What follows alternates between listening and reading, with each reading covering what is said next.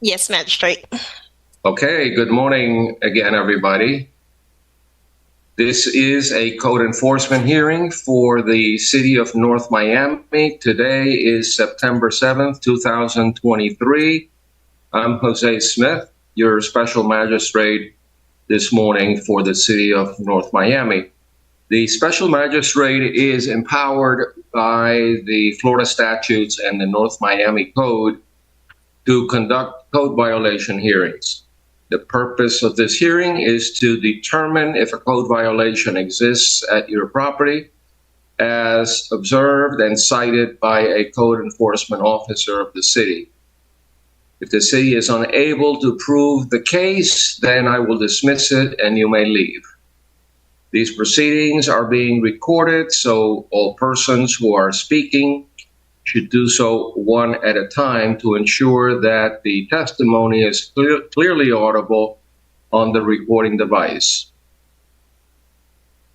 If English is not your primary language, then please inform me when I call your case, and we will provide you with a translator that will assist you during the proceedings. When your case is called, the property owner, agent for the property owner, and any witnesses that you may have should announce your presence. When asked, please speak directly into the microphone and say aloud your name, your business or mailing address, and your relationship to the property. If you are not the property owner or an attorney representing the property owner, then you must provide a power of attorney, a notarized statement, or affidavit in order for your testimony to be taken on behalf of the property owner. For new cases, you will be asked for the record if you're aware and understand the violation that is being heard today. And do you understand what is required to resolve the violation? Please let us know accordingly. The city will present its case first, and then the property owner, alleged violator, will be given an opportunity to testify on their behalf. Bring forward any witnesses to testify, present evidence, photographs, and also to cross-examine the city's witnesses. Following the case presentation, I will issue findings of fact on the case. If I find that a violation of city code exists or existed on your property, then depending upon the type of case, I will set an abatement date for the violation to be resolved. Or for repeat violations, I will impose a daily fine amount. For new non-repeat cases, my order will also include an abatement date by which you must resolve the violation and a daily fine amount that I may impose at a future hearing should the violation not be resolved by the abatement date. If I find sufficient cause to postpone the enforcement action at this time, I will table or continue the case until another hearing in the future. If you do not agree with my findings of fact or my ruling, then the property owner may appeal my administrative order on this case to the Circuit Court of Miami-Dade County. An appeal must be filed within 30 days of the date of the execution of my administrative order to be appealed. In accordance with Florida law, if a person decides to appeal any decision made by the special magistrate with respect to any matter considered at these proceedings, then the person will need to have a transcript or a verbatim record of the proceeding. This record includes the testimony and evidence upon which the appeal is to be based. The cost of obtaining the verbatim record shall be the sole responsibility of the appellant, and it is recommended that persons who plan to appeal their case should provide their own court reporter at this proceeding. Pursuant to city codes, if the City of North Miami prevails in prosecuting a case before the special magistrate, the city shall be entitled to recover costs incurred in prosecuting the case. The current cost assessment amount is $100 per case. Once the city reports an order that imposes a fine and authorizes a lien against your property, then the city will charge additional administrative fees to record and release the lien. So at this point, I'm going to turn it over to the city clerk, to the staff, for the Pledge of Allegiance and to swear all the witnesses. Magistrate will proceed with the Pledge of Allegiance and then the oath afterwards. Okay.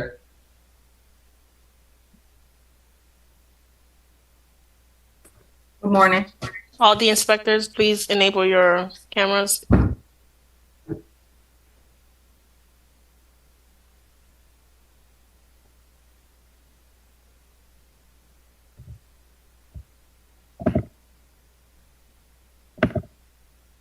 Are we ready? Okay. Place your right hand over your chest. I pledge allegiance to the flag of the United States of America and to the republic for which it stands, one nation, under God, indivisible, with liberty and justice for all.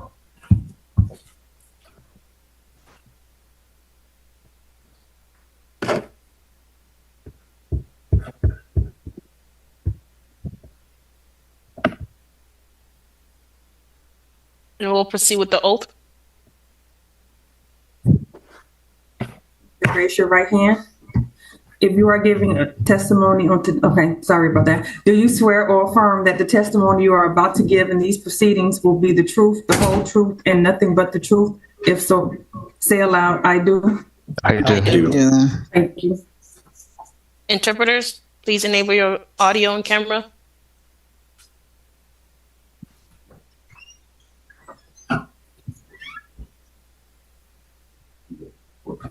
Okay, please raise your right hand. Good morning. Do you solemnly swear or affirm that the translations which you are about to give in these proceedings will be accurate and correct to the best of your knowledge, skill, and ability? Say, I do. I do. Thank you. I do. Thank you. All right. Any additions, deletions, corrections to the agenda? Yes, Magistrate, before I proceed with that, I'll go ahead and review the process by which today's hearing will be conducted. Okay, go right ahead. Sure. Good morning, and thank you for participating in today's special magistrate hearing. I will review the process by which today's hearing will be conducted. Make sure your device is muted at all time unless you are giving testimony on the case. If you are using two devices to participate in today's hearing, be sure your audio is only enabled on one device. When your case is called, if you are signed into Zoom, you will receive notification giving you access to audio and video so that you may give your testimony. If you are here physically and wish to give testimony, you must sign in with the code clerk and await a text message indicating your case is ready to be heard. Upon receiving that message, you should immediately come to the code compliance office to be provided access to a computer. If you would like to speak on behalf of a case, once the case is called, you should click the raise hand button to be acknowledged. Before giving testimony on your case, please state your name, property address, and relationship to the property. If you wish to have an interpreter assist you during your case, please indicate that when the case is called. And Magistrate, that concludes all the instructions for today. And Okay. as far as any amendments to today's agenda, I'm going to go ahead and call 3 items into record as those cases were postponed. Item number 1, case number property owner 12350 Northeast 6th Ave LLC. Case number CEBPR 2021-00107.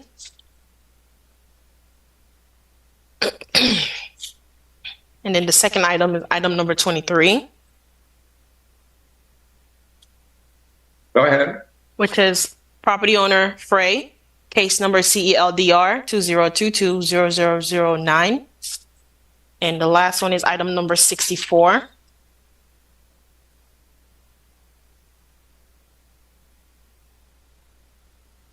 Scott E. Larson, case number CEBPR 2022-005556. Those 3 cases have been postponed from today's hearing.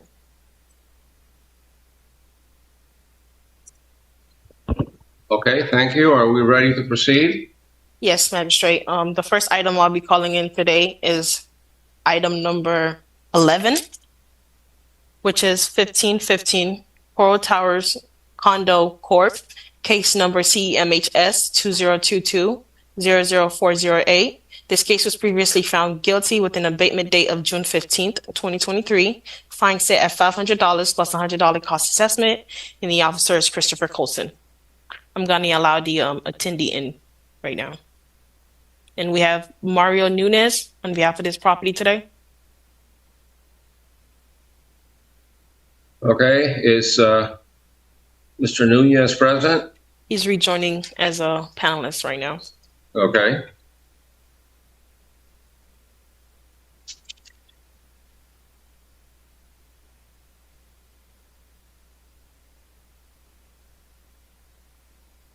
Mario, please enable your audio and camera.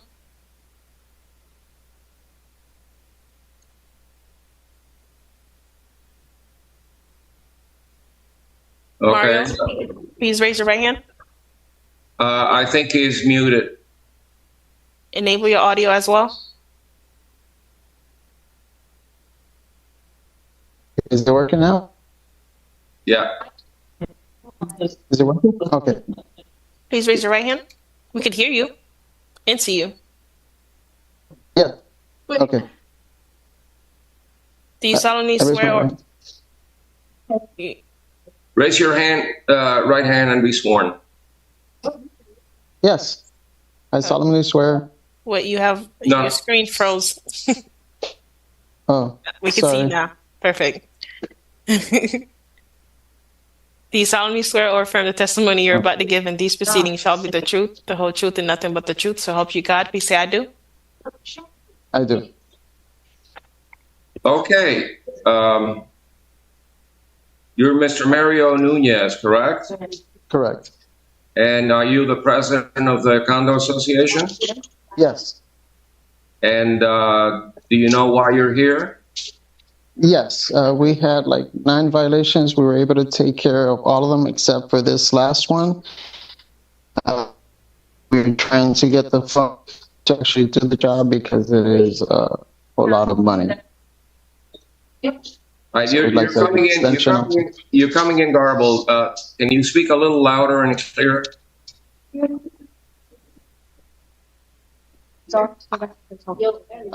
Sure. Give me a second. Give me a sec. I'm sorry. Could you repeat that? Yeah. Do you know why you're here? Yes, we had like 9 violations. We took care of all of them except for one, where the expense is really big and we're having to do an assessment, so we're getting the funds in order to do the repair of the parking lot, and we need a little more time. We've taken care of all the other violations. You were found guilty by Magistrate Kazoo on I don't have the exact date, but you were asked to correct the violation by June of 2023. That was several months ago.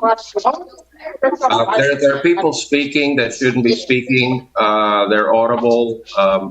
Can you please mute your phones, your computers, so we can hear the witness?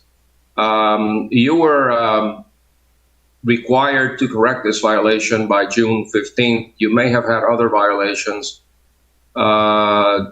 Lining resurfacing a parking lot and paving it and striping it doesn't sound to me like a big deal. Have you gotten estimates from contractors as to what this would cost?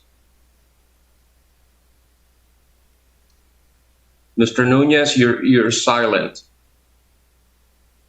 You're mute. We can't hear you. They've been coming in at over around $3,000. So it's been a lot. And how much? Around $30,000. 30,000. And when you issued your special assessment, you didn't think about the $30,000 necessary for the parking lot? Well, during those months, they were giving us a runaround, trying to not give us any quotes, to wait till the last minute so that we were kind of stuck and forced to go with it. And then we finally started getting the quotes like in August. And now, it's been difficult to get the money out of our residents. As a matter of fact, we have a whole bunch of units that are like really behind. So just even the maintenance has been difficult, not to mention trying to get some additional money for something like this. But we are working on it. And the next thing that we're trying to do is to get looking into a loan to cover us until we can get the money from the owners. I'd be very skeptical about getting a loan for a homeowners association that doesn't pay even their maintenance. But nonetheless, let me hear from the code officer and tell me about all these other code violations at the association, at the condo, and whether they corrected those, and if this is the only one left. Good morning, Officer Colson, City of North Miami Code Compliance, well, now Neighborhood Services. And this is a repeat. This is a previously heard case that was found guilty.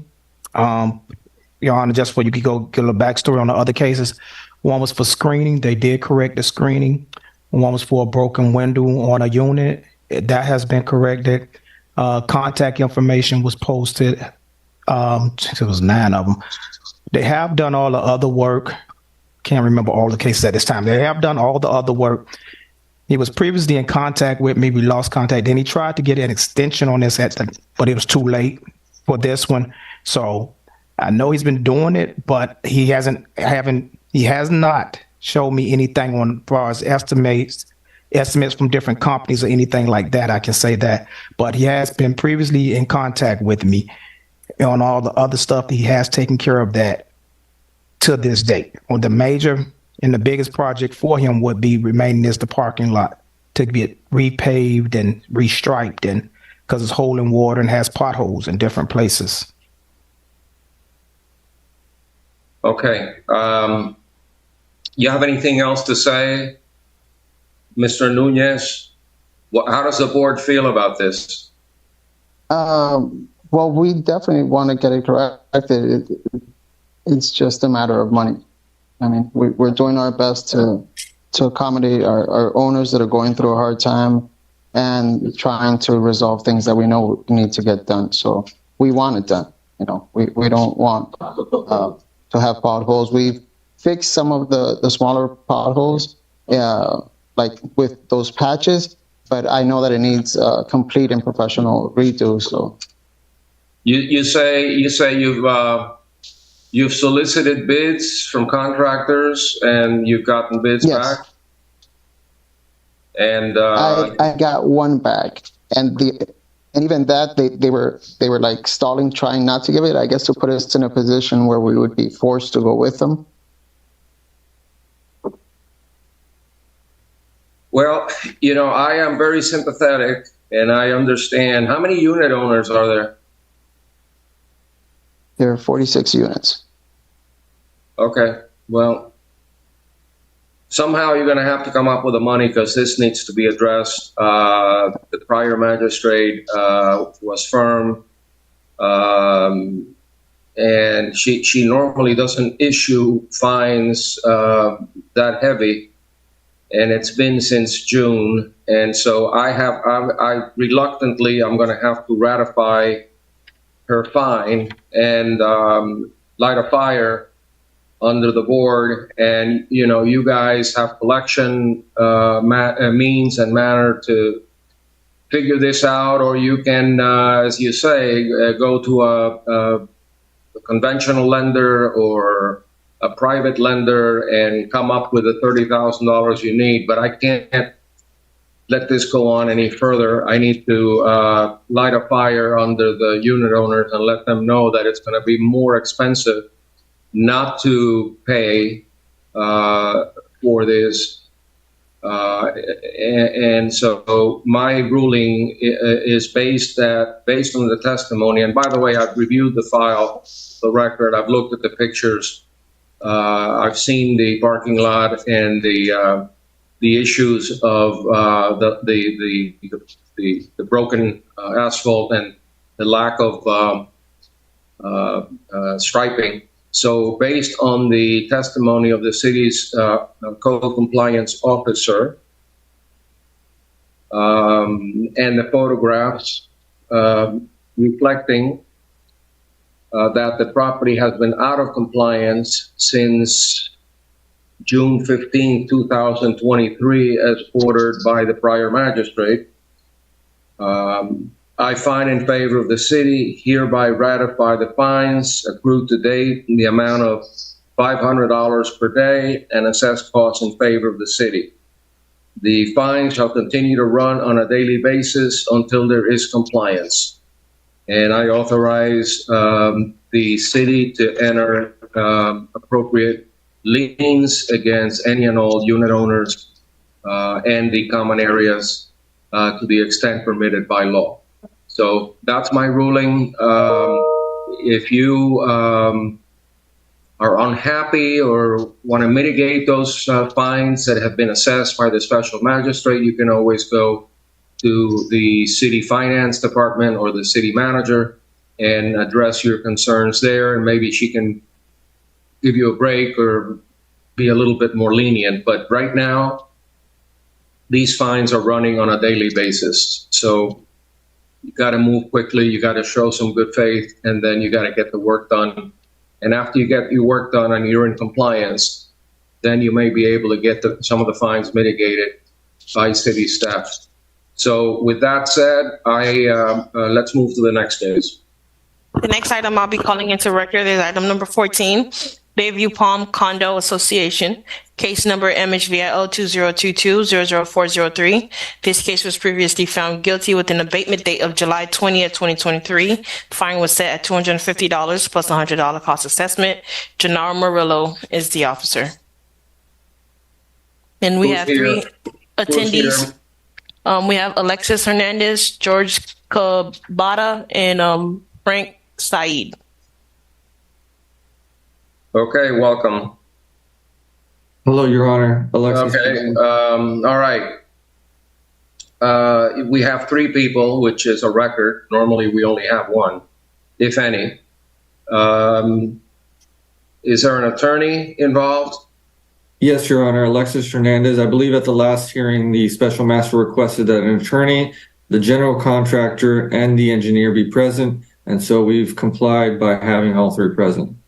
Okay. My file reflects that this arose out of an annual housing inspection, and it deals with the repairs to the structure in the parking lot. Let me first, rather than give you all, time right now, I want to hear from the inspector, and let's understand where we are in terms of compliance. Mr. Murillo. Good morning. Inspector Murillo from the city of Miami. On June 29, 2022, a violation case was opened after conducting an housing inspection. They were asked to the property address 1805 San Souci Boulevard. They were asked to repair the structure of the parking lot as it was directed by the building official. So right now, Your Honor, the permit is still pending. And as of my final reinspection on August 18, 2023, there was still no compliance. When you say that the permit is still pending, have they secured a permit from the building? Yes, they secured a permit. Let me tell you. No. Let me give you a specific date. Mr. Cabrera is shaking his head no, so, somebody's got to be right. So the permit is still in process. They're actually in Durham now. Okay. We have process numbers for all. So what we pulled the permit for, or pulling the permit for, is for all three structures, which is the garage and the two buildings. And all three of them are in Durham now, being reviewed by Durham. We had to do his best. The permit was submitted, Your Honor, on August 16th. Okay, so they don't have a permit, they have a process number. Yes. Okay, and show me your photographs just to refresh my recollection.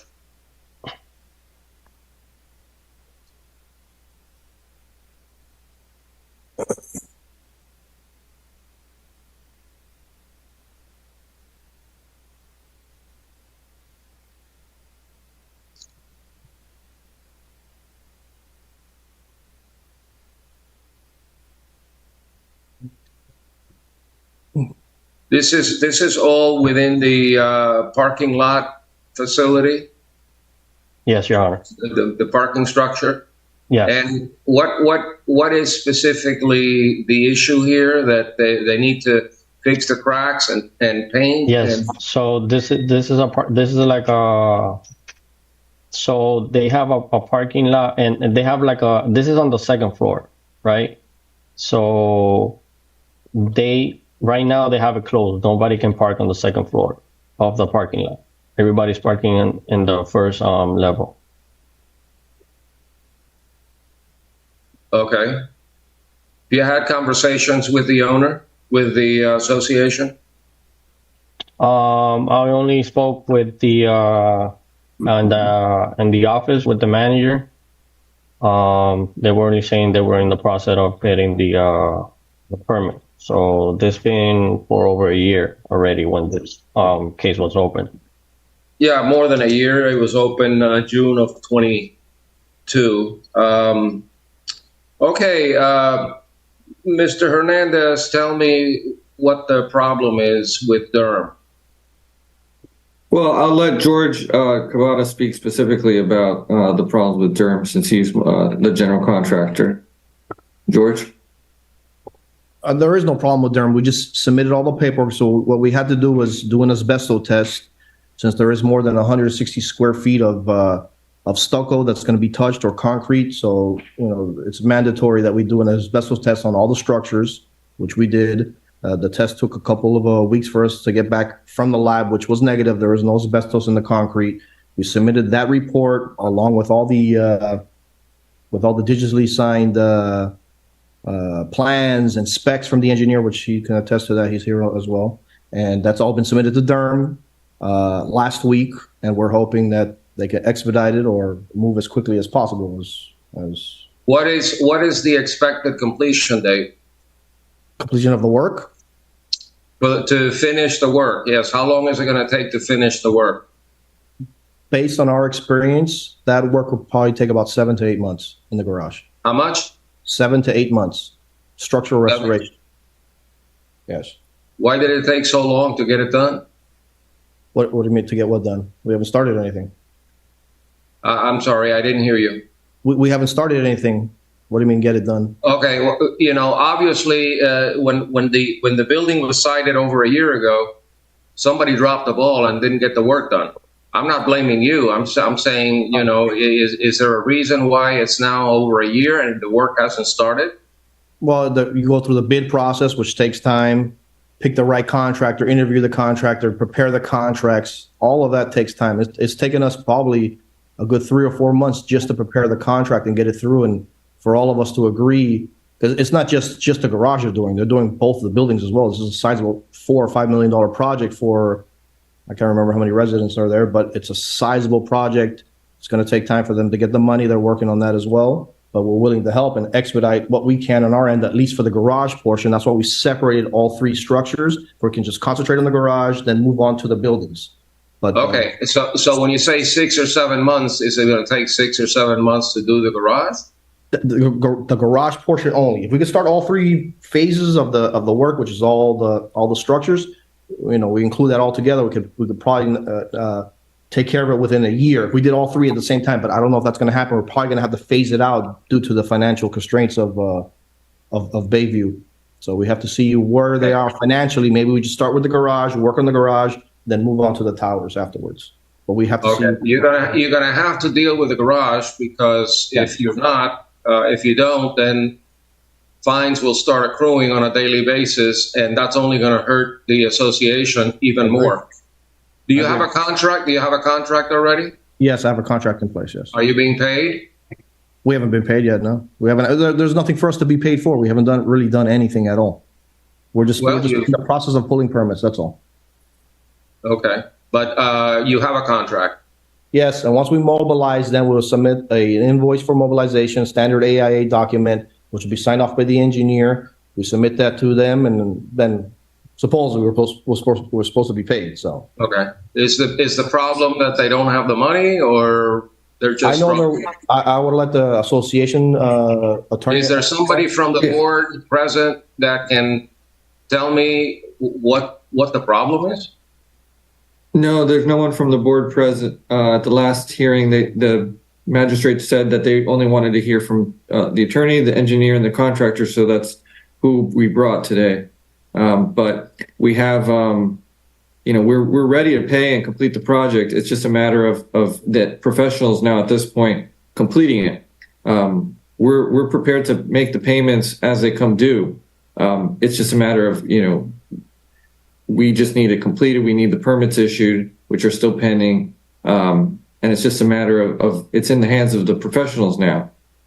And the association is ready and prepared to comply. It's just a matter of, we just need the time for the professionals to do their work.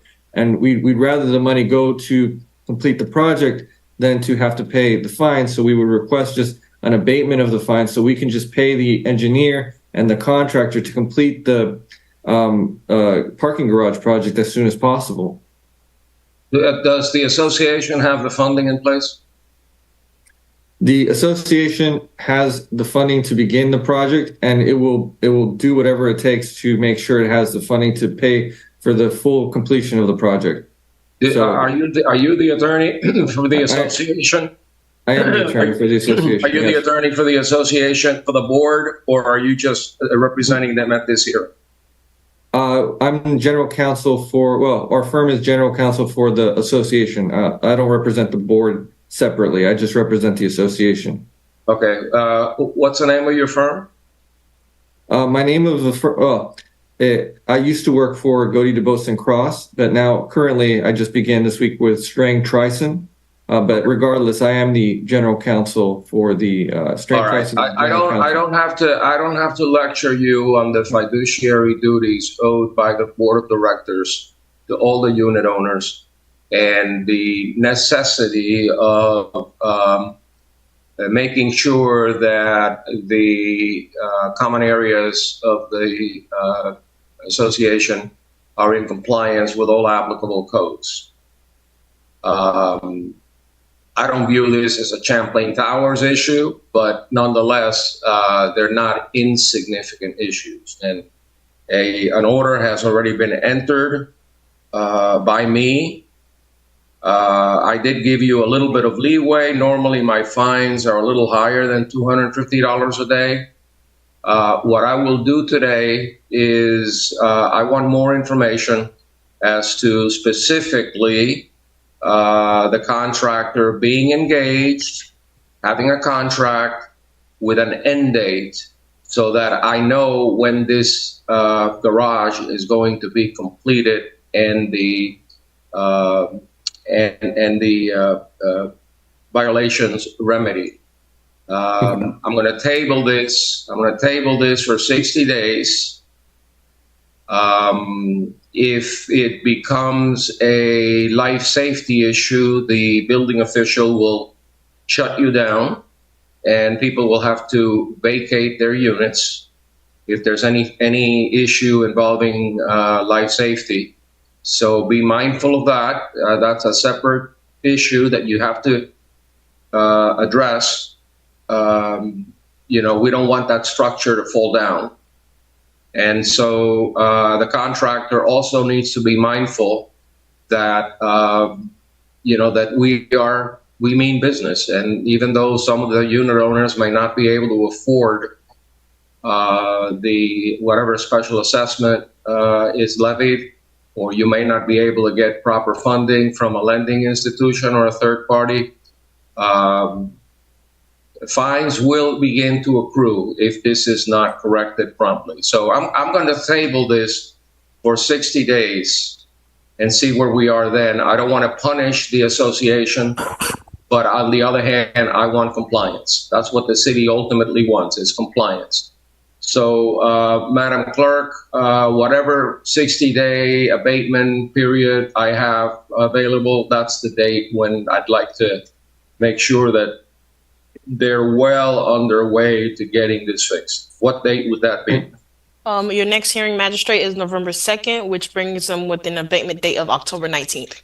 Okay, so October 19th, we ask you to do as much as possible to get this fixed, and then my next hearing will address whether or not I believe that you're acting properly with due diligence, and then I will act accordingly. So, Your Honor, yes. So you want, for this next hearing, the signed contract with the engineer and the contractor, or do you want us to provide it to Inspector Murillo beforehand? You can talk to Inspector Murillo, perhaps, if you're showing good faith and you're moving along quickly. Maybe he will grant you an additional extension at his discretion. But I want what I would call a status report at my next hearing to see where we are. Okay, understood. Okay, I don't want to punish you, but I do want compliance, and I want, at the very minimum, I want a contractor in place, under a contract, being paid, the funds identified, and a time by which you will finish the work. We'll get that for you. I want more concrete information than you're providing me today. Telling me that Durham is reviewing it is meaningless. You know, that really it doesn't help you. What I want is a concrete action plan to get this thing done as soon as possible. Understood. Okay, thank you very much. We'll see you then. Let's move on to the next case. The next item I'll be calling into record is item number 15, Carmen C. Garcia Ramirez, case number CBPR 2022-00600. This case was previously found guilty with an abatement date of June 15th, 2023. Fine was set at $500 plus $100 cost assessment. Gennaro Murillo is the inspector. All right, is Carmen Garcia Ramirez present? Any representative of the owner present? I can't hear you, Mr. Carreras. Hello, I need a translator, please. I'm sorry, say that again? I need a translator. You need an Spanish? interpreter. Okay, Spanish Yes. interpreter, please step up to the plate. Yeah, I am here, sir. Okay, Mr. Carrero, tell me your full name and your address and relationship to the property. Señor Carrero, por favor, dígame su nombre completo, dirección y cuál es su relación con el dueño. Soy su asistente. El dueño de la casa es Neymar Carrero. El número de caso es CEBPR 2022-00600. Yeah, we know that, but that wasn't my question. Sí, ya sabemos eso, pero esa no era mi pregunta. What is your connection to the owner of the property? ¿Qué conexión tiene usted con el dueño del hogar? Soy el asistente personal de ella. I'm the personal assistant. What does that mean? ¿Qué significa eso? Que yo llevo todo lo que, en este caso, sus cosas administrativas, por así decirlo. I take care of all of the administrative duties. Where are the owners of the property? ¿Dónde están los dueños de la propiedad? En este momento ella está en una emergencia, en una reunión con clientes distintos. Right now, Le pido una disculpa también por no poder estar con ella en este momento. Right now, she's in an emergency meeting with some different clients, so she wasn't able to make it. I'm sorry about that. That she would not be present. How about her husband? ¿Y qué tal el esposo? El esposo ahorita no está. The husband isn't present. Okay. I think I'm getting evasive answers from somebody that doesn't have the authority, at least not in writing, to represent the owners. Madam City Attorney, is this someone that we should be listening to? I would suggest we either get the property owner on the Zoom or postpone it to another hearing, because we don't have anything that says Mr. Carrero is able to speak on behalf of the property owner. Okay. Let me ask the gentleman again. Do you have any written authority in writing, a contract, an affidavit that allows you to speak on their behalf? Señor, ¿tiene usted alguna autenticación por escrito o tiene usted un affidavit, algo que lo permita a usted representar a su cliente? Pues en este momento no lo tengo aquí. Well, I don't have it at the moment. Okay, let me tell you very clearly. There has already been an adjudication of guilt against these property owners.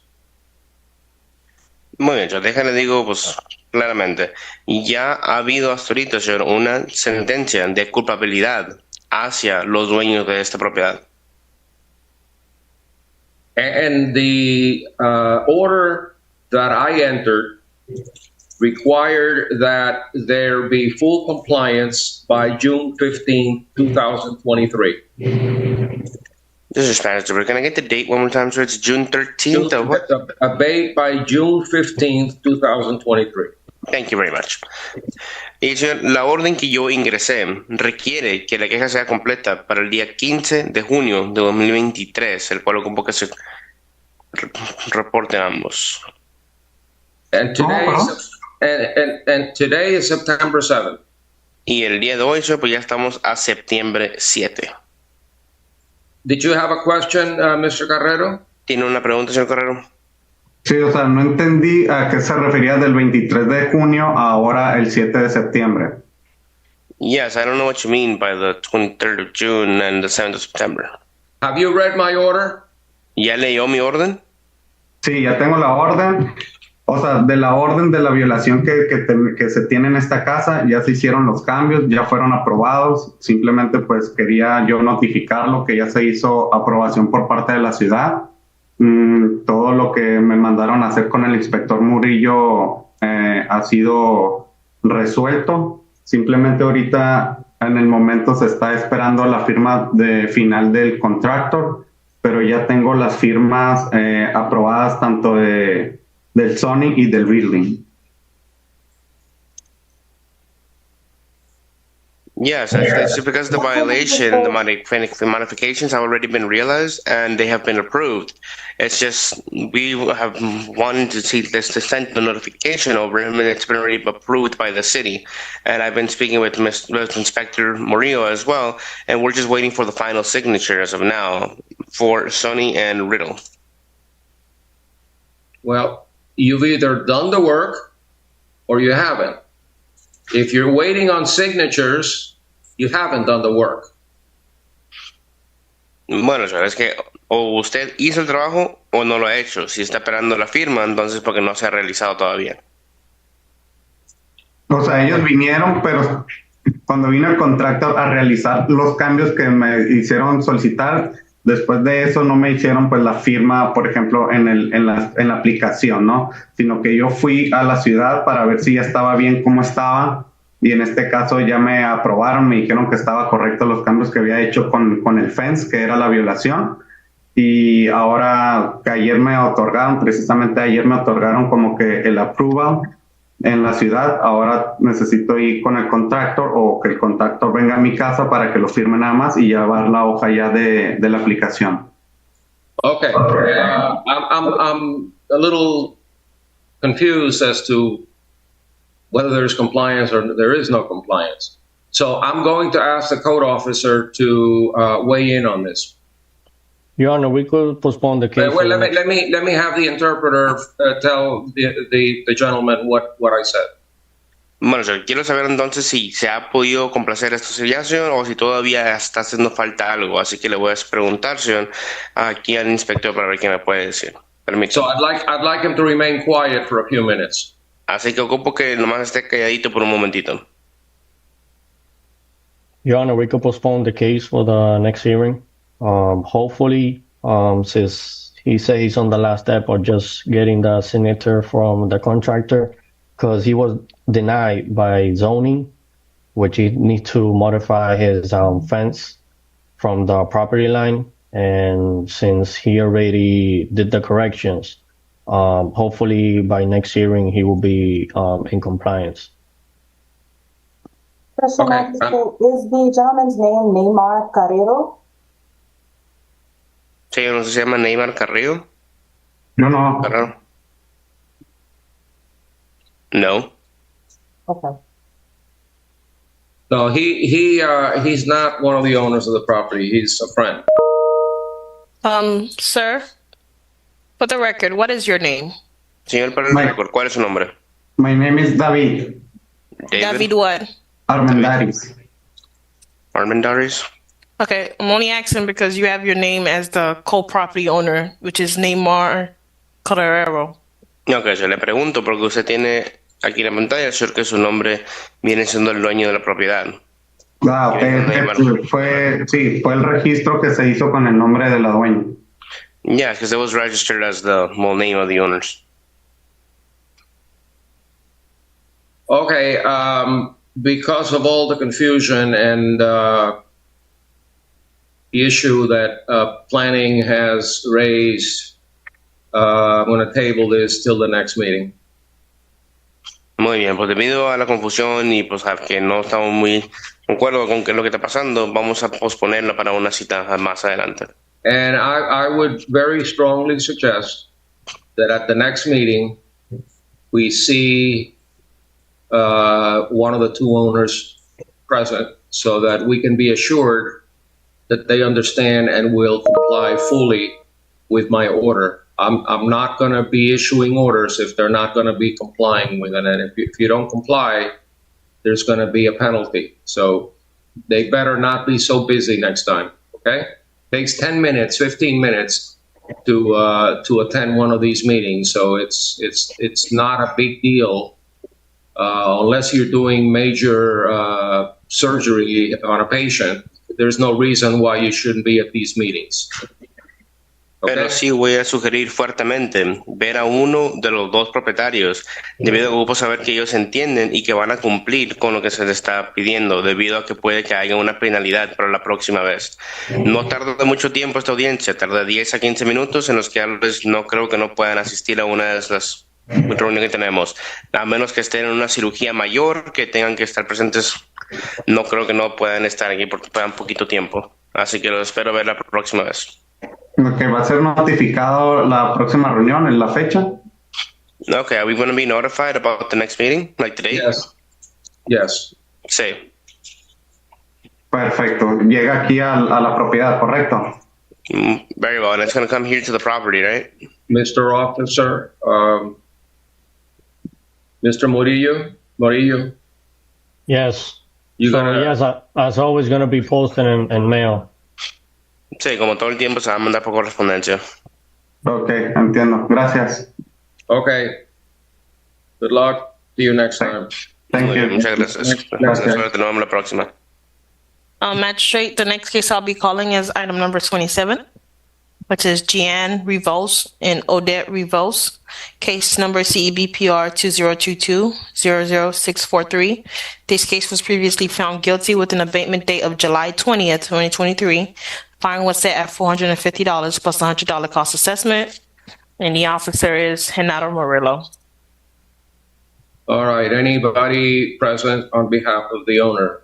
Jean Revos or Odette Revos? We do have two attendees with the name of Jeanne Revos. Okay. Will they announce themselves? I'm allowing them into the meeting now.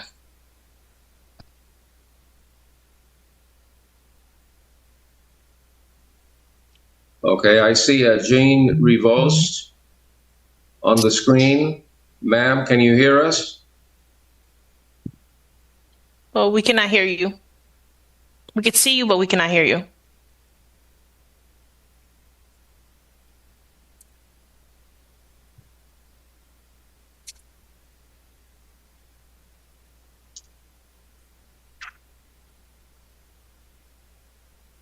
Okay. All right, now she's signing up. Yes. I'm here with my sister, Serge Clarice here. Okay, can you please enable your video, sir?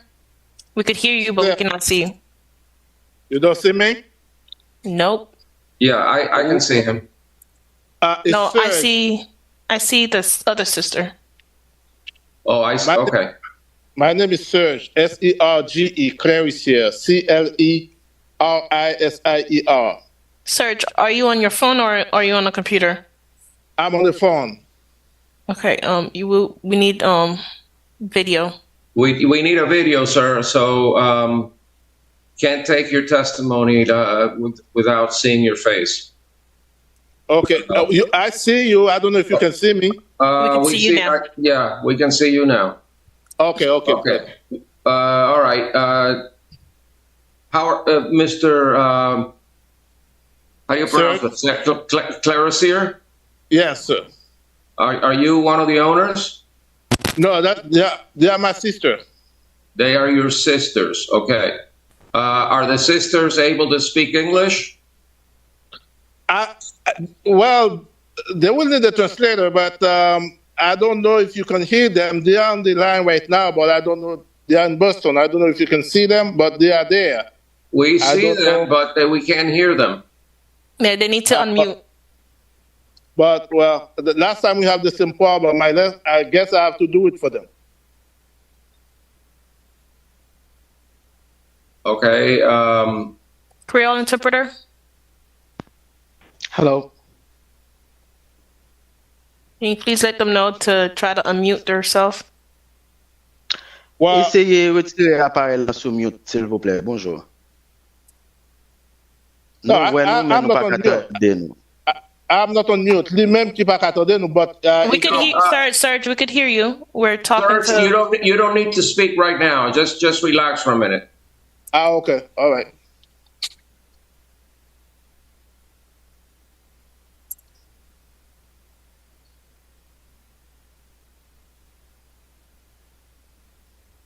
Nous, madame, mais nous pas attendre. Gale appareil sous mute.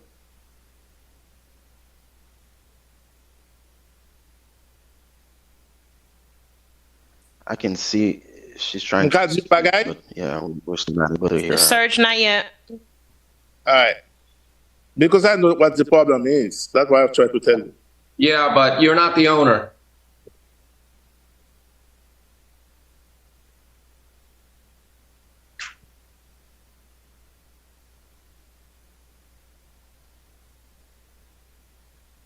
All right, look, we're going to get started. I don't want to waste any more time. We have a very long agenda. I want to hear from the code officer. Yes, good morning, Inspector Morvillo for the City of Miami. On August 12, 2022, a case was opened after a warning was issued on August 2nd, 2022, to the property address 1040 Northeast 145th Street. They were notified to apply for an after-the-fact building permit for the work that was being done at the carport, which last hearing they mentioned they did a conversion into a garage and they built a bathroom inside. The order to comply was posted on June 17, 2023. The notice to appear was posted on August 5th, 2023. It was also mailed on August 10, 2023. As of a final inspection, they submitted an application but remains pending. Okay, let me understand you. They when you say they did a conversion, did they do a garage, or did the garage become habitable space? Well, yeah, that's what they mentioned on the last hearing. So, yes, it was a carport. That's when I cited, because I saw there was they were doing work inside the carport, which after I did re-inspections, it was converted into a garage, but they mentioned on the last hearing that they built, I guess, they converted like to a bedroom, which they built a bathroom inside the garage. Okay, so in order to legalize that, they need an after-the-fact permit. Have they applied? They applied on July 17, and it's still pending. Is it pending before building or planning? Right now, it's on Durham. It's Durham. Yes. Well, it's complete. It says completed by Durham, so I guess they will need to go now to the building and zoning. Okay, and if zoning says no, then they have to revert back into a carport? Yes. Okay. Do they have a licensed contractor doing the work? Give me 1 second. Yes, they do. Yeah. Okay. Mr. Building Official, as long as you popped up, have you any comments or helpful advice as to, where the work is and how likely are they to finish it anytime soon? What's the Gennaro? Can you give me that permit number again? Yes, is BAD. Okay, hold on. Let me go to that screen. Oh Lord. Okay. BAD 00 2023 00042.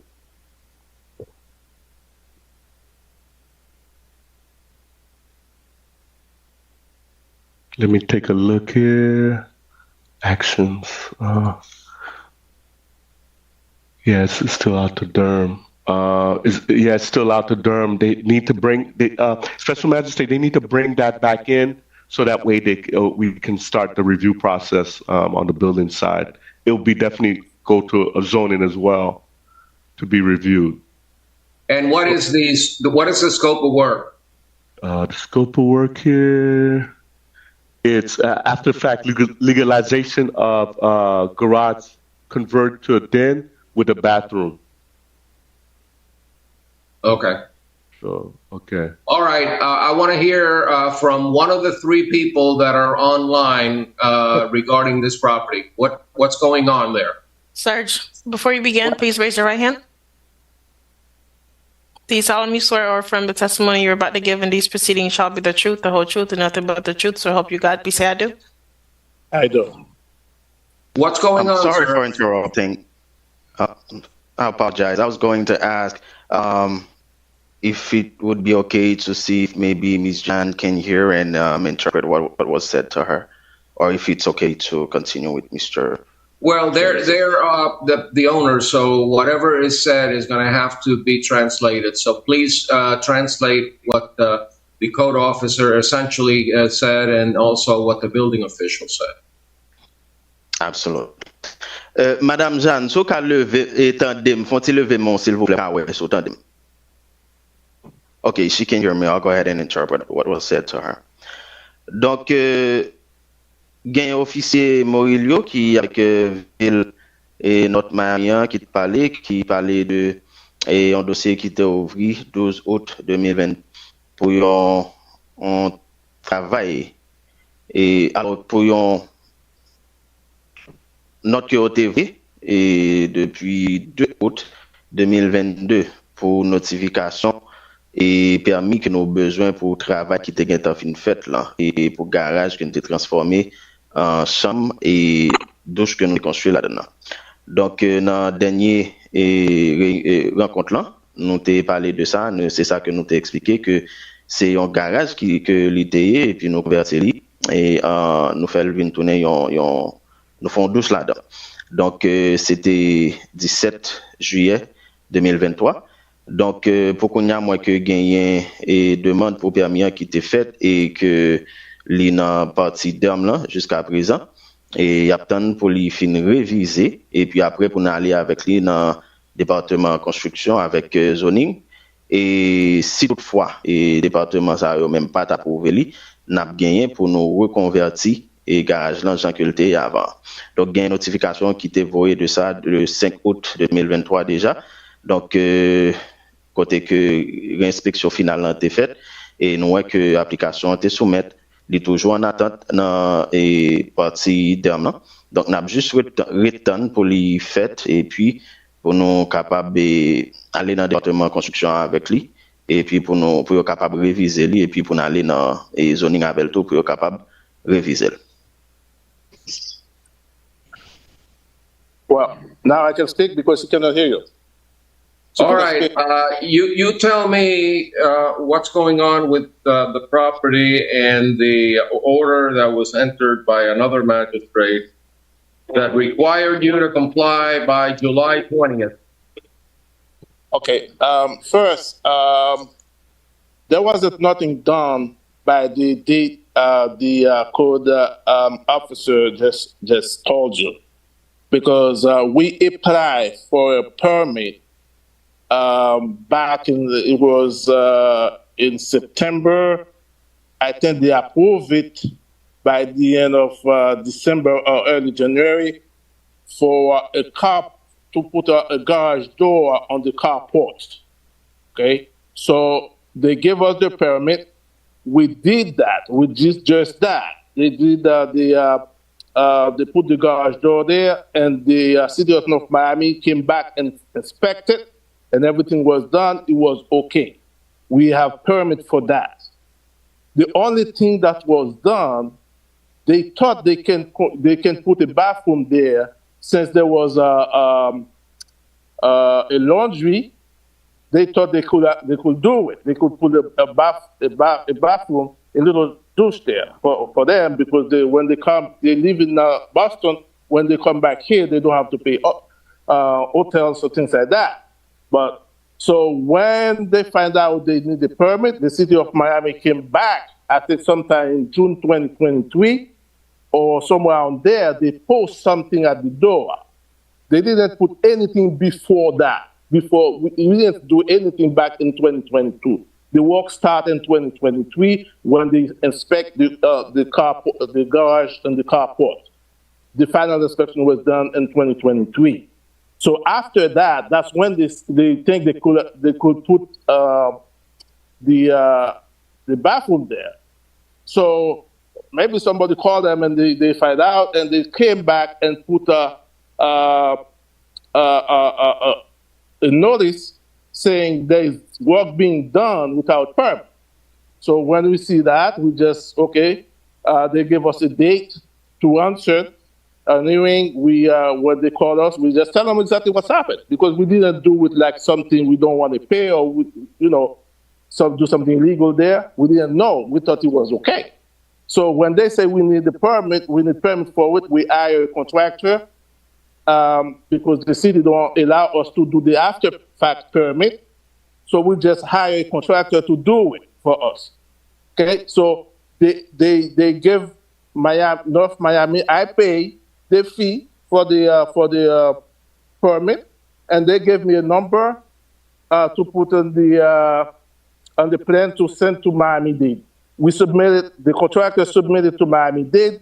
We're just waiting for Miami-Dade to approve it, so we can take it back to North Miami for the approval, whatever they decide. So we don't do anything there yet. I was the one who told them.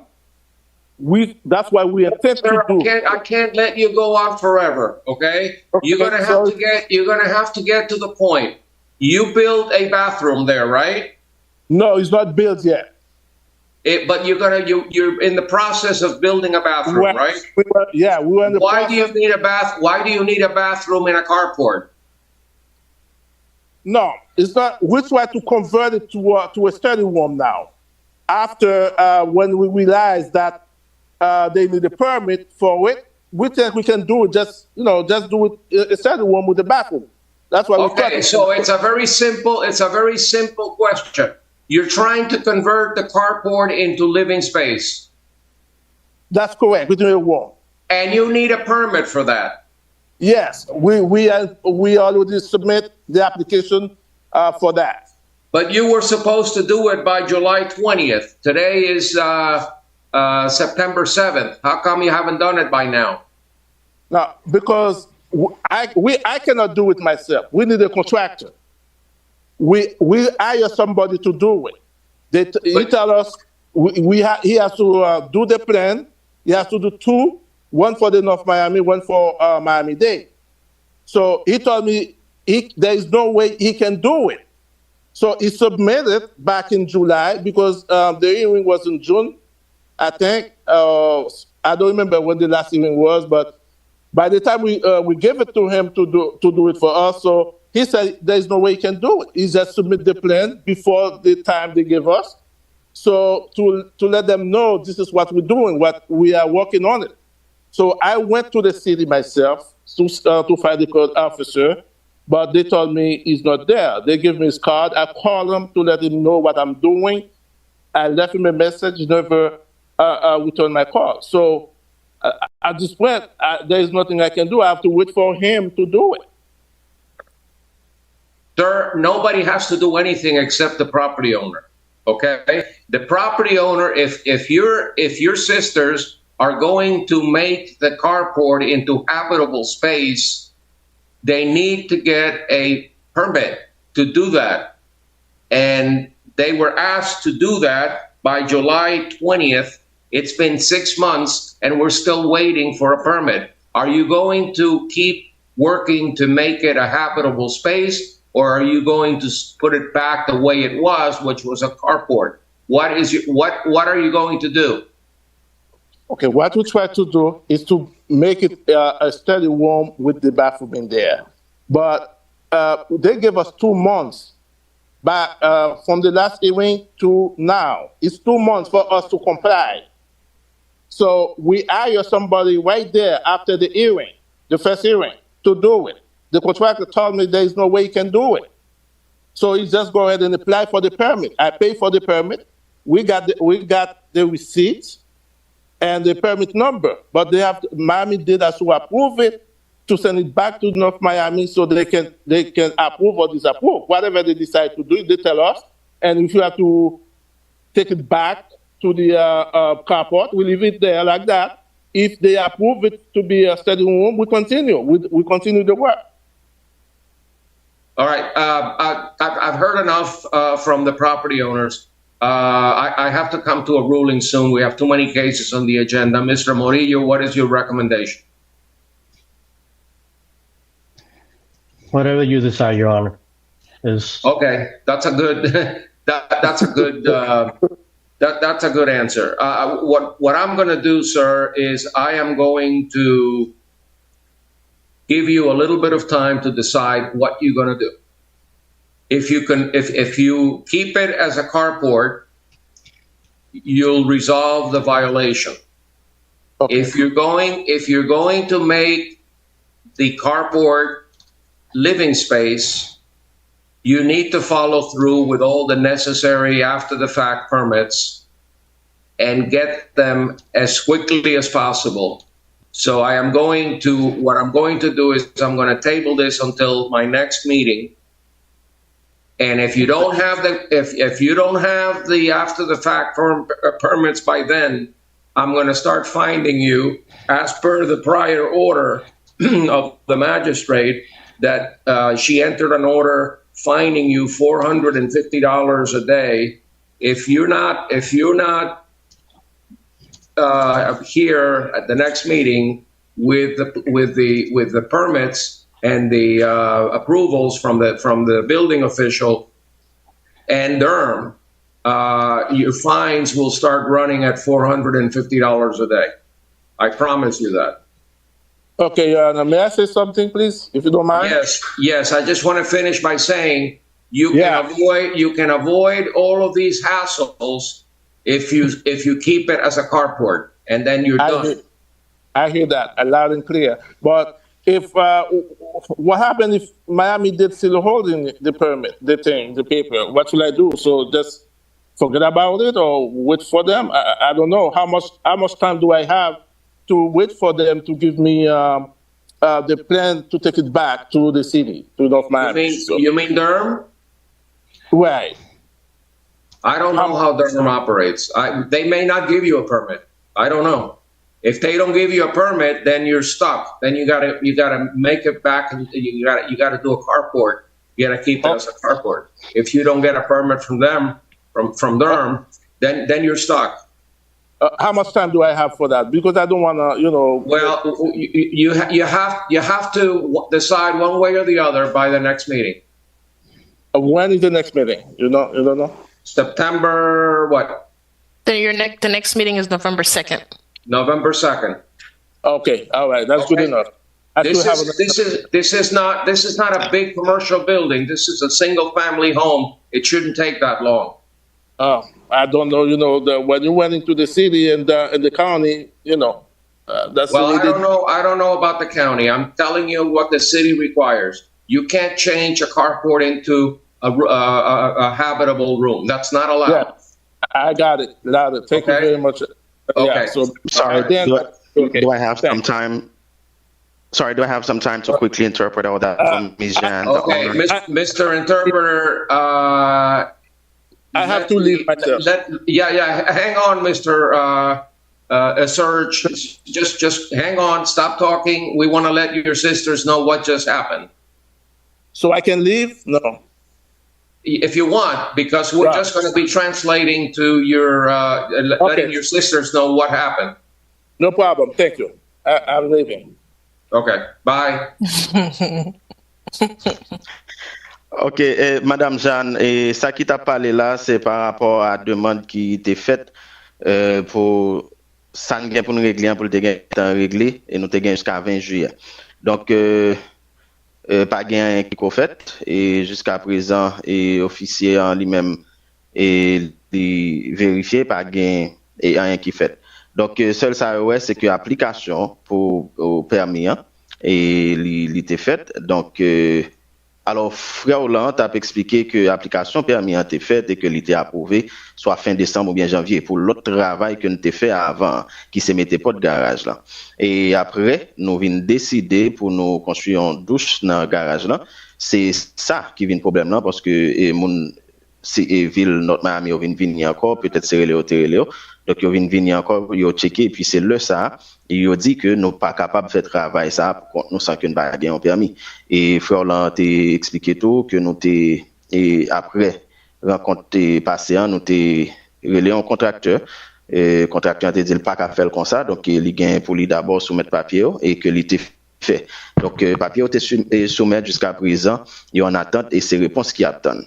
Donc, magistrat a été fonti camper libre pour poser des questions, pour qu'on ait exactement qui ça que nous décidons de faire. Est-ce que nous voulons Kembe et construction que nous avons fait, ou bien est-ce que nous voulons retourner le gens avant comme place parking là.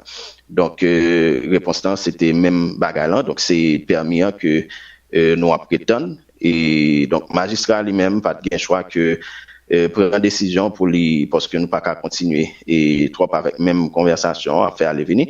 Donc par rapport à dernière décision que l'autre magistrat a pris et tu gagné une amende de $450 par jour que est capable de mettre si toutefois pas gagné et travail n'a pas fait une fête ou bien permis que nos besoins nous pas gagné notre date limite là.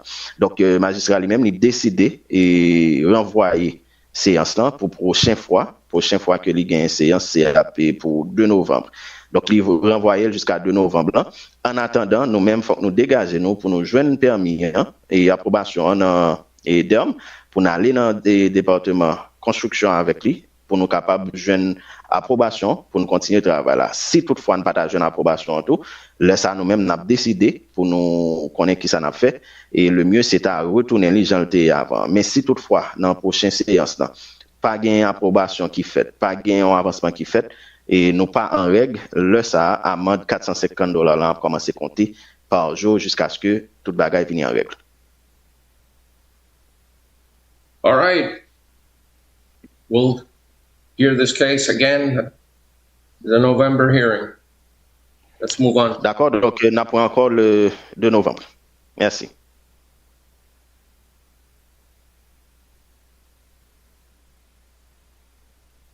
Madam Clerk, what is the next case? The next item I'll be calling is item number 32 through 35. Laurent Rubin, Estelle Rubin. Case number for item number 32 is CEFOB 2023-00486. Item number 33, case number CEMIS 2023-00173. Item number 34, case number CEMIS 2023-00174. And item number 35, CEZCU 2023-00813. The officer is Gennaro Murillo. Okay. The property owner present? Yes, we have Laurent Rubin here. Sir, please raise your right hand. Do you solemnly swear or affirm the testimony you're about to give in these proceedings shall be the truth, the whole truth, and nothing but the truth? So help you God. Please say I do. I do. Sir, tell us again for the record your name, your address, and your relationship to the property. My name is Laurent Ruben. I'm the owner of the property located at 12910 Aurelia Road, North Miami 33182.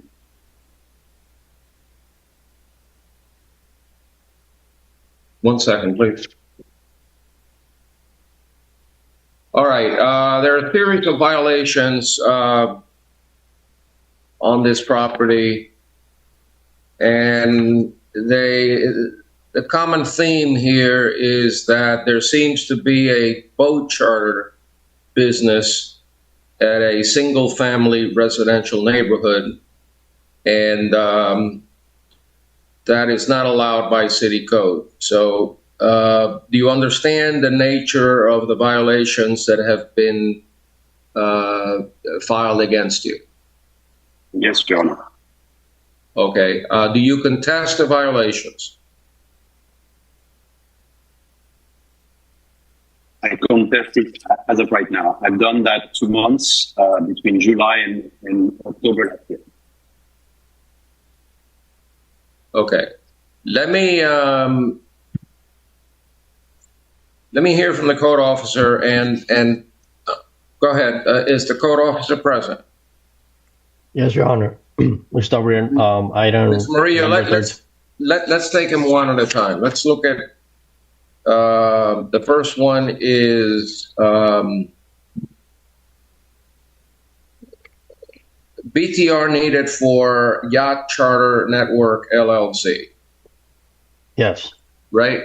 There is no Yes, sir. BTR, correct? There's no BTR. And they couldn't get a BTR if they wanted to, correct? They can't, but since they have running a business from the property home, since the business is under the property address 12910 Aurelia Road. Yeah. In other words, under the zoning code, this single family home cannot operate a charter business out of that zoning district. It's a prohibited use, correct? Yes, sir. Okay, so even if they try, they probably wouldn't be able to get a BTR, in my opinion. So sir, let me give you, Mr. Rubin, let me give you an opportunity to respond. You don't have a BTR for a boat charter business at your home, correct? Correct, Your Honor. And if you went to City Hall today, you're probably not going to get one. So I don't know that that's necessarily going to be the issue here. Let's move on to number 33, which is the real thrust of this case, Mr. Morillo, is that boat charters in a residential neighborhood in the city of North Miami is prohibited, and all boat chartering must immediately cease. Tell me about that violation. And by the way, that's section 29-5-601E5. Never seen a violation code section with so many numbers and letters, but I read it and I know what it says. Tell me about that violation, Mr. Morillo. Yes, so this violation was found and opened on May 23rd, 2023. A case was opened to the property address 12910 Aurelia Road. This came from the email that was sent with pictures from Aurelia operating a boat chartering in the residential neighborhood. The name of the company, Yacht Charter Network LLC. I had a reinspection on June 6, 2023. There was no compliance. Notice of appeal was posted on August 5th, 2023. It was also mailed on August 10th. As of a final inspection, there's no compliance. There's still, as well, advertisement, which indicates that Well, the they're still operating. the advertising issue is the next case. Let's stay Yes, with the. but in this, yeah, but I'm saying that in this case, they, since they're live, it still indicates that they're still operating from the property home. Magistrate, yes. don't mean to interrupt. We also have a Karen DeLeon here on behalf of this case as well, too. Okay, is Ms. De Leon involved in this case, and if so, in what manner? Karen, before you proceed, please raise your right hand. Do you solemnly swear or affirm the testimony you're about to give in these proceedings shall be the truth, the whole truth, and nothing but the truth? So help you God. Please say I do. I do. Good morning. I'm the president of the Neighborhood Association. Oh, great to have you. Pleasure. Okay, and which neighborhood association is that? Keystone Point Neighborhood Association. Good. Welcome. Thank you. Have you heard our discussion so far? Yes, sir. Okay. So anyway, Mr. Murillo, will you be kind enough to post some of the pictures that I've seen on your files regarding the use of this single-family home? Yes, one moment. And specifically the charter business that is operating allegedly out of the property?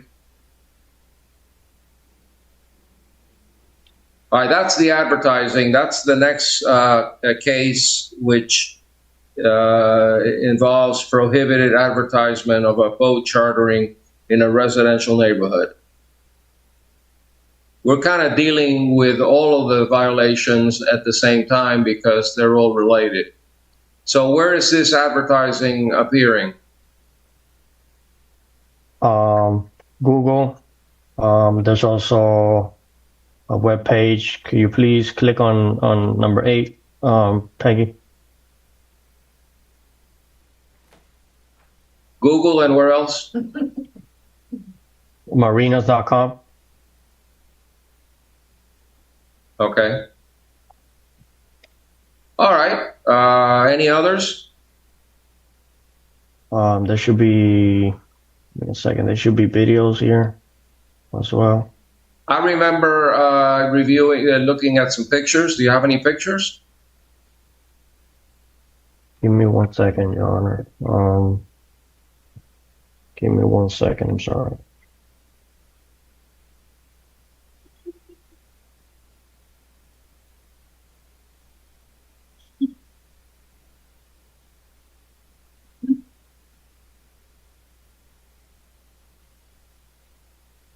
Can you straighten that? Okay. Yeah. What does that picture depict? Peggy, keep going, Peggy. Give me a second, Your Honor.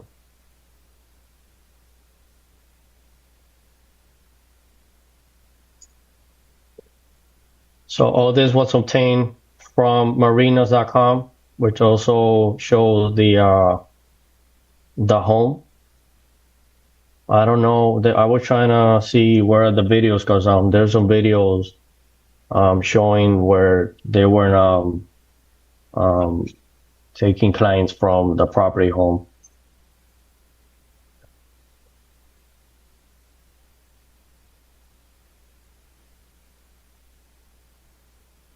Do you have the videos, Gennaro? Because I could share screen to you. Let me. I'm checking on it. Give me a second.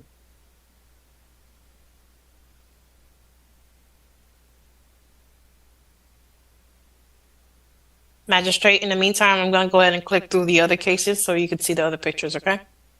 All right.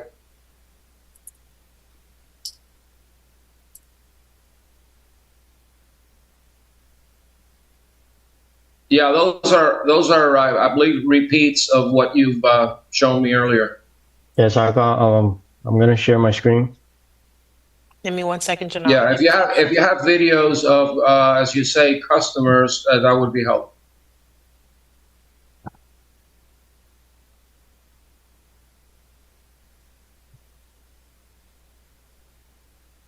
Peggy, I'm not able to. Try now. on the bottom.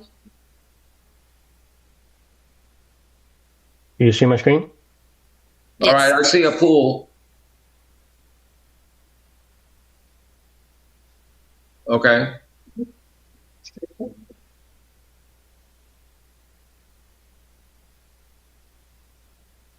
Do you know if those folks that are shown on the video live on the property?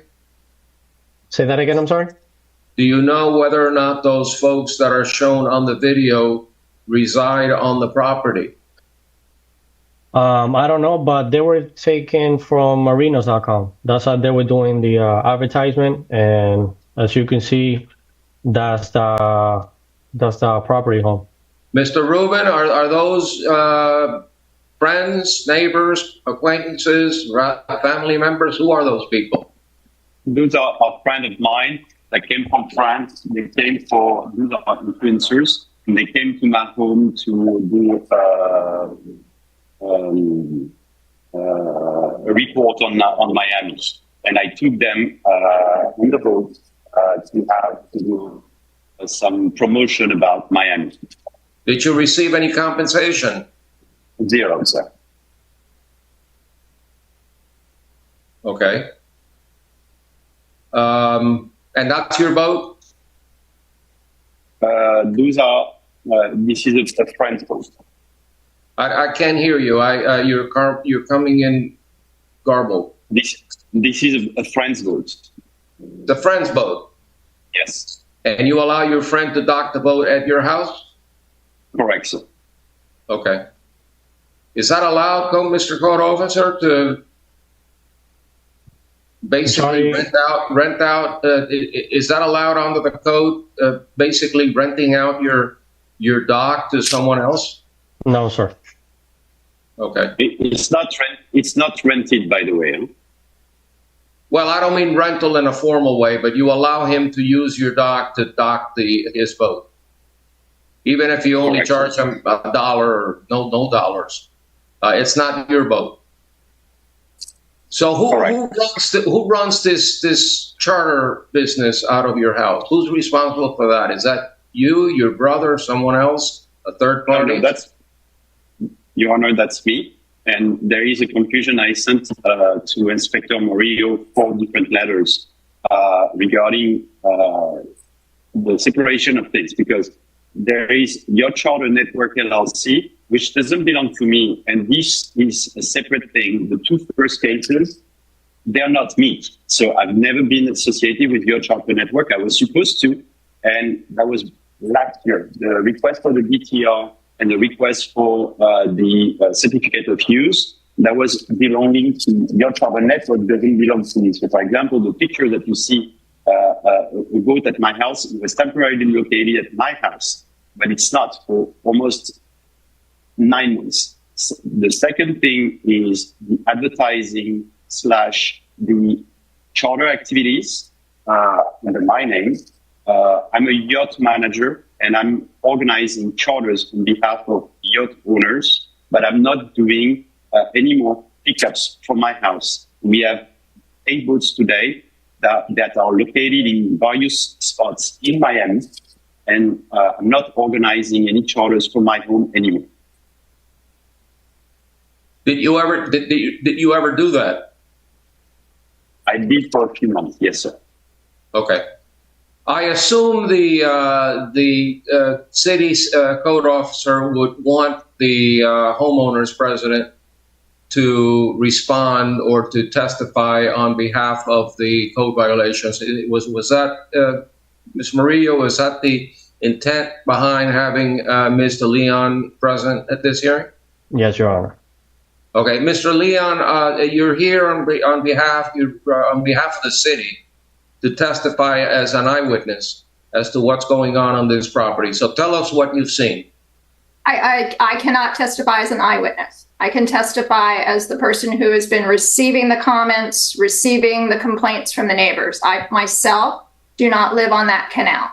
So I can only speak to what is happening in our neighborhood, that this is a constant issue, that we have people coming in, parking all over the place, Ubers coming. So on the roads, we suddenly have commercial activity in a residential neighborhood. And then on the waterways, we now have boats filled with people coming in and out of our waterways. So it's taking away from the quality of life of a residential neighborhood. It is making people very uncomfortable because things are becoming very public. And it is an illegal activity. They are clearly advertising an illegal activity. They have been told to stop. I can't tell you it's always his boat, but neighbors on that canal say they see 6 charters going out a week. Okay. Even though it's hearsay, I noted that it's consistent with what I'm hearing from the code officer, and this is what I'm going to do as to each one of these violations. This type of activity in a single-family residential neighborhood has to stop, and this is not the first case that I hear, nor is it limited to North Miami. It's happening everywhere. And since North Miami is close to Hullover, it's an ideal location to have charters. So we're definitely going to put a stop to it. I'm not going to stand for it. So as to all of these violations, all of them, 32, 33, 34, 35, you will never get a certificate of use. I can guarantee you that. You will never get a BTR. The city will never issue a BTR. As to all of these violations, I'm going to give you 30 days to stop, and I'm going to order you to contact all of these web companies, Google, Airbnb, wherever you're advertising. It has to stop, and you have to tell them to stop advertising. If this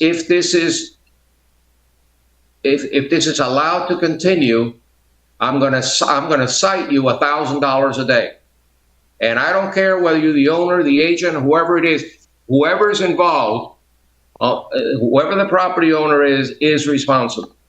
So my ruling as to all of these violations, and I'm gonna just basically ignore the BTR issue and the certificate of use issue, because they will never be able to do that. But as to the other violations, the advertising and the engagement in boat chartering in this property, I am going to rule that based on the evidence presented, the violations still exist. Proper notice has been given. I find for the city, enter an adjudication and set a compliance date of 30 days. Your Honor. In the event, I'm sorry? Sorry. Yes. Can I ask you for a one-time fee for the rentals that already took place as irreparable and irreversible? I'll get to that in a second. Enter an adjudication and set a compliance date of 30 days. In the event of non-compliance, there shall be a daily fine of $1,000 until the violations are abated. So they have to stop. As to the violations that have already accrued, that have already happened, the illegal charter, I am going to issue a $1,000 fine for that, for the prior violations that the property owner has already admitted to. So I don't think there's any doubt that there have been illegal charters there in the past. So for those violations, $1,000. Magistrate, if I understand correctly, so for item number 33 and 34, those are going to be a one-time fine of $1,000 for each. And as for item number 32 and 35, the property owner has 30 days to remove all the advertising. Exactly. Okay. Remove those advertising materials from any website, any newspaper, anywhere. I don't want to see any advertising for boat rentals out of this property. And if it comes back to me, if it's going to come back to me, I have the authority to increase the violations from $1,000 to $5,000 a day. So we're going to stop this. Okay. Sir. Yes. Be aware that the 30 days brings you to October 7th, which is a Sunday. We'll notate it in our system for you to comply by. Okay. All right, next case. The next item I'll be calling is item Magistrate. number. Sorry, We're Karen done. wants to say something. We're done on that one. We're done. The next item I'll be calling is item number 37, which is Mia Housing for LLC, case number FYBRR 20220089. The building official, Mayor Jean, will be presenting this case. Okay. I'm sorry. Well, give me the item number again. Item number 37. 37. 1660 Northeast 135th Street. Okay. Let's see. 40-year. So Yes. So with this one. Oh, sorry. Building official, Sorry. give me 1 second. Okay. Ernesto, please raise your right hand. Yes, I am. Do you solemnly swear or affirm the testimony you're about to give in this proceeding shall be the truth, the whole truth, and nothing but the truth? So help you God. Please say I do. I swear. Yes, I do. Sir, are you the owner of the property? Yes, I am, Your Honor. Is it a commercial property? It is. And what's in the property? What's in there? 18 residential units rented, and we are right now conducting the 40-year certification. We are just kindly asking a 90 days extension to complete the 40-year. Okay, so you just started the process, correct? It's already started. Yes, correct. Okay, you know that you're a year late, right? To my surprise, yes, you're right. I learned recently only about this, and we started. I apologize. Right. Mr. Building Official, how much time do you think he needs? Okay, I'm familiar with the building. I was just looking at the building. We would like to have it sooner. Okay. Can your engineer or architect that's provide? No, you're probably going to be an engineer for that height. Can they give me a report, the structural report, and the structural report and the electrical report submitted? And I believe there's a corresponding fee submitted to my office, and that way that'll give you some time. So that way we can review the documents and provide you with a denial of approval of your recertification. Excellent. I agree. The engineer already prepared it, and I submitted only yesterday, so I apologize for notice. It's already submitted. I sent it yesterday. All right, Mr. Building Official, how much time do you think he needs? Give him 30 days to submit the report. Can they to complete the report? Okay, so the submittal of the report basically abates the violation or satisfies your office, right? You're asking just for the submittal. It may be that they need to do other things later, but as far as the report itself, once it's submitted, the violation is cured. Let me see. Yeah, because it's the report is due. Yeah, so that would resolve that one, and then they just have to keep in mind any repairs that need to be done. A permit would need to be submitted as well. Yeah, that would come later, but yes, the submittal would satisfy it. Okay, so I'm gonna give him a 30-day period. I'm not going to adjudicate. I'm just going to tell him that he's got to do it within 30 days, or else a penalty I will issue an order. So I'm going to table it for 30 days and require the property owner to submit the report to the building official by then. Agree. Okay. All right. Thank you. Thank you so much. You're welcome. Next. So, Magistrate, did you assess a fee or no? No. For now, no fine. Just he acted quickly in good faith, and the building official says he can get it done in 30 days. So I'm satisfied. No problem. Obviously, he will have to pay all the fees necessary to file the report. I'm not saying he's going to file the report for free. It's just that I'm not going to fine him at this point. Noted. The next item I'll be calling is item number 43, which is Nicholas Mark Gilbert, case number CEBPR 2021-00055. This case was previously found guilty with an abatement date of June 3rd, 2022. Fine was set at $300 plus $100 cost assessment, and Jose Perez will be presenting this case. Haven't heard much from Jose Perez today. It's good to see him. I love your suit. Likewise, thank you. Last time I believe this case was before me, I issued an abatement date of June 3rd and set a fine of $300 for lack of permits on a dock. I like to see if there's anybody here on behalf of the owner. The owner's here. Okay, is that Nicholas Gilbert? Yes, sir. Sir, please raise your right hand. You solemnly swear or affirm the testimony you're about to give in these proceedings shall be the truth, the whole truth, and nothing but the truth. So help you God. Please say I do. I do. Okay. State your name again for the record, address, and your relationship to the property. Yes, I'm Nicholas Gilbert. My address is 13100 Coronado Drive, and I'm the property owner.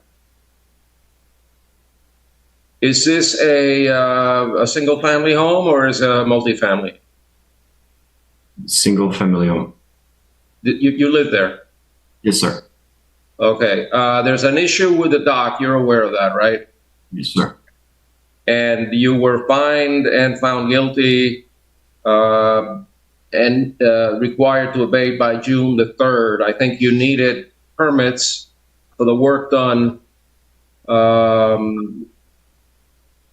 Was it on the dock? Is that the was that the violation? The violation is because I replaced decking without a permit. Okay, and have you obtained the permit? So immediately after the violation, I hired a contractor who tried to obtain permits for a year unsuccessfully, and then they resigned. They went out of business. They said that my file was transferred to a new contractor who did nothing for 2 months. And that's when I decided a month ago to hire my own GC and my own engineer to fix the issue. Okay. Was the issue with Durham? No, sir. The issue was the engineer could not come up with plans that were acceptable for the city because the plans were wrong. So the old contractor basically fired you and a new contractor took over some time ago, right? The new contractor said he was going to take over, and I called him regularly and nothing was happening. So I decided to go ahead and just restart essentially from scratch with a GC of my choosing and an engineer to fix the issue as soon as possible. Okay, and where is that today? Where does that stand? So mid-August, we pulled the old plans from the engineer. They said they were unsalvageable. They wanted to start from scratch, but I do have some things on file that I can use, the electrical permit and the survey. I signed with the engineer. He asked me for signed cut sheets from the leaf manufacturer, which I'm expecting. And once we have all that, hopefully we can submit a permit to the city. All right. I've heard your side. Now I want to hear from the city. Jose? Good morning. Jose Perez, manager for the Neighborhood Services Department. Today we're hearing the case as it relates to the property at 13100 Coronado Drive. This is a case that's pretty old. It's actually opened back in 2021 with an adjudication and a compliance date of June 3rd, 2022. So the compliance date is well over a year out at this point. And the property owner, while we understand that they may have been having problems with the contractor, has let this slide for a little over a year now at this point, where the permitting process basically has been at a standstill. The most recent activity actually was a denial that occurred back in May and nothing has been done since that. As it relates to the permitting status, at least in the city of North Miami. At this point in time, due to the length in time and the lack of permitting, rather, the city is pretty much leaving at the discretion of the magistrate whether to impose a fine or grant more time to Mr. Nicholas. All right, show me some pictures of the dock in question. By the way, is the dock finished or not? The decking is the top decking is finished. Yes, sir. All right. So the white the white concrete, whatever that is, whatever material that is finished. Yes, sir. So you need permits for the pilings or for the concrete or the gazebo? What do you need permits for? Well, I need permits because I replaced the top decking without a permit, but the structure was already in place and permitted. I didn't install a new pile or anything. You had permits for the whole thing except for the... So the dock was existing. It was built 30 years ago. I replaced the wood planks by new decking without a permit. Show me what you replaced. Is that what you replaced on that picture? On that picture, the very top white layer that you see is what has been replaced. Where people walk, right? Yes, sir. The columns, you didn't touch those. The outer what do you call covering of the columns, as the wood has been replaced, but the structure has not been changed. Right. That's kind of cosmetic, I think. Yes. All right. So what was the problem that the first contractor was having? What was it that they couldn't do or didn't do? So the city asked me essentially to pull a full permit with DERM and with the city. And we're starting the process. One of the steps involves having engineering drawing for the city, and all the drawings we got from the engineer were wrong for a year, and we went revision after revision after revision, which is what Officer Perez is saying. It came denied from the city every time, and so eventually, after a year, as it's in the file, that my contractor resigned. And the reason why nothing happened after May is that the new contractor had the file in May, but didn't do anything between May and August, which is when I decided that it was too much and to hire my own. The document you see right now is my new contract with the new general contractor. All right, it says approved on the document. What is approved? So this is the quote from my general contractor, and the approve is my signature for payment and approval of the contract, so we can take care of all the permitting and the code violation. And I also have a signed letter from the new engineer stating that he's going to resolve that issue and work on the permit, so I can finally, have a permit. You're done with DERM? The plan for DERMs were wrong as well, so we're going to have to resubmit to DERM. That's the problem. You see, every time you try to do something with a dock or a seawall, it's going to end up at DERM, and it's going to stay there for at least a couple of months. And this should, as the code officer noted, we're a little too late in the game to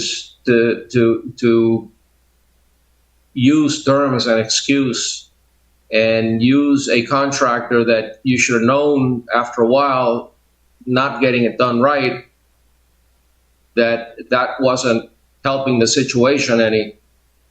I don't want to hit you with fines, but I really, reluctantly feel that this is a case where You just dragged your feet and you pushed the can down the road and you waited until now. And here we are. The first violation here was 2 years ago. And so I don't have any choice. I must regret it, but I don't have any choice but to ratify the fines and ask you to, once you get the work done and complete it and permit it, and the fines go away, you can go talk to the finance department and the city manager, and maybe they will mitigate the fine. But my orders have to mean something. So based on the testimony of the city's code enforcement officer, the photographs and the other evidence presented, reflecting that the property has now been out of compliance since the abatement date. The abatement date was, tell me again, Madam Clerk. June 3rd, 2022.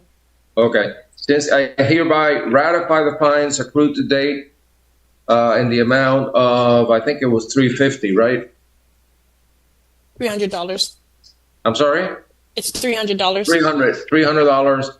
Ratify the fines accrued to date in the amount of $300 and assess costs in favor of the city.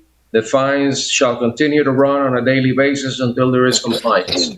So, sir, I'm sorry, but you need to get this done, and then there may be a way to mitigate the fines, but I have no other choice but to enforce my order in the manner that I just did. So thank you very much. I look forward to you working this out with the city, but my hands are tied. I have to enter this order. I'm sorry. Sir, next case. The next item I'll be calling is item number 74 through 86. I'm going to call each case into record, Magistrate. Yes. Item number 74 is for property owner YMP Center Court LLC. Item number 74, case number is CEFAW 2022-00090. Item number 75, case number MHVIO 2022-00628. Item number 76, case number MHVIO 2022-00631. Item number 77, case number MHVIO 2022-00635. Item number 78, case number MHVIO 2022-00640. Item number 79, case number MHVIO 2022-00642. Item number 80, case number MHVIO 2022-00645. Item number 81, case number MHVIO 2022-00646. Item number 82, case number MHVIO 2022-00647. Item number 83, case number MHVIO 2022-00650. Item number 84, case number MHVIO 2022-00655. Item number 85, case number MHVIO 2022-00656. And item number 86, case number MHVIO 2022-00662. And the officers for this case are Gennaro Murillo, Jose Perez, and Jonathan Lemestre. Well, take a deep breath, have a glass of water. Yeah. I think we need something stronger than water for this, Magistrate. No, it doesn't help. I noticed, though, that in going over all of these violations, that there may be a little overlap with some, especially with pressure cleaning and painting. They may be different areas involved, but I see a couple of them seem to be repetitious. But, we'll deal with that later. Magistrate, please keep in mind that this is a property that has roughly about, if I'm not mistaken, 7 to 8 buildings. Each building holds a separate folio. That's why those violations are like that. Okay. All right. I see that there's somebody here on behalf of the property, Mr. DeWitt. Yes. Good morning, Magistrate. Richard DeWitt. I'm the attorney representing YMP Center Court LLC. I also have with me two of the principals. Madam Clerk, are you able to make them panelists? I gave them access, but they keep denying it. Oh, okay. All right. We'll go ahead from there then. So again, Magistrate Richard DeWitt on behalf of YMP Center Court LLC. I did file a request for a continuance in this matter. We just got brought on last Thursday, and as you can see, there's a lot to digest here with all the different code violations. So I am requesting a 60-day continuance to actually give us some time to digest everything here, see where they are at in coming into compliance. What I can tell you is I do have a list as of today that the client prepared for me with each case number to give an update as to it. I did not have time to attach any of the evidence, again, because we were just brought onto this. So that's kind of where we're at.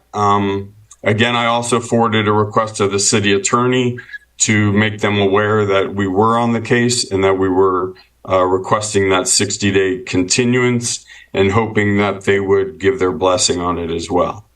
Does the city attorney have any objection to the continuance? The city attorney's office defers to Mr. Perez and to Special Magistrate. We have no objection. Special Magistrate, I do have the building official who does want to also advise, but the main concern was the safety and the shoring on the actual property itself. There is a lot of exposed rebar, a lot of cracking. So those are safety concerns that we do want to have addressed. We have no objections with granting them the adequate time to get these issues resolved. However, we will more than likely ask for an adjudication with obviously your understanding and review of the case and determination. We do find that there may be possible safety concerns. That's why the Mr. Jean would like to speak on that behalf as well. But in essence, we have no opposition on granting them time, but we would like to take this very serious nature into consideration. All right. This is what we're going to do. First, let me hear from the building official. Hi, good morning, Mayor Jean, building official.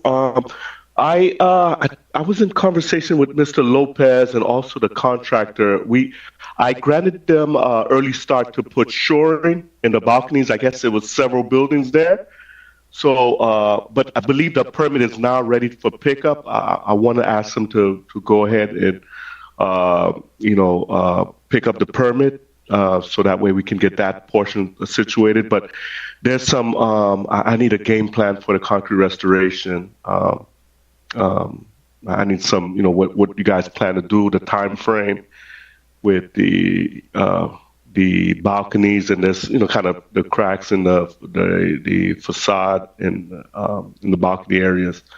So any also to address any water intrusion as well. All right.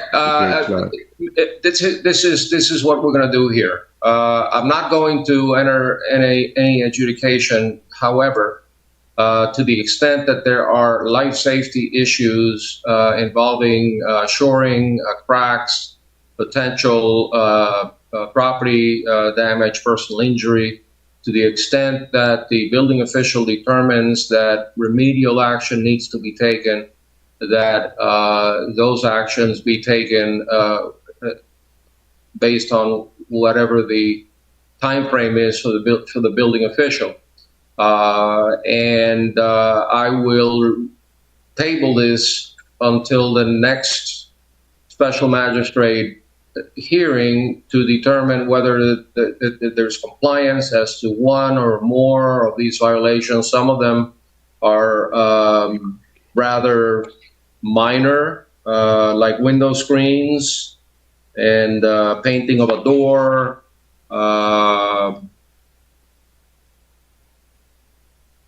Some of these are relative. The extermination report, damaged mailbox. Those are small potatoes. I'm more concerned about the life safety issues. So One, I want the property owner, attorney, contractor to meet with the building official as he requested, game plan, and if the building official deems any of these conditions to be life safety, he has the authority under the Florida Building Code to take remedial action immediately to the including revoking the occupational occupational license and getting people evicted. So he has that authority. So I'm comfortable that he will exercise that authority for the public benefit. In terms of the other issues, we will deal with them at the next special magistrate meeting. By then, Mr. DeWitt will be well advised and well informed, and hopefully most of them, like fixing a wall or filing an extermination report, that shouldn't be that difficult. So those minor issues can be resolved. Some of the major issues, I may give you a little bit more time when we meet at the next special magistrate meeting. So is that understood, Mr. DeWitt?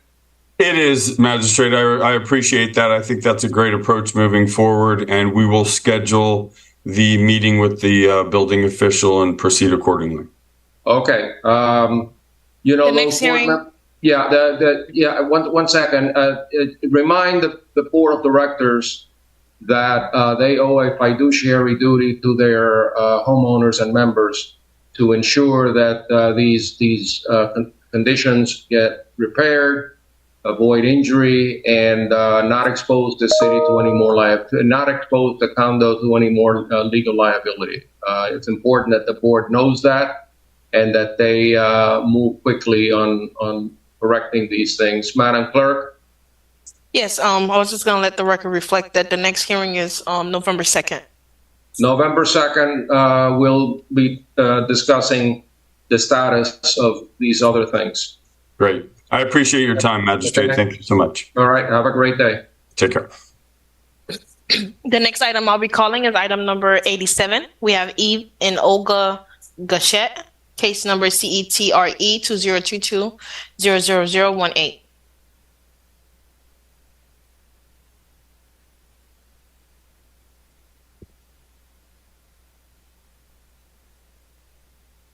All right, just give me a minute to look at my research on this case. If the property owner is present, then him or her should identify themselves, be sworn and identify themselves. Eve, please enable your audio. Please raise your right hand. Do you solemnly swear or affirm the testimony you're about to give in these proceedings shall be the truth, the whole truth, and nothing but the truth? So help you God. Please say I do. I do. Sir, again, tell us your full name, address, and your relationship to the property. I'm Eve Gachette, 670 Northeast, 143rd Street. I am the owner of the property. What kind of a property is it? It's a single family. Single family home. And how long have you lived there? I've been living there about 16 to about 16 years. Okay. Do you understand the nature of the violation that was filed against you by the city of North Miami? I understood it from, I do understand it, but when I first received the notice, I met with, I think it was Christine back then, and I brought her the notice. She told me it's okay, she will resolve that. And she said I would receive a notice, and I never heard from her until last week I received this notice. Well, what was the notice for? That there was a tree that was removed without the permit.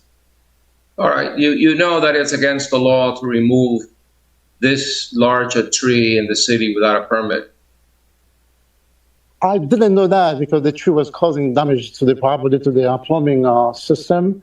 So I didn't know if I had to pull a permit for that.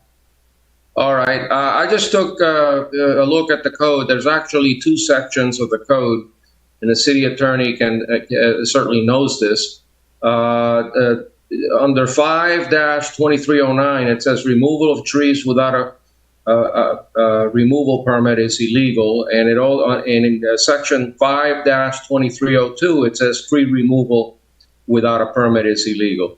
So you understand that? I understand that now, but I didn't know about those ordinances. Okay, I want to hear from the city. I want the inspector to show me the photograph of the tree that has been cut down. By the way, that is the law in most municipalities in South Florida. When you cut a large tree, you need a permit. Unless, of course, if the tree is dead, you still need a permit, but you can cut it down. Anyway, there's the tree right there. Is that you or is that a worker? That was someone who was helping me there. Okay. But the tree was not a significant, huge tree. The trunk was heavy, but the top of the tree was dying. It was just a hazard at that moment. Yeah, well, you still needed a permit to remove it.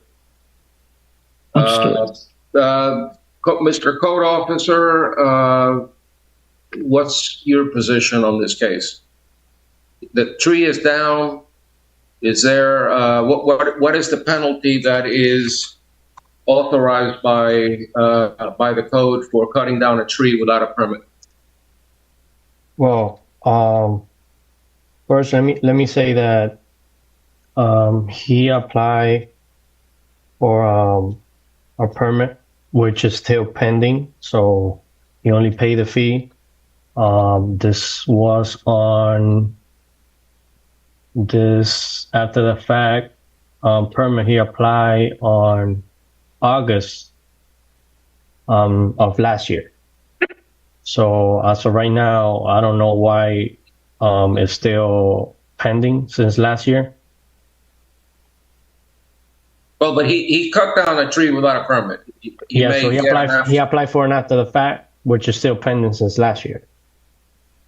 Okay. Why? You don't know? No. Sir, do you know why you don't have a permit yet? No, I don't, because the lady who in charge to replace the trees. So she told me what to do, pay the fee. We applied for a permit, and she told me what other tree I need to plant back. So in the case, I will be resolved. So I just received this notice. I don't know why I still hasn't received the actual permit to plant the tree either. All right, so I guess my question is kind of technical, and maybe I should address it to the city attorney. Are my options to impose a one-time fine and or require the property owner to seek an after-the-fact permit within a certain period of time, after which he will accrue a fine, or both? I think, from what I'm understanding, from having to require a permit to cut down a tree, you're a special magistrate. You're allowed to do either. You can do both, or you can do either or. Okay, so I'm going to do this. I'm going to issue a $250 fine for cutting down the tree without a permit, as required by those two code sections that I cited. And I'm also going to enter an adjudication based on the testimony of the city's code enforcement officer and the photographs that I've reviewed.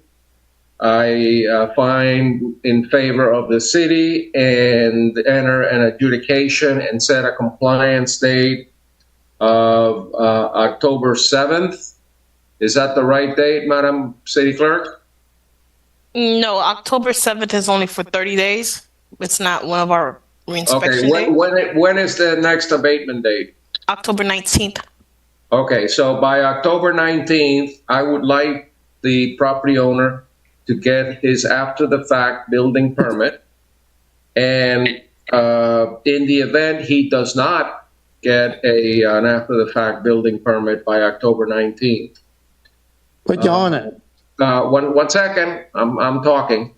Then the fine will continue on a daily basis at a $250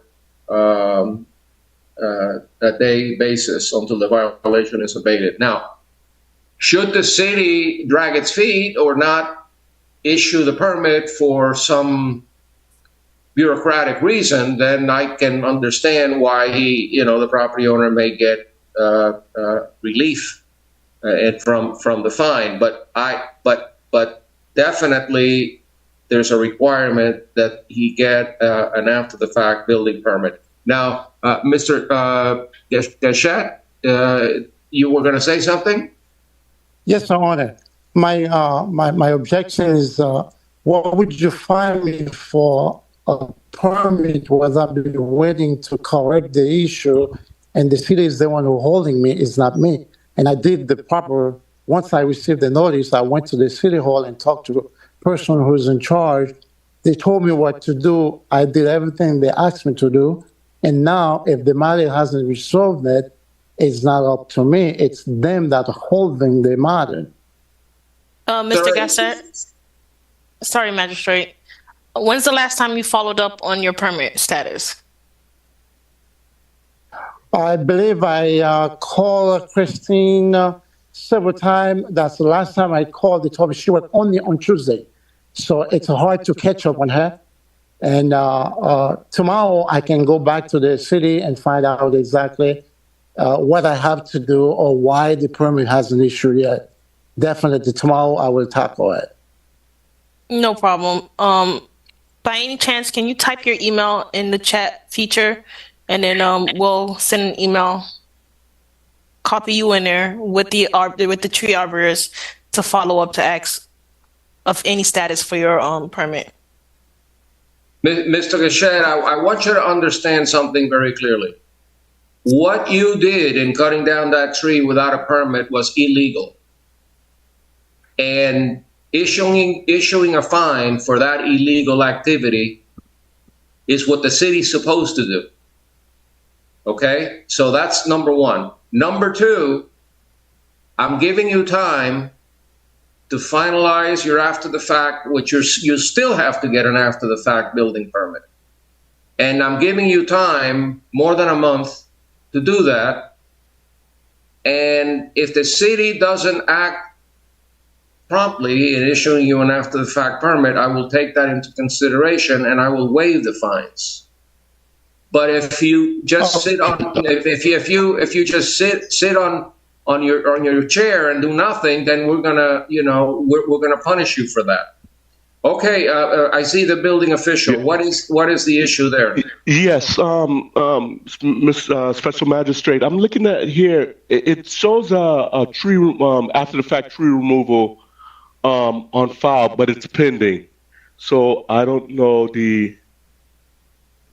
where that's at with the status on that. Let me see if there's comment. Yeah, there's no comments, but it's pending in the system as of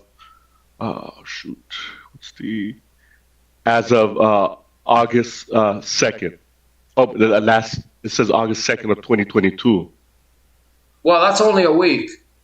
Well, 2022. I see. I don't know the years off, but it's the year 2022. You mean 22 or 23? No, 2022.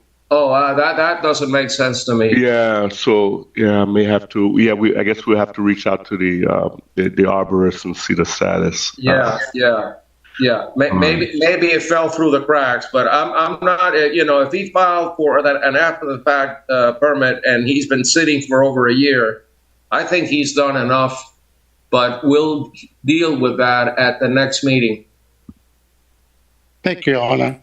Okay, all right, but you still owe the city $250 plus costs because you cut down the tree without a permit. I want you to understand that. I don't want there to be any confusion about that. Is the law specifying what kind of tree you can remove or not? Because I'm based on the city of ordinance, it's specifying the kind of tree you're not allowed to cut in the backyard. It doesn't matter. The one I cut was not one of those trees. There are some protected trees that you can't cut. You can't even get a permit for certain trees. But those trees that you can cut, even if it's a diseased tree, requires a permit. Okay, and look at if you want, you can call the city attorney's office and they'll tell you what sections of the code apply, or the building code people can show you which sections apply, and take it from there. Okay, and now let's go.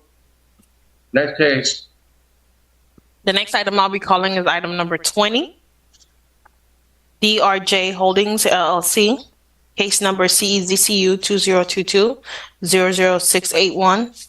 We have Shannon Sanders who will be presenting this case.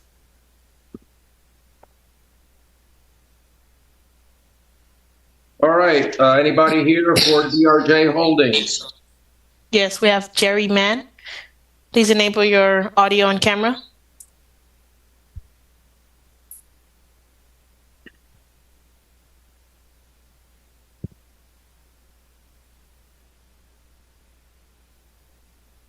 How are we doing? Okay, there I am. Can you hear me? Yes, sir. Please raise your right hand. Do you solemnly swear or affirm the testimony you're about to give in these proceedings shall be the truth, the whole truth, and nothing but the truth? So help you God. Please say I do. I do. Sir, for the record, please state your full name, your address, and your relationship to the property. My name is Jerry. Last name is Mann. I am one of the owners. There's 3 owners. I'm one of them. I'm appointed to represent the other 2. And my address is 835 Lenox Avenue, apartment 304, Miami Beach, Florida. What was that address again? Well, I think I put on there my office address before. You want my residence address or my office? No. You said Miami Beach, Florida. I'm wondering where that is. 835 Link, just off Alton, just 1 block east of Alton. Okay. On 8, in between 8th and 9th. Okay. All right. All right. So you know that you've been cited for a lack of certificate of use for a business by the name of Saturn General Business. Correct. Doing business at your property. Correct. Do you understand that a certificate of use is required? Yes, I do fully understand. Okay. Is that your business or is that a tenant? This is a tenant. It's not my business. We're the owners. It's not my business. Okay. Well, as the owner, assuming you have a standard lease, you can make it very, very difficult on your tenant if they do not comply with city codes and regulations. Have you advised the tenant to get a certificate of use? More times than I can count, Magistrate. And this can be confirmed by the Code Enforcement Department. We are the ones that brought the violation to the attention of the code because we could not get the tenant to comply. Okay. And when I got notice that we were out of compliance as owners, I moved for eviction. And in the documents I submitted, there's a verified, what is it called? Verified service. She's been served. She has not answered. The tenant has not answered. So I'm taking the ultimate action of just evicting her. What kind of a business is Saturn General? Beauty salon, barbershop, beauty salon. Beauty salon. Okay. Let me hear from the code officer. Shannon Sanders, Neighborhood Service Inspector. This is for a case for a failure to obtain a certificate of use for Saturn general as stated by Mr. Mann. He is the gentleman who brought it to my attention, him and one of his partners, Mr. Dan. They were having a problem with the property, with the business owner obtaining their business tax receipt. So they asked me to follow up and address the issue, as I did. I explained at that time that even though it was the tenant that did not have the business tax receipt, that it would fall on them as the property owners, and he fully understood, so I moved forward. I have had full conversations with Mr. Mann and with the business owner through some translation, because there is a language barrier, but all parties are aware that a certificate of use needs to be obtained. You know, I will state on record, they have been trying their best to obtain the certificate of use. They applied here, from what I'm showing, November 28th of 2022. After they applied, and the Community Planning and Development Department went and did an inspection at the property, there has been issues going on that has prevented them from obtaining that certificate. There has been issues with different issues going on, I would say. They have submitted the applications to Durham because there were some bathroom renovations or things that were done inside the unit. So they have applied to the building department to get those renovations done as well. At that time, they were denied, told to go to Durham. They have went to Durham, as Mr. Mann could possibly verify. Again, they have been working on it. Just as of today, if not as of my last reinspection, it just hasn't been obtained. But, you know, I am willing to, you know, give time if Mr. Mann would like. I mean, this is the first I'm hearing that an eviction is moving forward. You know, I don't know if really if there's going to be an eviction, I guess there wouldn't need to be a certificate of use obtained. So, yeah, I don't know if, you know, you want to give more detail as to when they plan on being out, what's going on. But, you know, again, they have been working on it. It's just different issues have been going up that's been slowing up the process. Okay. Is Durham one of the issues? Is Durham? It's the secondary. Oh, I'm sorry. Go ahead, Mr. Jerry. Go ahead. Yes. It's a secondary issue. I'm convinced, Magistrate, that this individual, this has been going on for so long, and they get help, but it's not qualified help. They ask me for information. I do as much as I can to help them, and then there's no follow-through. This has probably happened no less than 3 or 4 times. Now, there's certain things I cannot do. You know, it's her license. And I was at wit's end, so we decided to turn it over to the code enforcement. I'm prepared to take the hit on the rent and get the eviction done, because I'm not confident that she's going to get any of this done, not the certificate of use, not get through Durham, any of it. I'm just not confident she's going to comply. Well, I happen to fully empathize with the landlord having a problem tenant who is unable, unwilling, unprepared to do their responsibilities, perform their responsibilities under the lease. And I know, especially in a business, it takes more than a week or 10 days or a month to evict somebody. It's probably going to take at least a couple of months to evict somebody. Yes. And I know that, you know, if you're gotten that far, I know you're serious about doing the right thing. Very serious. I often think that perhaps the city, and this is the 3rd time that I refer to the city attorney, but why is it that we do not cite the actual business and we only cite the owner? Clearly, the owner has responsibility, because under the code, every code that I've looked at, from the Florida Building Code to the NFPA to the Dade County Code, all the codes say the owner is ultimately responsible. But why don't we cite the tenant? The tenant's really the one that is causing the problem. And in some cases, there's nothing the landlord can do. Like in this case, why don't we cite the tenant? Well, as it's written now, Special Magistrate, we don't have it in our code to cite the tenant. That is something that we're going to look into. Okay, because, for example, in another city where I've worked, issues like short-term rentals, for example, they cite everybody from the owner to the lessee of the property to the real estate broker to the individual that is doing the short-term rental. They cite everybody. And here's a perfect example of a tenant that is willfully ignoring a city requirement to have a certificate of use, and the city is powerless to shut it down because they haven't been cited. I don't know. Suppose it's a safety issue. It's an environmental problem. It's a fire issue. What does the city have in place to shut down a recalcitrant business like this one?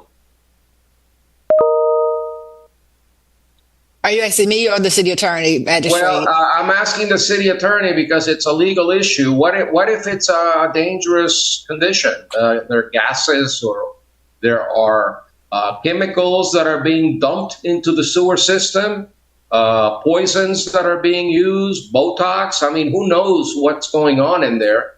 And you know, the public is being harmed.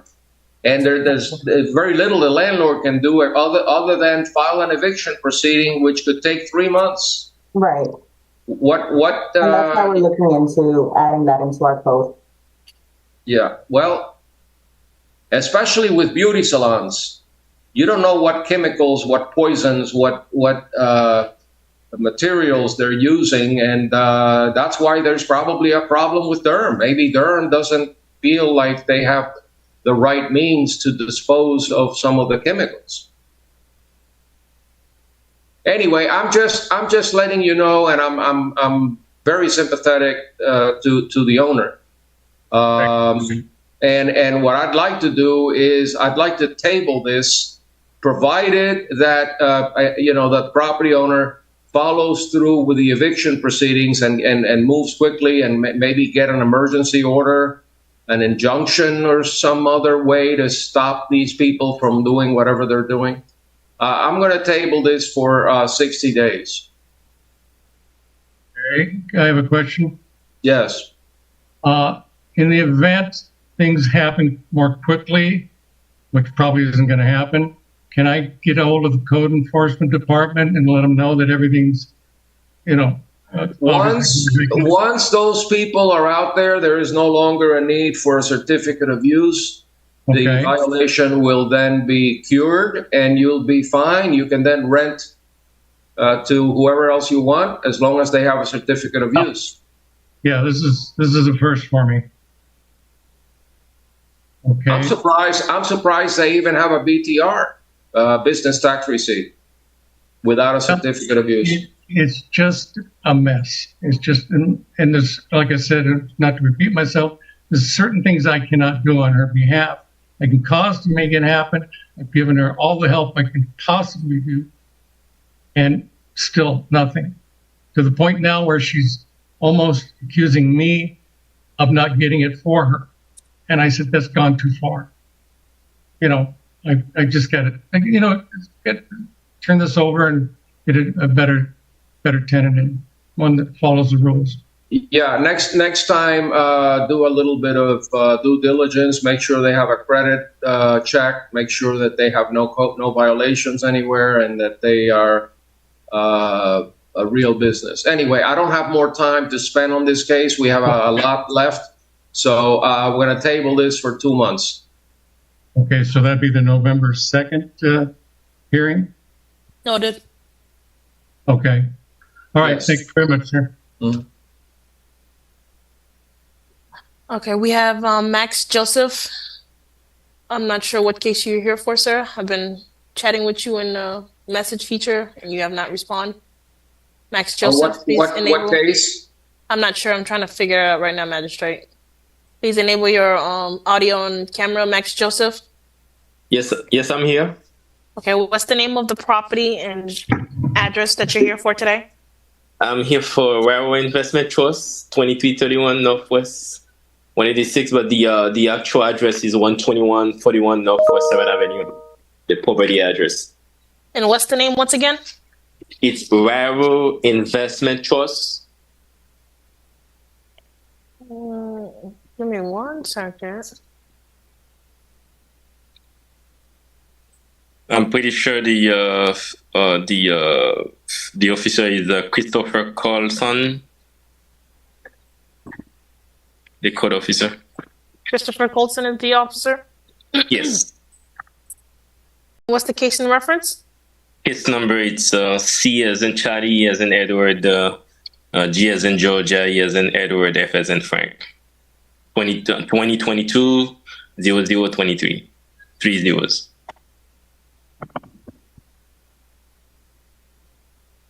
Give me 1 second, sir. I don't see any Bravos on the agenda. Okay. The actual letter says hearing date September 7th. So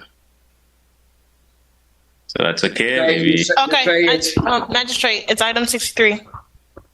63? Yes. All right, the property owner name is Railroad Investment Trust, case number CEGEF 2022-00023. Christopher Colson is the officer. Oh, I thought you said Bravo. It's Raro. Yeah. Wow. Yeah. Okay. All right. Your name, sir? Max Joseph. Max, please raise your right hand. Do you solemnly swear or affirm the testimony you're about to give in these proceedings shall be the truth, the whole truth, and nothing but the truth, so help you God? Please say I do. Yes, I do. Sir, your relationship to your name, your address, and your relationship to the property. My name is Max R. Joseph, and I'm one of the trustees of the property. 12141 Northwest 7th Avenue, North Miami, Florida, 33168. All right. You're being cited for a dumpster enclosure that needs to be repaired. You understand the violation? Yeah, I do. Actually, I spoke to the code officer several times. I bought so far 3 different people to repair it. But to be honest with you, I'm glad I never pretty much pay any money. But they gave me their word they would fix it. So far, I don't have anybody. Everybody that I find, I call them. They come over, they check it, they give me a price. They give me a date. So far, nobody else. I don't know if the actual industry is very busy. I'm still looking for somebody, but I guess now I'm gonna have to step up and look for a referral to see if I can get somebody refer me somebody, because myself I've been going around looking for people. Actually, I even went to those supply places to find people to repair it. So far, no luck. But I'm willing to do that if I can get another 60 days. Try to get a referral from one of those companies to repair it. I'm willing to. Okay, Madam Clerk, what is the 60-day abatement period? October 19th, which brings you to November 2nd hearing. Okay, so all right, so I'm going to give you some time, but I don't think you need to have like a nuclear scientist to go out there and build you an enclosure. I've never heard of anybody having trouble getting either a carpenter or a contractor to go out and build a cover around the dumpster area. I mean, if you look at that picture, can I see that picture again? Yeah, that's a disaster. I mean, you could, even if you did not have it covered, at least clean it up. I mean, it looks like like a bomb hit it. So, yeah, I'm going to give you 60 days, October 19th, to find someone to build you an enclosure. and then we'll see where we are then. So based on the pictures, the testimony of the city's code compliance officer, the photographs and the evidence presented, depicting that the cited violation still exists and that proper notice has been given, I find in favor of the city, enter an adjudication and set an abatement date of October 19th. In the event of non-compliance, there shall be a daily fine of $300 until the violation is abated. So get with it. At the very minimum, clean that place up. All right. Thank you, sir. Okay. Next. Magistrate, we also have Chris Collins, who I've been chatting with and not responsive. Chris, can you please enable your audio and video? And what case are you here on behalf today? Good afternoon. This is Chris Collins, 666 Northeast 125th Street, and the property owner is MIA Properties. No problem. All right, Chris, your item number is 38 through 42. Yes. Give me 1 second, Magistrate. Okay. Is he sworn? Nope. Chris, you need to enable your video. We can hear you, but we cannot see you. Are you driving? If you are, you'll need to be pulled over. I'm pulled over. Please raise your right hand. Sorry, I was. Do you solemnly swear or affirm the testimony you're about to give in these proceedings shall be the truth, the whole truth, and nothing but the truth? So help you God. Please say I do. I do. And then, Magistrate, I'm going to read the cases into record. All right. That begins with number 37, correct? No, 38. Is 37 not the same property? No, that is MIA 4, and this is MIA Property Inc. Okay, so we start with 38.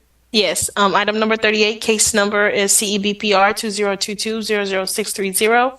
Item number 39, case number CEFOB 2022-00129. Item number 40, case number CEFOB 2022-00130. Item number 41, case number CEZCU 2021-0020220. Sorry. This case was previously found guilty with an abatement date of September 2nd, 2022. Fine was set at $350 plus $100 cost assessment. And item number 42, case number CEZCU 2021-00221. Jonathan Lemestre is the officer. All right, Mr. Collins, for the record, state your name again, please, and your relationship to the property. Chris Collins. I'm the owner of Urban Design, which is the tenant, one of the tenant of the subject space. Okay, is there anybody present on behalf of the owner? I'm on behalf of the owner today. Okay, are you here also to testify on the sink and cabinet installed in Unit 247 without permits? Yes, sir. If I could give you take a moment. Yeah, to give I'll get to the facts in a minute. I just want to make sure that the table is set and we know who's who. Okay, you're not the owner. You're the tenant, and the tenant's name is Urban URBN Design Architecture, and you've been cited for failing to have a business tax receipt. I don't know why we have two violations for the same thing. Yeah. Are there two businesses, Urban Design LLC and Urban Design Architecture? Yes, Magistrate Smith. We do have. Yeah. Go ahead, Mr. Collins. No, I was just going to say we do have two separate LLCs doing business as Urban Design, but we're in one office. All right, but they're two separate entities, two separate legal entities. Yes. Yes, sir. Okay. And so there is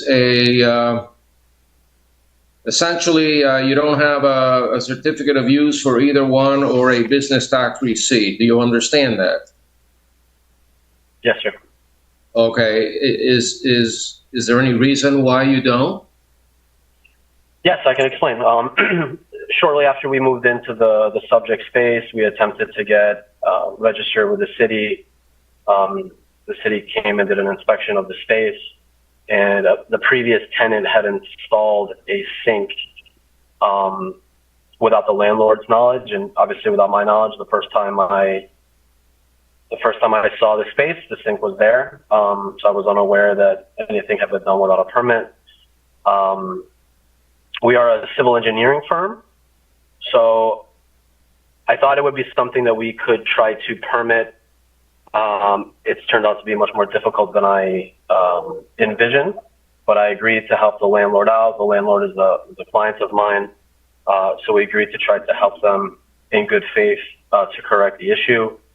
And we have made a lot of headway.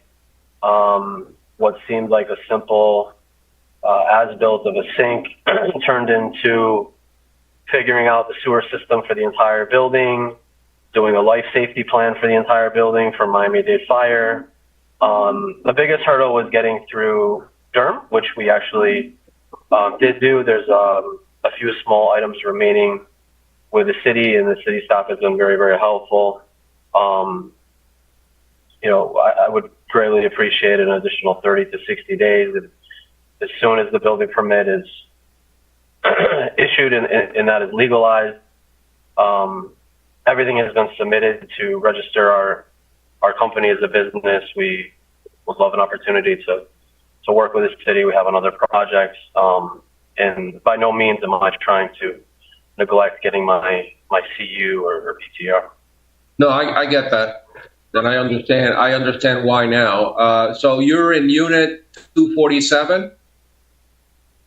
Yes, sir. How many units are there in the whole property? In the entire building, if I had to guess, probably around 15. We rent 3 of them. Okay. 3 of the unit numbers. All within the same area or in separate locations? Yes. Yes. All within They're the all same together. area. They abut each other. They do not abut each other, but they're either down the hall or a few units over. We just kind of outgrew that space at 247. All right. Before I hear from the code officer, how much time do you think it'll take you to come into compliance? 60 days is the absolute maximum. Okay. I'd like to say 30, but I don't want to come back in 30 days and tell you I'm not there. But absolute 60 days maximum. Mr. Inspector, what do you think? No, absolutely, Magistrate Smith, and good afternoon, everybody. Neighborhood Service Inspector Jonathan Lemestre. Yes, this all stems from the sink not having a permit. That's why they're being held up for not obtaining the certificate of use or the business tax receipt. I am open to giving him more time. He does have a permit on file. I did check the history, and the permit process is being processed, but it still hasn't been approved yet. Okay, Madam Clerk, on a 60-day window, what is the abatement date?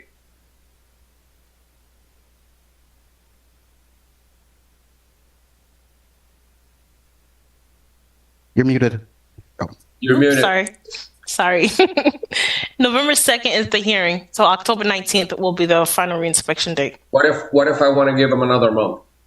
If you want to give them a little bit longer, it brings them to November 16th. Okay. And that's the abatement date, right? Yes. Okay. So the abatement date, you have until November 16th, sir, Mr. Collins, just to get everything legalized.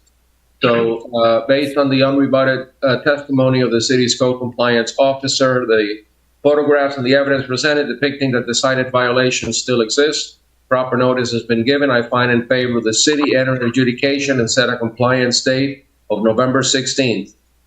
In the event of non-compliance, there shall be a daily fine of $250 until the violation is abated. Is that for each of the violation or just that one? I'm sorry? Is it for each of the violations that he has today? The same for all 3 of them. Noted. Because they all go together. They can't get a business tax receipt or a certificate of use without getting the after the fact sink and cabinet installation permit. Yes. And as for item number 41, would you like to table that one as well? It's the same ruling as to all of them. Oh, item number 41 was actually already adjudicated. So I'll just go ahead and table it to that hearing as well. Yeah, yeah, I understand that was already adjudicated, but we'll table it until November 16th. Noted.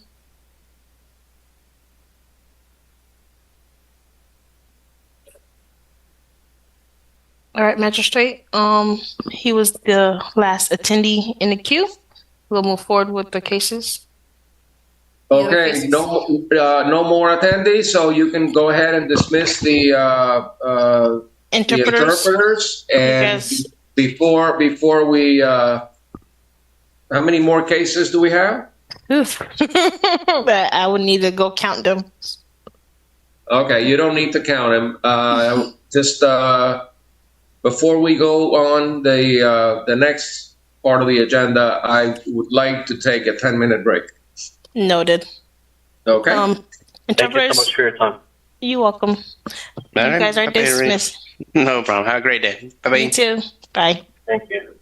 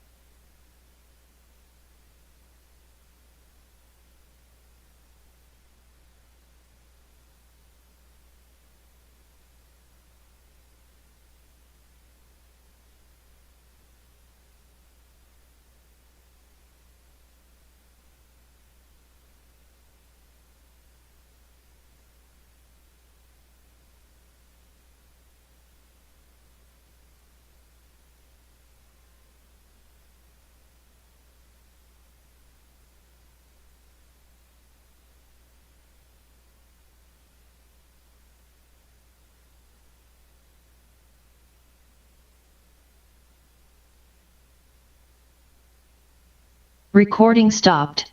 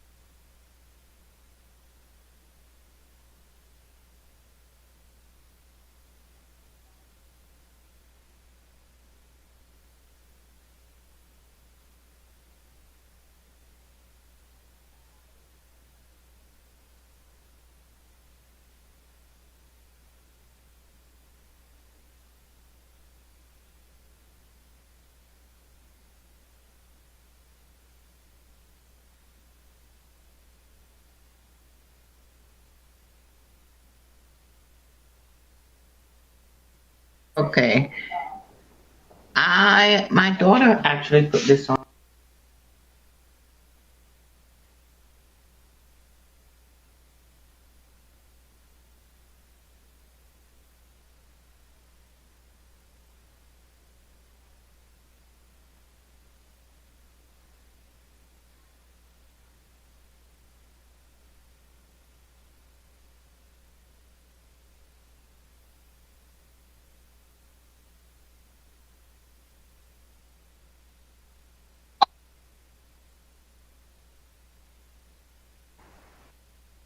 And I see, I mean, it's just showing the different names of people that was on.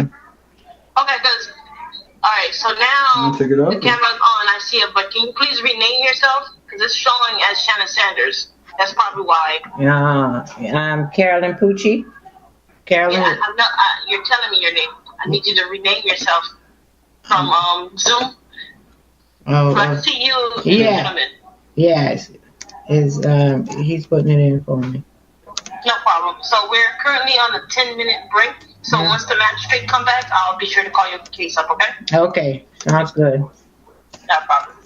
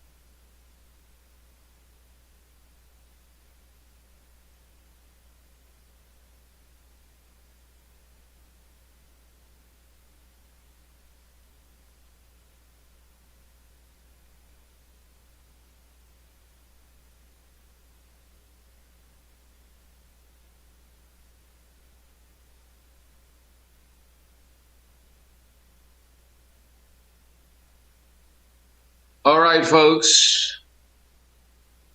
Let's begin. Try to get through the agenda as quickly as possible. Is anybody out there? Yes, we're getting ready. Okay. Javon, how you put it on the thing?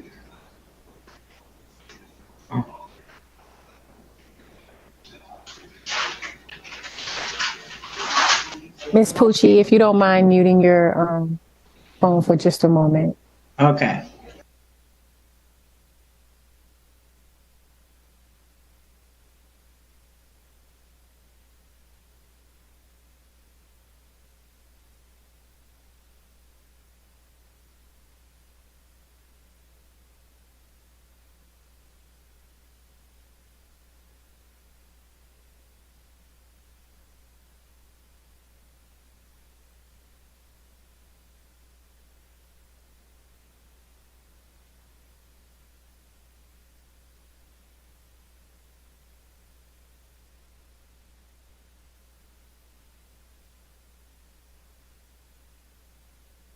Recording in progress.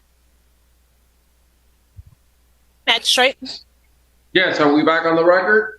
Yes, we are. And All right, we have one more person to hear before we go. All right. That's going to be item number 12 and 13.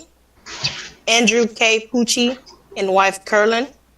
Case number for item number 12 is CEBPR 2022-00434. This case was previously found guilty with an abatement date of March 16, 2023. Fine was set at $500 plus $100 cost assessment.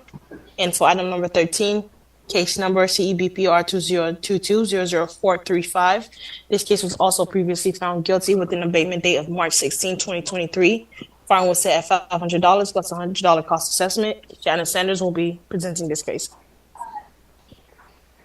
All right, who's here on behalf of the owner? We have Curlin Pucci here, which is the wife. Ms. Pucci, please raise your right hand. Do you solemnly swear or affirm the testimony you're about to give in these proceedings shall be the truth, the whole truth, and nothing but the truth, so help you God? Please say I do. I do. Ma'am, please state your full name, address, and your relationship to the property. Carolyn Pucci, 13025 Northwest 16th Avenue in Miami, Florida, 33167. Right. And I'm the wife to Andrew Pucci. Okay. I found you guilty a long time ago, and I asked you to correct the violations by March 16th, 2023. And evidently you have not. Why not? Yes, because I was working to correct it and I needed more time. As I went forward with the violation with the AC and trying to correct that mechanical, I discovered that I needed a new central air system. So with that, because the one that was outside did not match with the one that was inside. That's what happens when you do things without a permit, right? I guess so. I had to learn from that. So I had to get a company then, and I worked through the Y Green program. I don't know if you're aware of them. I'm very aware of it. And they came out and assisted me and given me a new central air system. They're still in the process of getting the survey and getting the permit, dealing with the city. Tomorrow they have a date to go out to the house to take pictures with the AC and trying to get all of this over to the city so that they too can get paid for what they have done. It's only the city part of it that's holding the process up. What is holding the process up? Getting the permit and getting the survey for the house and making sure that they have everything that the city requires them to have. All right, that's not the city's fault, is it? I don't know. I'm just telling you what I'm told as a consumer. Well, you know, what happens sometimes is that contractors lie to property owners because they don't know what they're doing or they've never done work in that city. So they have trouble getting plans through the city. I'm not saying this contractor is bad. I'm just saying, it's very easy to blame the city. But the fact of the matter is that you did work without a permit and you've been on notice since March of 2022. That's a long time. I know, and I've been trying to get it corrected, trust me, because I try to find a way. I'm working out of town on this because I'm not there now. And so this is just the process of it. It was nothing to do with me. I've been calling around. I tried different places to try to correct the problem. And then I ran into the Y Green program that was willing to qualify us for a new system. So, all right. And what do they tell you? Well, now it's done. The work is done, and they're just going to come out tomorrow to take pictures with it, and they need to survey because the city required them to have so many feet away from the flood zone or something. They did apply for the permit, but then they need to do on their end what needs to be done. So you're saying the work has been done by the contractor.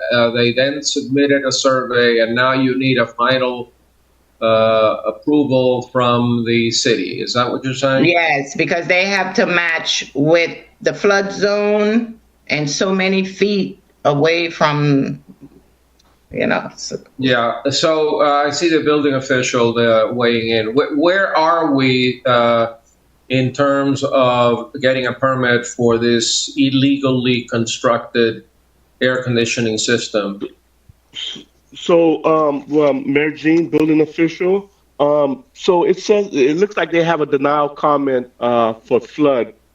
So there's some items that need to be, indicated on plan to meet the flood requirements, and that's the only thing that's pending. The application was submitted July 18, 2023. So just need to kind of get over that hurdle. We're more than welcome if the contractor has any questions on how to meet that requirement. We're more than happy to. Is flood part of Durham, or is that part of the city? No, that's a building comment. So that's a requirement for any equipment and also improvements. But it's not a flood zone. It was never a flood zone. Well, we regulate, the city is part of the in the CRS NFIP program. So in order to maintain the class level 6, we regulate all zones, including the X zone as well. So, contractor more than happy to make an appointment with me, and we can go over how to go ahead to reflect that in the application in order to get approval. So we're all right. To meet with. I've heard everything I needed to hear. I will be granting the property owner more time. So schedule this for my next meeting. No problem. Table it. Table to November 2nd. Magistrate, Code Office, Neighborhood Service Inspector Sanders. Are we doing that for both cases? Because she has two. She has one for the AC installation, and then she has another one for which we've had communication about this morning for the plumbing. That one is ready. It just needs to be picked up. But she's already aware of that. Are those violations related? One is for the installation of the AC, and one is for some plumbing work that was done. But one permit has been approved, and it's just waiting to be picked up and paid. The mechanical one that you all just heard, as the building official already said, was denied in July and needs some revisions made. All right, we'll do both matters at the November 2nd meeting. Noted, Magistrate. Thank you. You're welcome.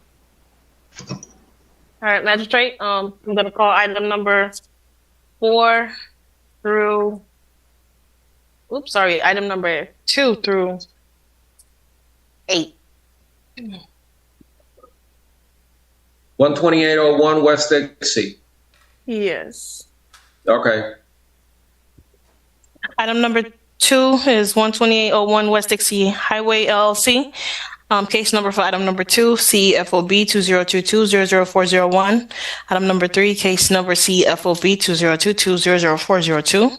Item number 4, case number CFOB 2022-00403.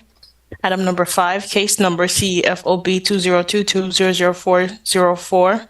Item number 6, case number CEWWC 2022-00101. Item number 7, case number CEZCU 2022-00709. And item number 8, case number CEZCU 2022-00710. Gennaro Murillo will be hearing this case today. All right, who's here, if anyone on behalf of the owner? No one. We have no attendees and accused at the moment. Okay. Inspector Murillo? Yes, good afternoon, Your Honor. Inspector Murillo of the City of Miami. On November 5th, 2022, a violation was found on the property address 12801 West Dixie Highway for Bedia Security Training School at 12811 West Dixie Highway. They were cited for not having a business accuracy. I had an inspection on November 17, 2022. There was no compliance. A notice to appear was posted on August 5th, 2023. It was made on August 10, 2023. And as of my final inspection on August 18, 2023, there has been no compliance. Okay, let's keep going with each one because they're all related. Cheers Unisex Salon. Yes, same property. Cheers Unit Salon is on 12807 West Dixie. They were cited as well for not having the business accuracy. Same notice of appeal was posted on August 5th, mail on August 10th, and as of my final inspection, August 18, no compliance. All right. Get Glam Beauty Supply. Same Glam property. Beauty Supply. Yes, same property, 12801 West Dixie. Get Glam is at 12815 West Dixie. Again, the violation was opened on November 5th, 2022. The notice to appeal was posted on August 5th. It was made on August 10th. Final inspection on August 18, 2023. There has been no compliance. On Magistrate Dry Cleaners at 12817 West Dixie Highway. The notice to appear was posted on August 5th, mail on August 10th, final inspection on August 18, 2023. There has been no compliance. On 12811 West Dixie Highway, they were citing for having a wooden board on the windows and the front door. They have to contact the building department to make the necessary repairs. My reinspection on November 17, 2023, there was no compliance. The notice to appear was posted on August 5th. It was also made on August 10, 2023. I had a final inspection on August 18, 2023. There has been no compliance. The wooden board remains on the doors and windows. And this is for Magistrate Dry Cleaners at 12817 West Dixie for not having the certificate of use. I had a reinspection on November 17, 2022. There was no compliance. The notice to appear was posted on August 5th, 2023. It was also mailed on August 10th, 2023. I had a final inspection August 18, 2023. There has been no compliance. And also for Get Glam Beauty at 12815 West Dixie, they were also cited for not having the certificate of use. The notice to appear was posted on August 5th, mailed on August 10th. I had a final inspection August 18, 2023. There has been no compliance. Okay. This is what I'm going to do here. I'm going to enter one order, separate orders for each of the violations that have to do with business tax receipt or certificate of use as to the properties, the businesses in question. Same order will apply to all of them. I'm going to separate number 6, which is the wooden boards that need to be removed from the window and the front door. I'm going to issue a separate order as to that. So on the matters that deal with the business tax receipt and the certificates of use, as to those businesses, based on the unrebutted testimony of the city's code compliance officer and the evidence presented depicting that the violation still exists, that proper notice has been given, I find in favor of the city, enter an adjudication and set an abatement date, which I was told earlier is October 19th. Yes, that's correct, Magistrate. In the event of non-compliance, there will be a daily fine of $250 until the violations are abated as those matter. As specifically with regard to item number 6, which is the wooden boards and the window and the front door at 12811 West Dixie Highway, my order will be a little different based on the unrebutted testimony of the city's code compliance officer, the photographs and the evidence presented depicting that the cited violation still exists. Proper notice has been given. I find in favor of the city and enter an adjudication and set a compliance day of 10 days. In the event of non-compliance, there shall be a daily fine of $500 until the violation is abated. Does that deal with all the violations? Yes, Magistrate. Okay. Item number 9 and 10, case property owner 14050 Northeast 6th Ave Prestige, case number CFOB 2022-00161. This case was previously found guilty with an abatement date of January 12, 2023. Fine was set at $250 plus $100 cost assessment. And item number 10, case number CZCU 2022-00351. This case was also previously found guilty with an abatement date of January 12, 2023. Fine was set at $250 plus $100 cost assessment. Christopher Colson will be presenting this case. All right, Mr. Colson. Good afternoon, Your Magistrate. Officer Coastal City of North Miami Neighborhood Services. This case was previously heard and found guilty. The case was opened on 5/17/2022. This is for a business tax receipt, CEFOB 2022-00168. This case has been properly mailed and noted and certified, and everybody has been notified of it, but they haven't come to the last hearing nor this hearing. So as of my final reinspection, and nobody's reached out to me for contact either, Your Honor. And as for my final reinspection, the violation still remains for the business tax receipt. Do you want me to proceed with the other one before you? Let me hear the next one. The other one is for the certificate of use, CEZCU 2022-00351. That case was also opened on May 17, 2022. As of my final reinspection, there's still no certificate of use on file. No contact with anybody from the property has been mailed and properly certified, Your Honor.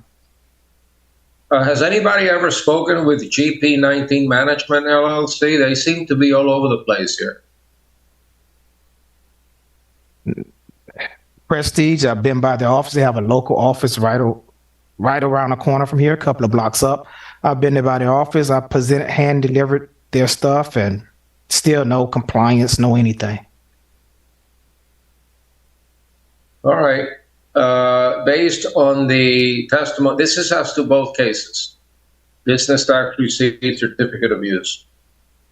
Based on the unrebutted testimony of the city's code compliance officer and the evidence presented depicting that the property has been out of compliance since the abatement date of January 12, 2023, I find in favor of the city and hereby ratify the fines accrued to date in the amount of $250 per day, and assessed costs in favor of the city.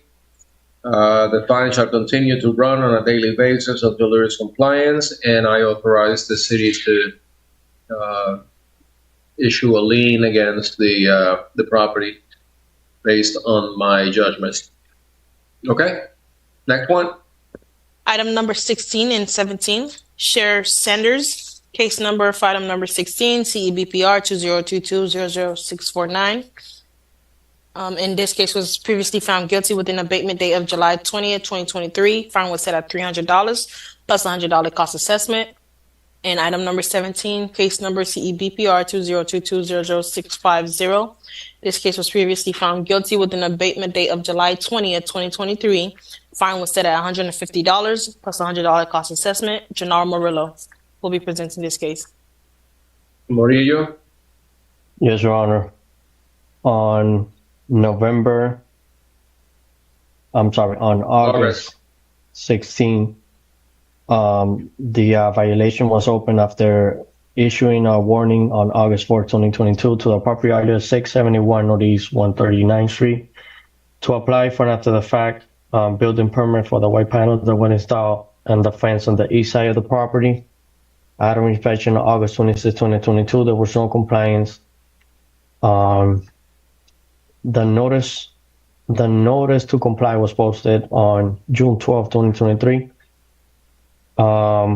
And the notice to appear for today's hearing was posted on August 5, 2023. It was also mailed on August 10, 2023. After my final inspection on August 18, 2023, there was no compliance, no application has been made. Can I proceed with 17?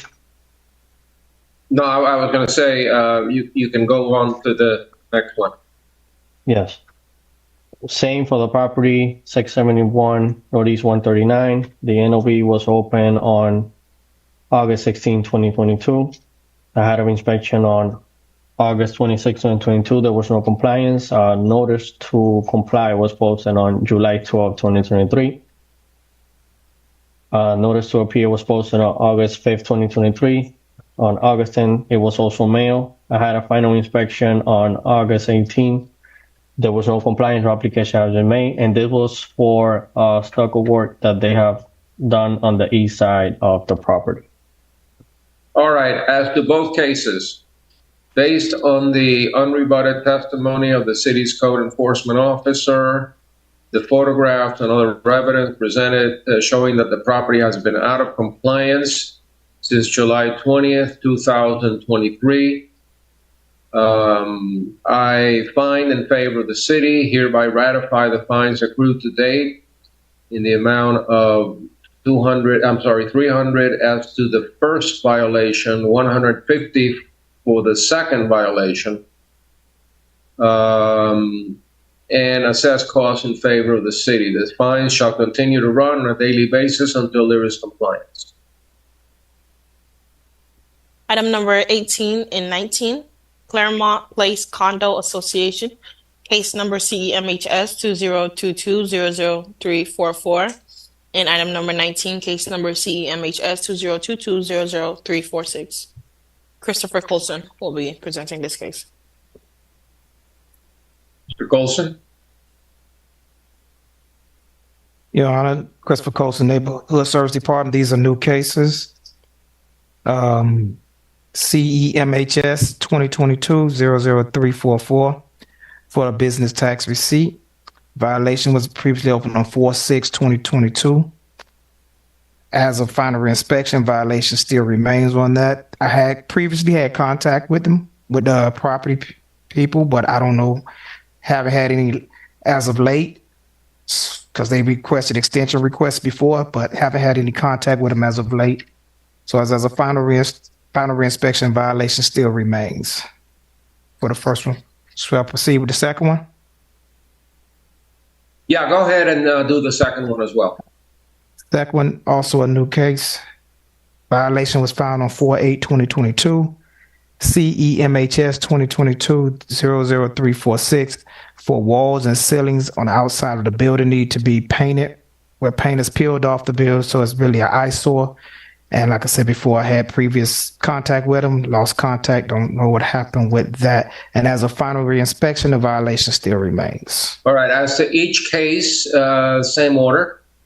Based on the unrebutted testimony of the city's code enforcement officer, the evidence presented showing that the property has been out of compliance. I'm sorry, this is not a ratification. This is a first-time case, right? Yes, first time case. Okay, so I'm going to give him a little bit of time. Based on the unrebutted testimony of the city's code compliance officer and the evidence presented depicting that the cited violation still exists, proper notice has been given. I find in favor of the city and set an abatement date of October 19th. In the event of non-compliance, it shall be a daily fine of $250 until the violations are abated.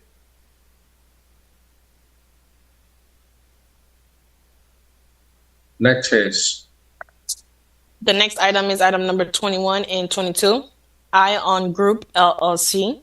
Item number 21, case number CEBPR 2022-00670.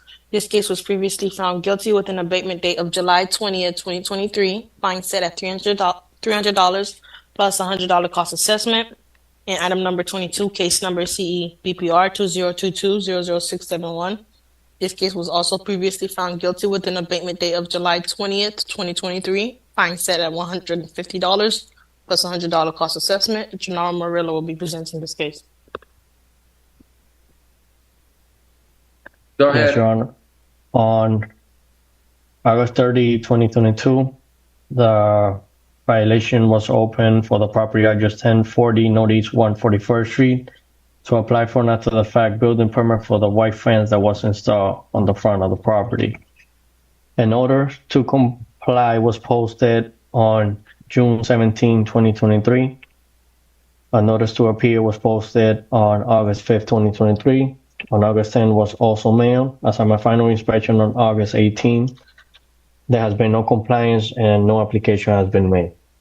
All right, let me deal with this one separately because the fine amounts are different. On item 21, the white fence, based on the unrebutted testimony of the city's code enforcement officer, the photographs and the evidence presented, showing that the property has been out of compliance since the abatement date of July 20th, 2023.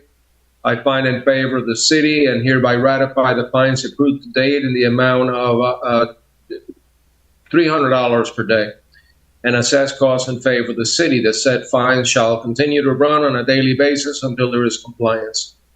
As to number 22, the after-the-fact permit, windows and doors, based on the unrebutted testimony of the city's code enforcement officer, the photographs and other evidence presented, that the property has been out of compliance since the abatement date of July 20th, 2023. I find in favor of the city, hereby ratify the fines accrued to date in the amount of $150 plus costs, says costs in favor of the city, and the fine shall continue to run on a daily basis until there is compliance.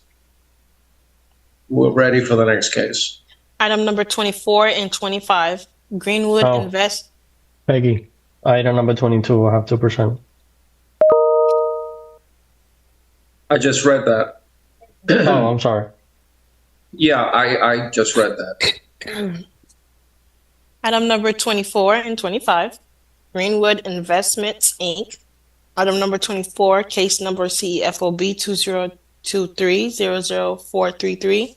This case was previously found guilty with an abatement date of July 20th, 2023. Fine set at $150 plus $100 cost assessment. And item number 25, case number CZCU 2023-00750. This case was also previously found guilty with an abatement date of July 20th, 2023. Yeah, Fine Mr. set at Murillo, $150. just to expedite things, on item number 22, they still don't have a business tax receipt. On item 25, they still don't have a certificate of use, correct? Correct. All right, so let's move along. I'll enter the order based on what you just said. Based on the, as to each case, the same order. Based on the testimony of the city's code compliance officer, which remains unrebutted, the evidence presented shows that the property is out of compliance since the abatement date of July 20th. I find in favor of the city and hereby ratify the fines accrued to date in the amount of $150 plus costs. And the fines shall continue to accrue on a daily basis until there is compliance. Same order as to 25. Well, Item number 26, Horsewind LLC, case number CEBPR 2022-00715. This case was previously found guilty with an abatement date of July 20th, 2023. Fine was set at $500 plus $100 cost assessment. Jose Perez will be presenting this case. Good afternoon. Jose Perez, manager for the Neighborhood Service Department. Today we're hearing the case relates to the property at 2100 Sanssouci Boulevard, Unit B 805. This violation as it relates to work without permits that was done at the property. As mentioned, the property owner was found guilty. They have not obtained their permits by July 20, 2023. The property owner was sent via certified mail and was supposed to have the property for this hearing on August 10, 2023. As of this time, the city is requesting for the fines to move forward. this is case 26, Horsewind LLC, a previous adjudication by Magistrate Gazelle. So based on the unrebutted testimony of the city's code enforcement officer, the photographs and the other evidence presented showing that the property has been out of compliance since July 20th, 2023, I find for the city, ratify the fines accrued to date in the amount of $500 a day, and assess costs in favor of the city. These fines shall continue to run on a daily basis until there is compliance. Item number 28, we have Curlin Jean Marie, case number CEBPR 2022-00719. Jonathan Lemestre will be presenting this case. Go ahead. Good afternoon, Neighborhood Service Inspector Jonathan Lemestre, and this case is being heard for the first time. On October 15, 2022, the department received a complaint in regard to an illegal structure, possible efficiency in the rear of the property. When I went to inspect, I observed what looked to be an efficiency in the rear of the property. Can we bring up the photos, please, Edme? I issued a notice of violation on October 15th that same day, and I mailed a notice of violation to the property owner. As of the final reinspection date, the property owner has failed to obtain an after-the-fact permit for the efficiency. They did apply for a permit back on March 2nd, 2023, but it was denied by zoning and building for the structure. All the way down. Next one. That's it right there. Has new windows, new doors, air conditioner, no permits on file for it. Will they ever be able, assuming they apply, will they ever be able to get a certificate of use? A certificate of use? Yeah, I mean, is this a possible zoning violation as well? Is this permitted in that zoning district? The efficiency structure, I mean, I don't have an answer to that. Maybe the building official could answer, but... Well, it's more of a zoning issue. Is this a single-family neighborhood? Yes, it is. Okay, so adding an efficiency, which probably will allow rental to another family, and it may create a zoning issue, but that's not what we're here about right now. They build a structure. Yes. An efficiency, you're considering it an efficiency because it looks like it has a window, AC, a door, and it's separate from the main building, correct? It's right next to the fence? Yes, sir. It doesn't even have the setback rights, from what I can tell. But I don't know. I believe that they will never be able to legalize this, but that's their problem. So based on the unrebutted testimony of the city's code compliance officer, the photographs and the evidence presented, depicting that the cited violation still exists, the proper notice has been given. I find in favor of the city, enter an adjudication and set a compliance date of October 19th. In the event of non-compliance, there shall be a daily fine of $500 until the violation is abated.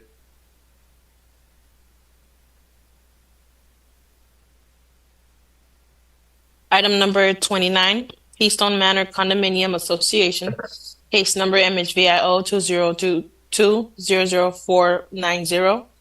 This case was previously found guilty with an abatement date of July 20th, 2023. Fine was set at $250 plus $100 cost assessment. Jose Perez will be presenting this case. Ms. Perez, condominium associations are required to have a business tax receipt, right? That is correct. Okay, and some people think they don't have to? That is correct. Okay, this condo association doesn't have it. That is correct as well. Okay, and they were found by me guilty previously on July 20th. I said, no, but they must abate by July 20th, and I set a fine. So based on the testimony of the city's code enforcement officer, the evidence presented showing that the property has been out of compliance since the abatement date of July 20th, I find in favor of the city, hereby ratify the fines accrued to date in the amount of $250 plus costs assessed, an assessment of costs at $100. The fine shall continue to run on a daily basis until there is compliance. Item number 30 and 31, Klaus House LLC. Case number for item number 30, CEFOB 2021-00007. This case was previously found guilty with an abatement date of February 4th, 2022. Fine set at $350. And item number 31, case number CEZCU 2021-00092. This case was previously found guilty with an abatement date of February 4, 2022. Fine was set at $350. Jonathan Lemestre will be presenting this case. Good afternoon, Neighborhood Service Inspector Jonathan Lemestre. The business or the property owner has failed to obtain the business tax receipt for case number 30 and also failed to obtain the certificate of use for case number 31. This is for Tri Tesla Inc.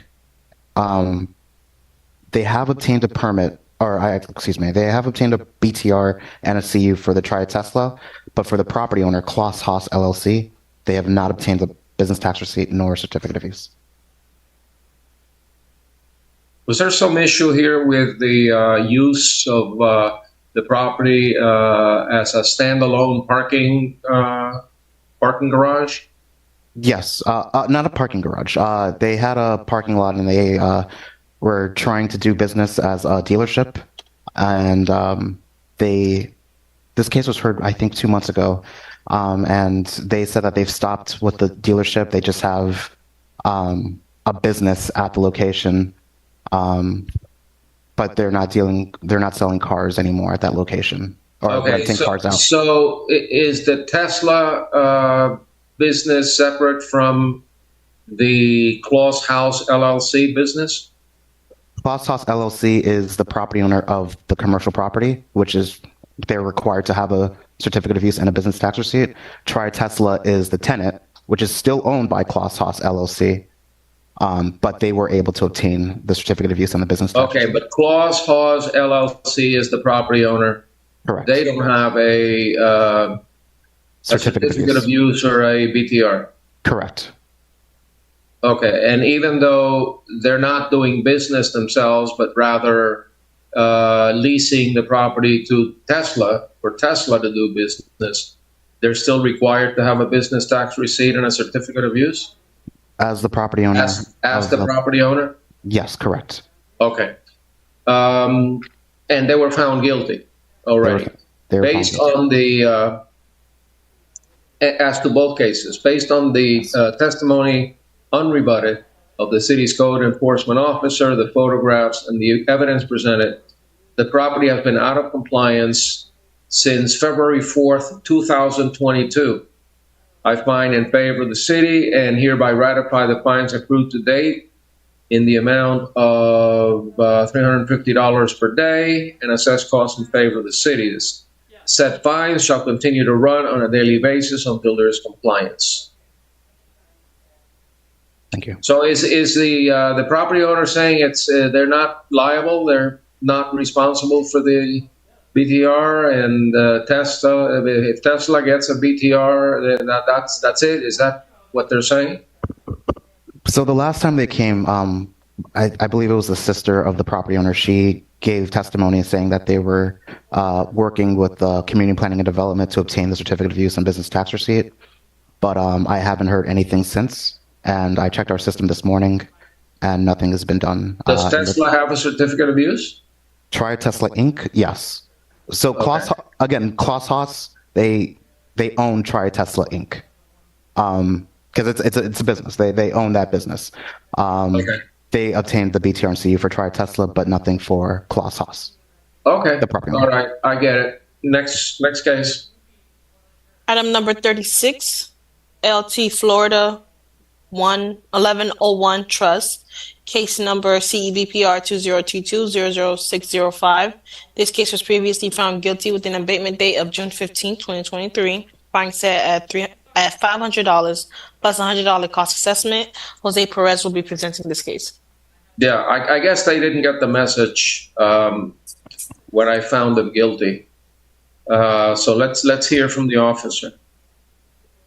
Good afternoon, Jose Perez, manager for the Neighborhood Services Department. We're hearing the case relates to the property 1987 Northeast 123rd Street. This case relates to a kitchenette that was built in the rear of the property without permits. They were previously found guilty with an abatement date of June 15, 2023. As of June 15, 2023, permits have not been obtained for this kitchenette. The property was notified via certified mail and posting for this hearing on August 10, 2023. As of which they have failed to appear. At this time, the city is requesting that the fines be ratified.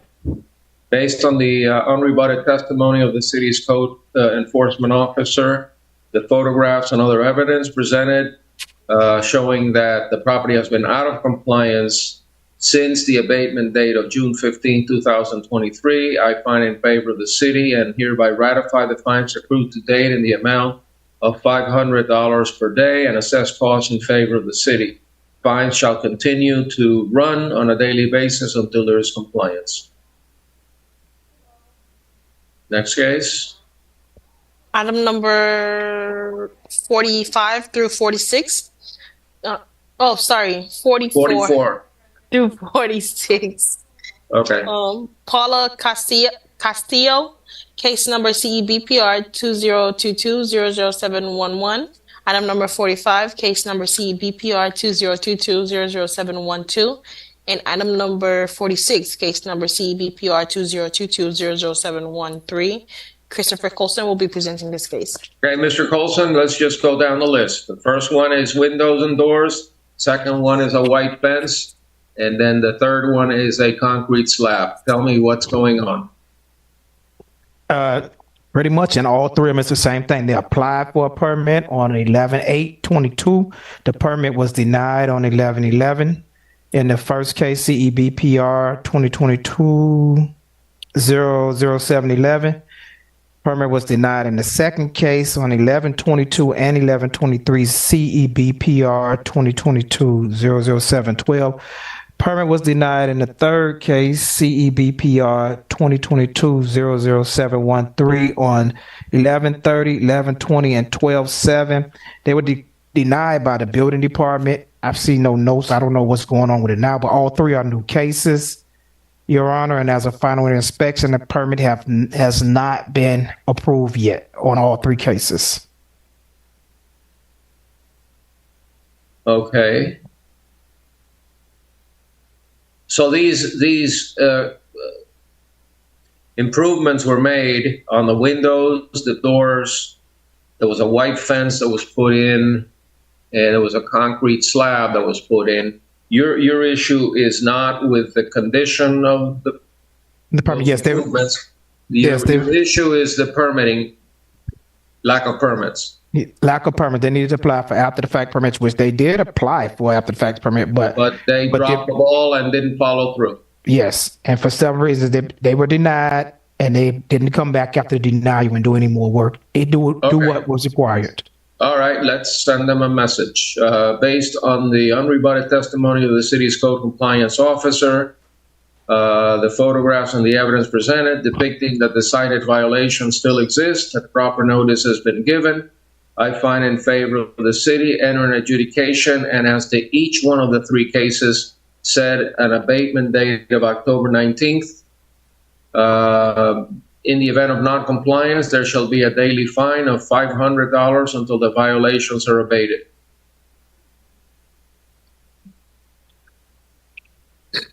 Item number 47, Pierre St. Joy, case number CEBPR 2022-00653. This case was previously found guilty with an abatement date of July 20th, 2023. Fine was set at $350 plus $100 cost assessment. Shanna Sanders will be presenting this case. Ms. Sanders? Shanna Sanders, Neighborhood Service Inspector. As of my last reinspection, would like just to give a little history. Originally cited November 29th.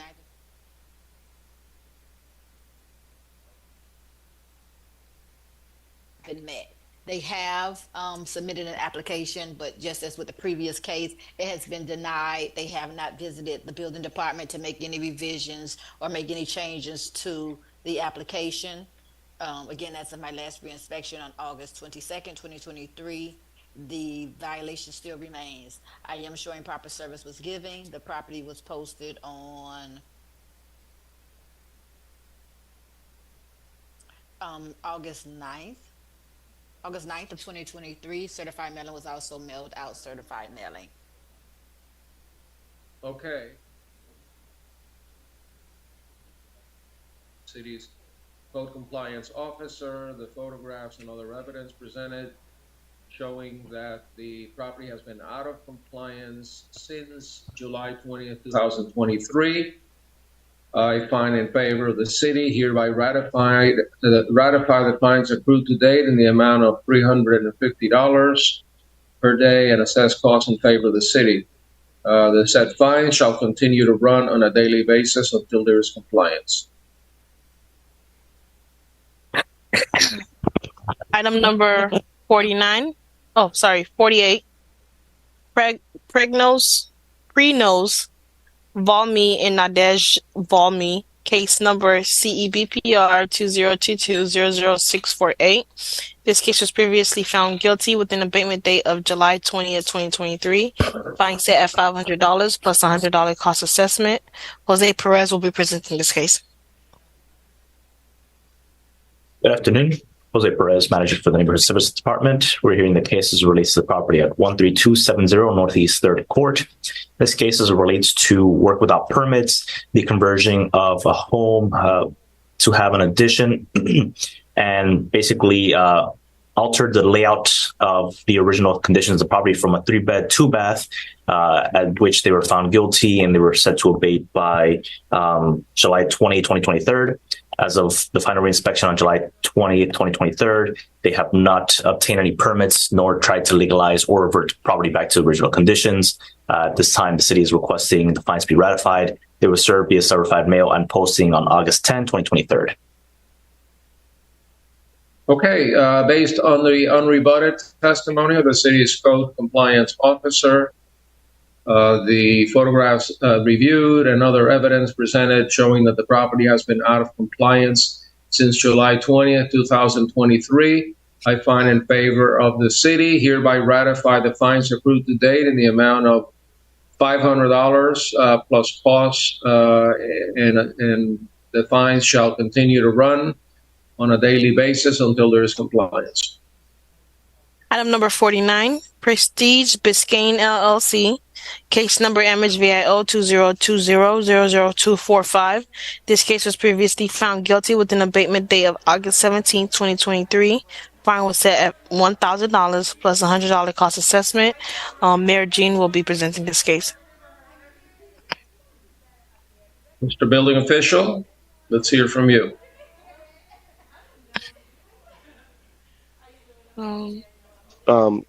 Mayor Jean, building official. Also, can you give me the case number? Sorry about that. I was dealing with something here. 00245. Which number? I'm sorry. Item number 49. 49? 49.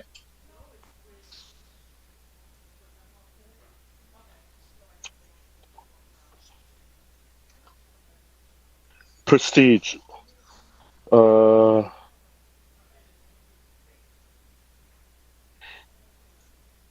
I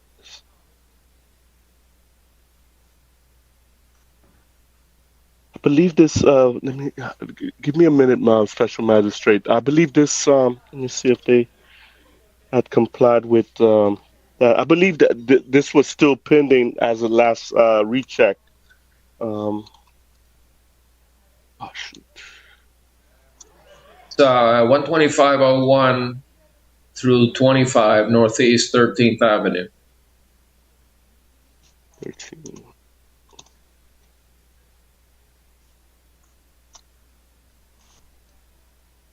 Let me see what pulls up.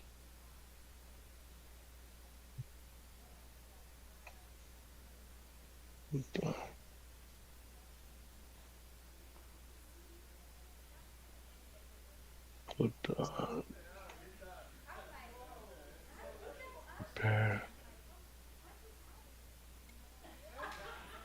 I still don't see any permits. Well, railing and glass partitions pending. There's a. Hold on.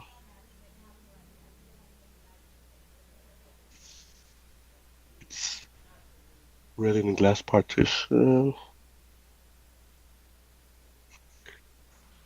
This application is still pending.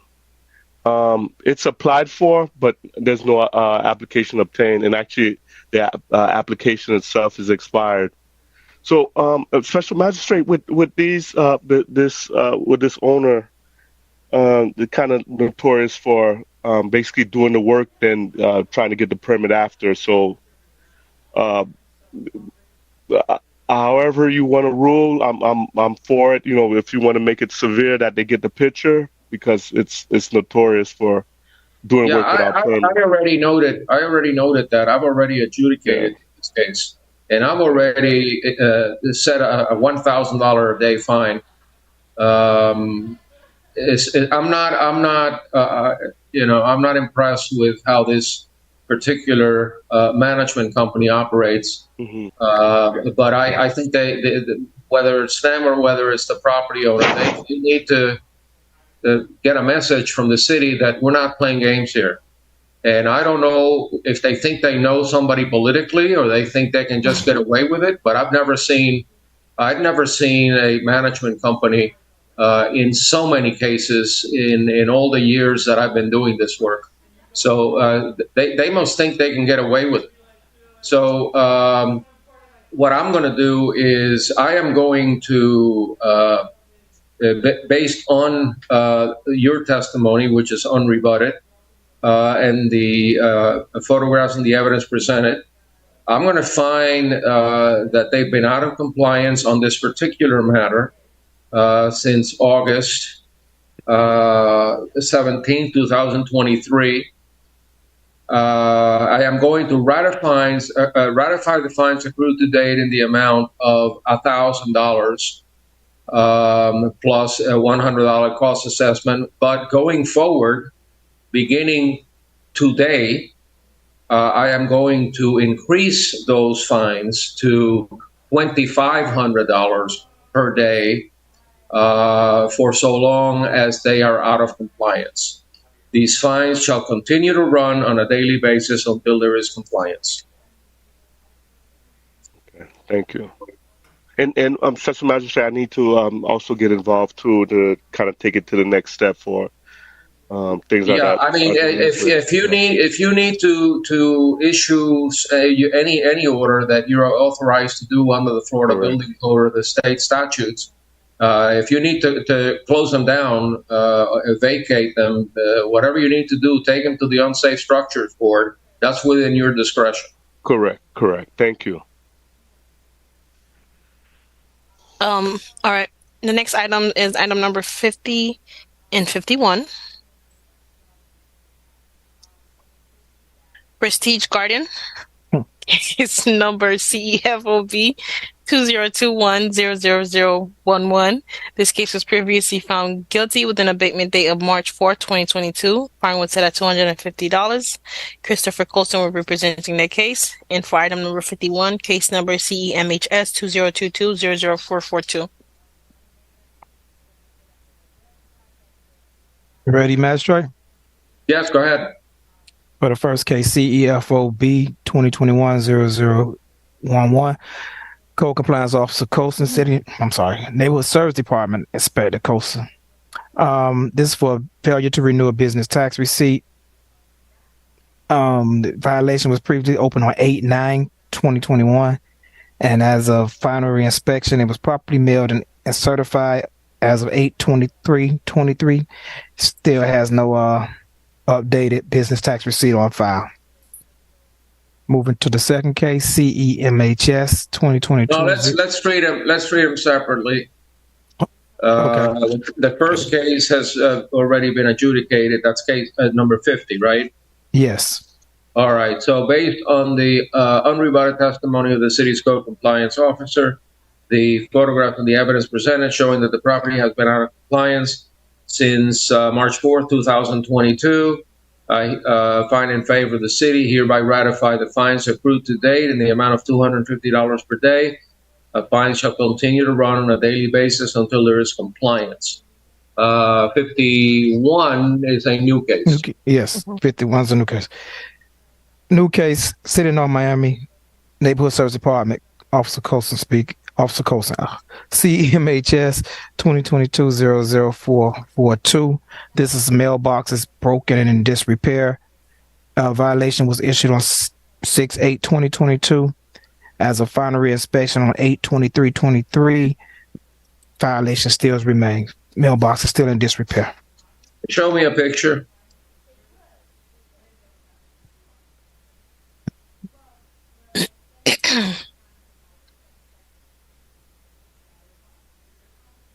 Where's the problem?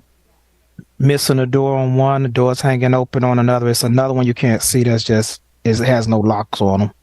They just swing open like that. Okay, and this falls under the general maintenance provisions of 5-28? Yes, it does. Okay.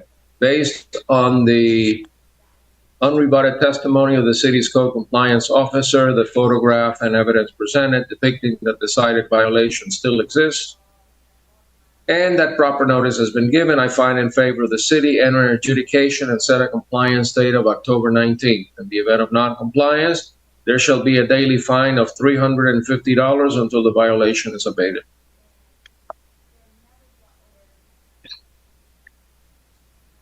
Item number 52 through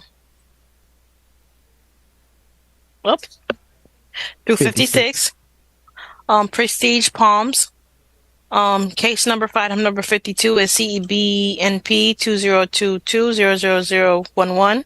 Item number 53, case number CEFOB 2022-00371. Item number 54, case number CEZCU 2022-00671. Item number 55, case numbers MHVIO 2022-00407. And item number 56, case number MHVIO 2022-00409. Christopher Colson will be presenting this case. Right, so these are all Prestige Palm. Yes, Prestige Palm. 4425 Northeast 6th Avenue, right? Correct. Okay, just very quickly go through each one of them, beginning with 52, which is the dumpster issue. Good afternoon again. Neighborhood Service Department, Officer Colson. All these are new cases. CEBNP 2022-0011. This is for they need to obtain an after-the-fact permit for a dumpster enclosure that was built as a final recheck. It's properly mailed and certified. Violation was filed on 7/8/022. As a final recheck on 8/23/23, there still is no permit on file for the dumpster. Go on to the next one. CEFOB 2022-00371. This is for failure to obtain a business tax receipt. Case was open on 7/6/2022. Violation was found as of the final reinspection on 8/23/23. Still no business tax receipt on file for that property. Next one is CEZCU 2022-00671. Failure to obtain a certificate of use. Case was open on 7/6/22 when violation was found As a final reinspection on 8/23/2023, violation still remains. No certificate of use. The next case, MHVIO 2022-00407, for stairs and porches. The risers on the stairs are missing or broken, and that violation was open on 7/6/2022. As of the final reinspection, 8/23/2023, the violation still remains. The final one, MHVIO 2022-00409. It's for the dumpster. Door needs to be fixed on the dumpster. The dumpster door has been broken. That violation was open on 7/6/2022. As of the final reinspection, the dumpster door still remains broken on 8/23/23. All right. On all of these cases that were just read, I'm going to issue two separate orders. I'm going to carve out number 55 and then treat the others separately. First, with regard to case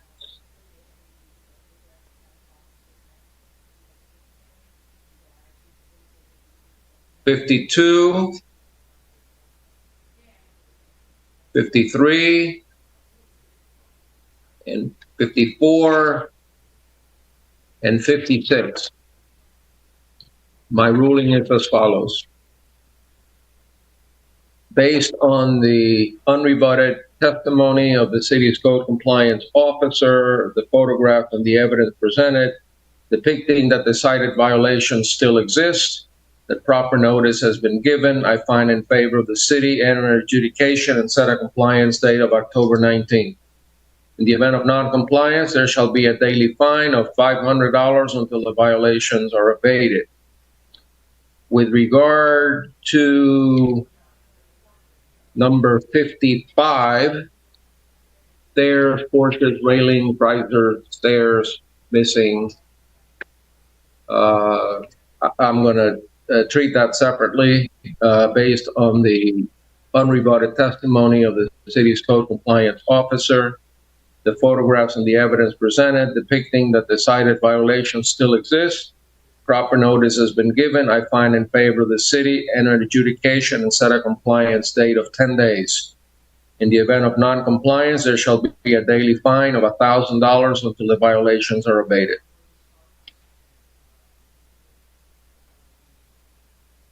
Okay.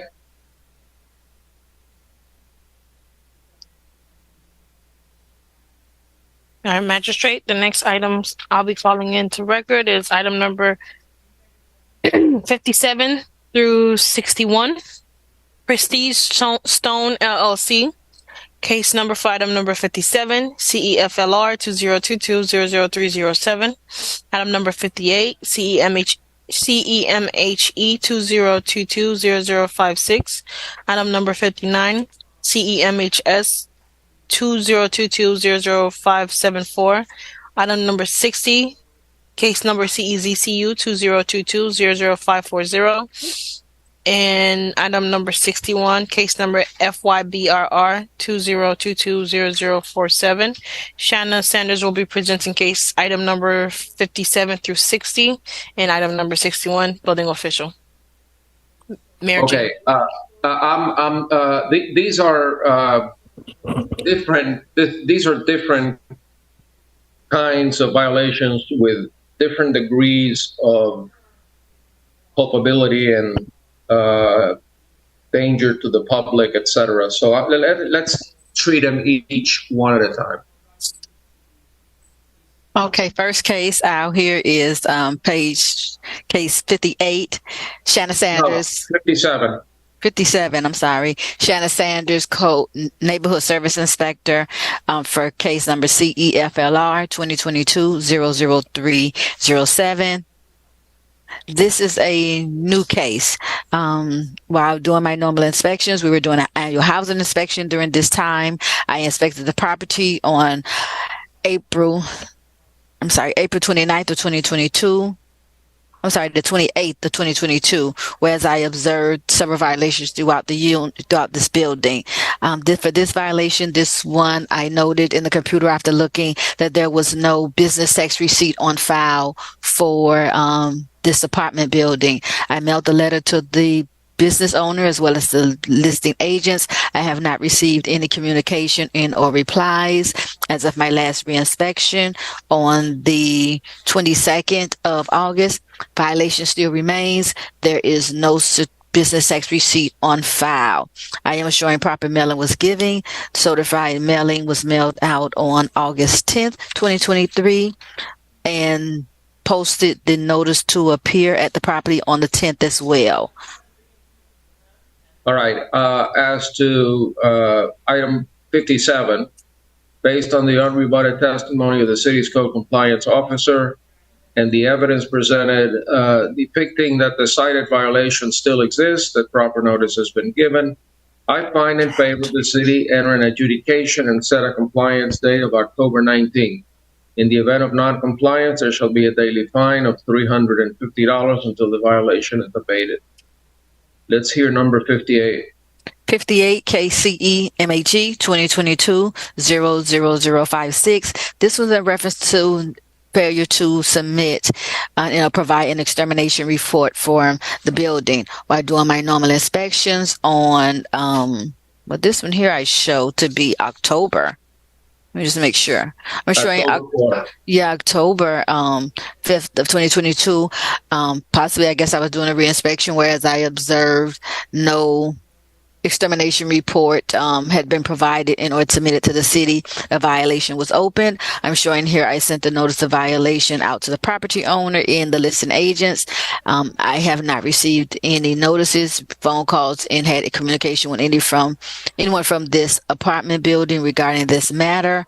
As of my last reinspection on August 22nd, 2023, the violation still remains. I am showing proper service was given. The notice to appear was posted at the property by myself on August 8th, 2023. Certified mailing was mailed out on the 10th of August by administrative staff. Based on the unrebutted testimony of the city's code compliance officer, the photographs and the evidence presented depicting that the cited violation still exists, proper notice has been given. I find in favor of the city, enter adjudication and set a compliance date of October 19th. In the event of non-compliance, there shall be a daily fine of $500 until the violation is abated. Next case, page number 59 for CEMHS 2022-00574. This was in reference to the cracks that needed repairs throughout the building. While doing my inspection on October 5th, 2022, I observed several violations throughout the building. I sent out a notice notice of violation on that same day. I have not received any type of communication from anyone from this property regarding this matter. I am showing as of my last reinspection on August 25th, 2023. August 22nd, 2023. The violation still remains. The repairs have been done because there were cracks. Some minor repairs still need to be done. The cracks have been filled in and repaired. However, it was done without a permit. And I specifically stated in my description that a permit needed to be obtained for the repairs. I am showing proper service was given. I posted the property with a notice to appear August 8th, 2023. Certified mailing was also mailed out to the property owner and listing agent on the 10th of August. Again, violation still remains. Ms. Sanders, I believe you cited them under Section 530. I'm not sure. I don't have it in front of me. I could look really quick. Well, I think you should look. I don't believe that that's the right code section for this type of violation. Occupancy standards deal with other issues like short-term rentals and use of rooms and minimum floor area. So I believe you probably meant to cite them under 528, but I'm not sure. Also, I don't have any photos in the file to allow me to look at the cracks, etc. So as much as I would like to enter an order on this, I don't know that I can. So can you check and see what section you cited them under? I'm trying to now. I'm trying to pull it up.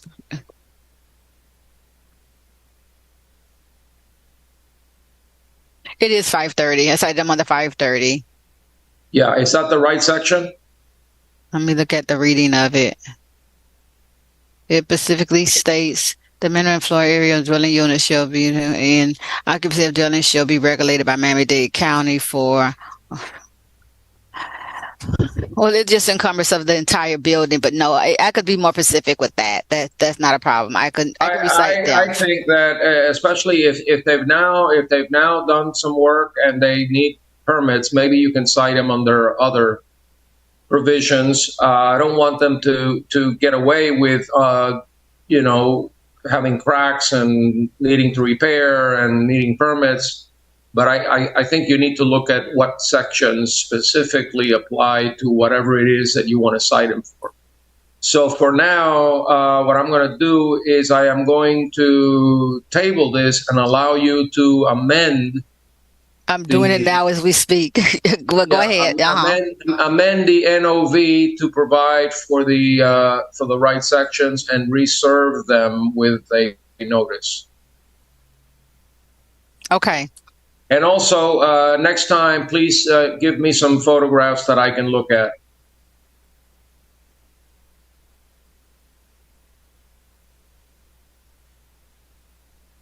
Okay. And so we can now move to number 60. And number 60, this is in reference to the certificate of use. Shannon Sanders, Neighborhood Service Inspector. While doing my normal inspections on April 28th, 2022, I observed, I did an annual housing inspection, whereas I observed, they looked at the computer and noted that there was no certificate of use for this building on file. I sent them notice of violation, as well as a second notice of violation I'm showing too. I have not received any communication or any phone calls from anyone from this property in or listing agents at this current time. I inspected the property on August 22nd, 2023, whereas the violation still remained. Looking in the computer, still not showing any certificate of uses obtained in or applied for. I am showing proper service was given. I posted the property with the notice to appear on August 8th, 2023. Certified mailing was also mailed out on August 10th of the same year. All right, based on the unrebutted testimony of the city's code compliance officer and the evidence presented showing that the violation still exists, the proper notice has been given. I find in favor of the city and set a compliance date of October 19th. In the event of non-compliance, there shall be a daily fine of $350 until the violation is abated. 40-year recertification, Mr. Building Official. Yes. So with I checked on this. Good afternoon. I checked on this. This 40-year recertification is still pending. They haven't complied with the submittal of the document. Yeah. Why am I not surprised? Anyway, you have a lot more leverage than I do. Okay. With respect to taking them to the Unsafe Structures Board, which I would encourage you to do every time these people don't come in with their 40-year or 50-year recertification. I don't know, based on what I'm seeing above and some of these other cases, this property manager seems to ignore maintenance responsibilities. Maybe they're having difficulty with the owners, but nonetheless, if it's a public safety issue there, then you know what you can do. But in the meantime, what I can do is enter an order requiring them to comply with the 40-year recertification ordinance, based on the unrebutted testimony of the city's code officer and building official. The evidence presented depicting that the violation of the 40-year recertification ordinance is still in effect. Proper notice has been given. I find in favor of the city, enter an adjudication and set a compliance date of October 19th. In the event of non-compliance, there shall be a daily fine of $500 until the violation is abated. Okay, thank you. All right. Item number 62, Rackham Investments, LLC, case number CEPPK 2022-00026. This case was previously found guilty with an abatement date of July 20th, 2023. Fine set at $350 plus $100 cost assessment. Gennaro Murillo will be presenting this case. Murillo, the drainage system doesn't work. Yes, Your Honor. And you got puddles all over the parking lot. Yes, Your Honor. Okay. Now, show me some photographs and tell me if they're in compliance yet. No, they're not compliant. In order to comply was posted on June 17, 2023, and the final inspection was on August 19, and there has been no compliance. Is this an office building? Is it a rental? What is it? This is a parking lot from this commercial property. The parking lot is behind them. Is it one business? If I'm not mistaken, there are multiple businesses there. Yes, it's a plaza. Did you take this picture during a sunny day, during a rainy day, during the hurricanes? Well, this was a sunny day, and you could see how the water stain accumulated there. Okay. What do you think that is caused by? I don't know. Maybe debris that they've been going through the drainage. Okay. All right. Doesn't help them that they're not here to explain up to us what the issue is, but nonetheless, since they've already been found guilty, I'm going to ratify the prior order based on the testimony of the city's code compliance officer, the photographs, and the evidence presented showing that the property has been out of compliance since July 20th, 2023. I find in favor of the city, hereby ratify the fines accrued to date in the amount of $350 and assess costs in favor of the city. The fine shall continue to run on a daily basis until there is compliance. I think we heard 63. I think 64 is postponed. What are we up to now? Now we're item number 65, Sergio Garcia, case number CEBPR 2022-00704. This case was previously found guilty with an abatement date of July 20th, 2023. Fine was set at $450 plus $100 cost assessment. Jose Perez will be presenting this case. Good afternoon. Jose Perez, manager for the Neighborhood Services Department. We're here in the case that relates to the property at 1905 Northeast 118 Road. This case relates to work without permits. They were asked to abide by July 20, 2023 as in obtaining permits or removing the gazebo that was built. As of that date, no permits have been obtained and the gazebo still remains at the property. The property was served via certified mail and posting on August 10, 2023 for this hearing.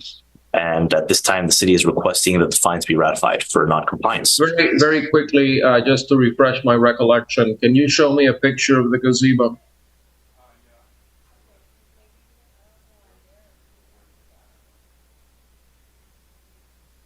That's a picture before and after. And that's what it looks like in person. Okay, put the arrow on the gazebo. All right, so what is that, metal? Yeah, it's a metal gazebo. It's to the left, right against that palm tree. There you go, that structure. And all of that structure there was done without a permit?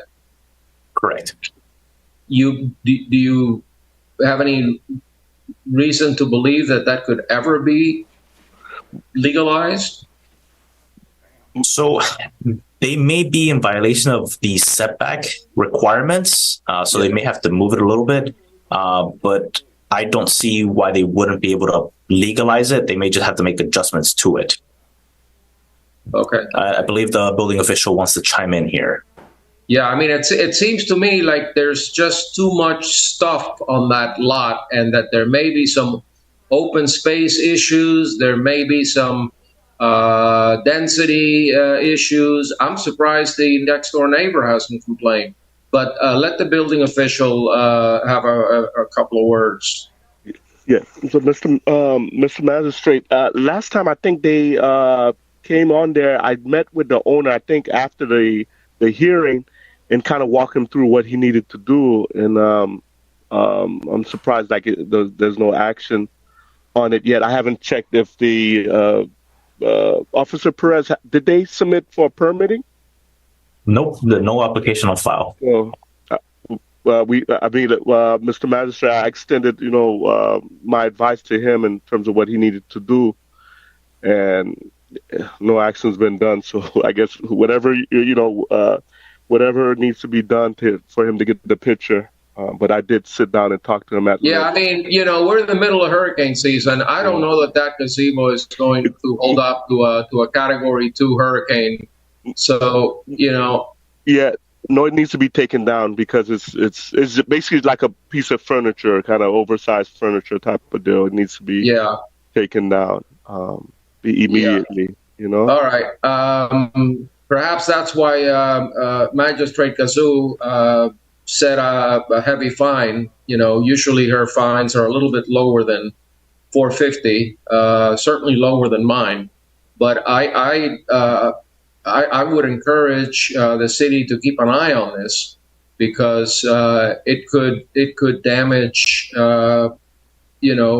abutting properties, individuals in the area. These things can go flying, especially since the city hasn't inspected any of it.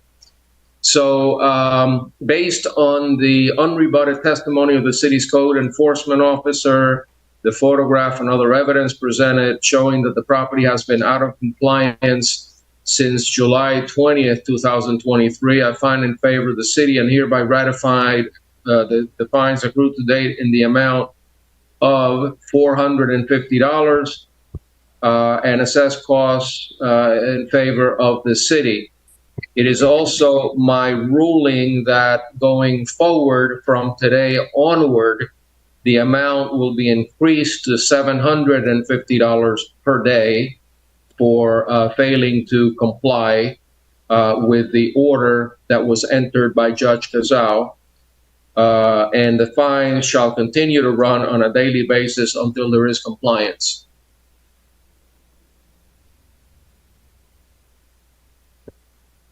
Item number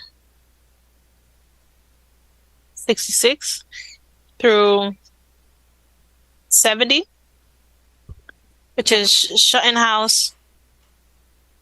Case number for item number 66 is CEEXC 2022-0027.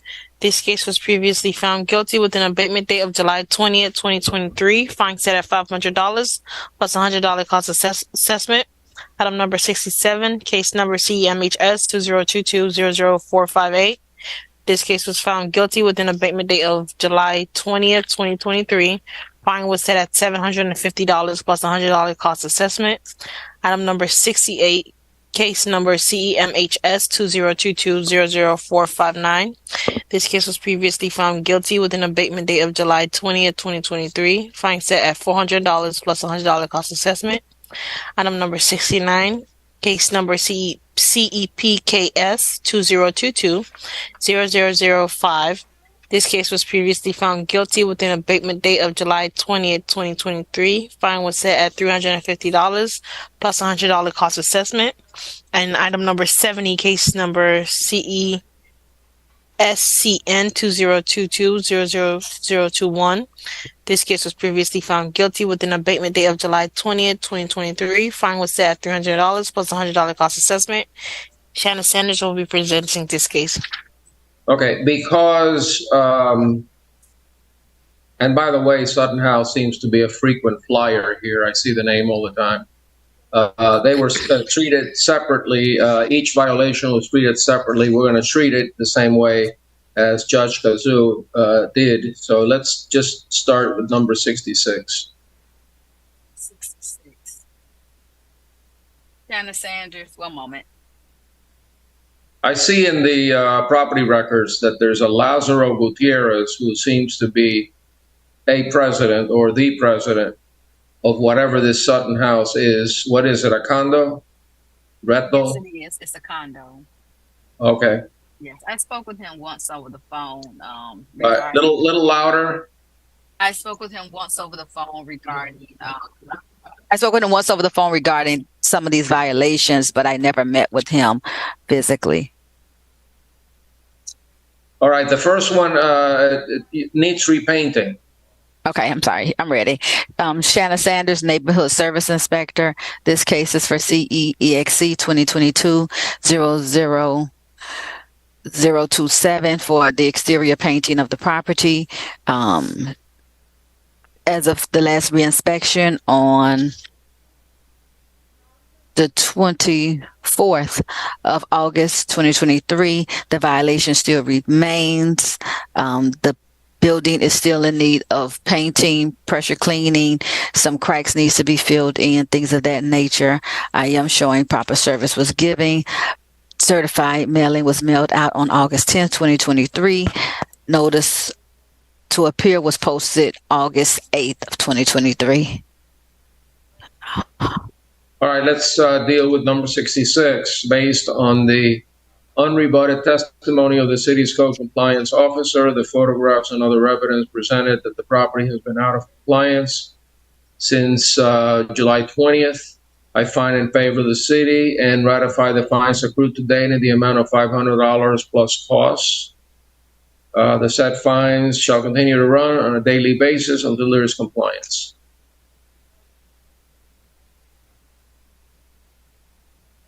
Four, 5, 8. Shanna Sanders, Neighborhood Service Inspector. This one already previously adjudicated as well. As of my last reinspection for case number CEMHXS, CEMHS 2022-00458. Violation still remains as of my last reinspection on the 22nd of August 2023. The cracks these are the ones throughout the stairways that need to be sealed. There were cracks and things throughout. I spoke with the gentleman via phone call. He stated that they were going through some type of assessment and he would make the repairs. As of my last reinspection, violation still remains. I am showing proper service was given. August 10th, 2023, notice was certified mailed out. August 8th, I posted the property with the notice to appear. All right. Based on the unrebutted testimony of the city's code compliance officer, the photographs and the evidence presented showing that the property has been out of compliance since July 20th, 2023, I find in favor of the city, hereby ratify the fines accrued to date in the amount of $750 and assess costs in favor of the city. The fines shall continue to run on a daily basis until there is compliance. Number 68. 68. CEMHS 2022-00459.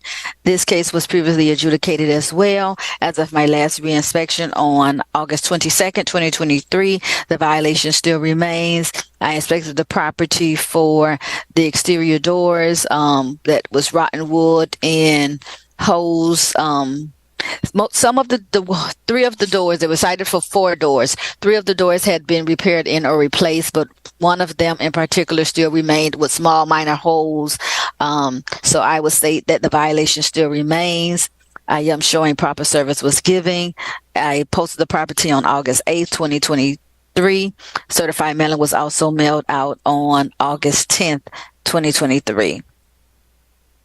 You say some work has been done? Well, really, they were cited for this particular violation was cited for the doors. Some of the doors were rotten. They needed to be repaired. It had holes in it, like as if maybe someone hit a hammer to it, or maybe fell into it. Maybe even seemed as though it had what I would view as maybe some termite damage. They did change 3 of the 4 doors or made some minor repairs to them, but one door still remained with a hole in it and needed some minor repairs. Okay, so they did some work. Some work still remains. Nonetheless, they're still not in compliance, correct? Not in full compliance, that's correct. Okay, if they were here, they would be able to explain things to me better and maybe ask for a break, but they don't think it's necessary to come to these things. So based on the testimony of the city's code compliance officer, the photographs and other evidence presented showing that the property has been out of compliance since July 20th, 2023. I find in favor of the city. I hereby ratify the fines accrued to date in the amount of $400 plus a cost assessment. The said fines shall continue to run on a daily basis until there is compliance. 69. 69. Go ahead. Previously found guilty. That's correct. As of my last reinspection for case number CEPKS 2022-00005, this is in reference to the parking lot that needed to be restriped. Violation still remained as of August 22nd, 2023, where, as I noted, the driveway, if not parking lot, still need to be maintained. No permit applications have been submitted to the city either for any repairs. I am showing proper service was given. Certified mailing was mailed out on August 8th, 2023. Certified mailing was mailed out on August 10th. Based on the unrebutted testimony of the city's code enforcement officer, the photographs and other evidence presented showing that the property has been out of compliance since July 20th, 2023.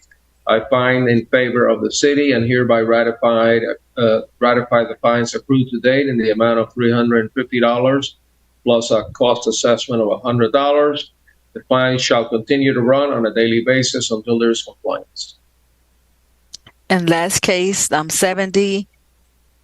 This case is for the window screen CESCN 2022-00021.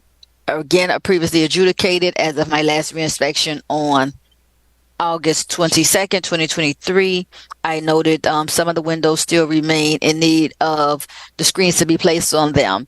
I spoke with the property owner, if not property manager, and the condo president, who asked me to grant him an extension, stating because this was a condo, they wanted to give the unit owners notification. They said that it was their responsibility to repair and or replace any window screens. As I explained to him, this case was over a year old.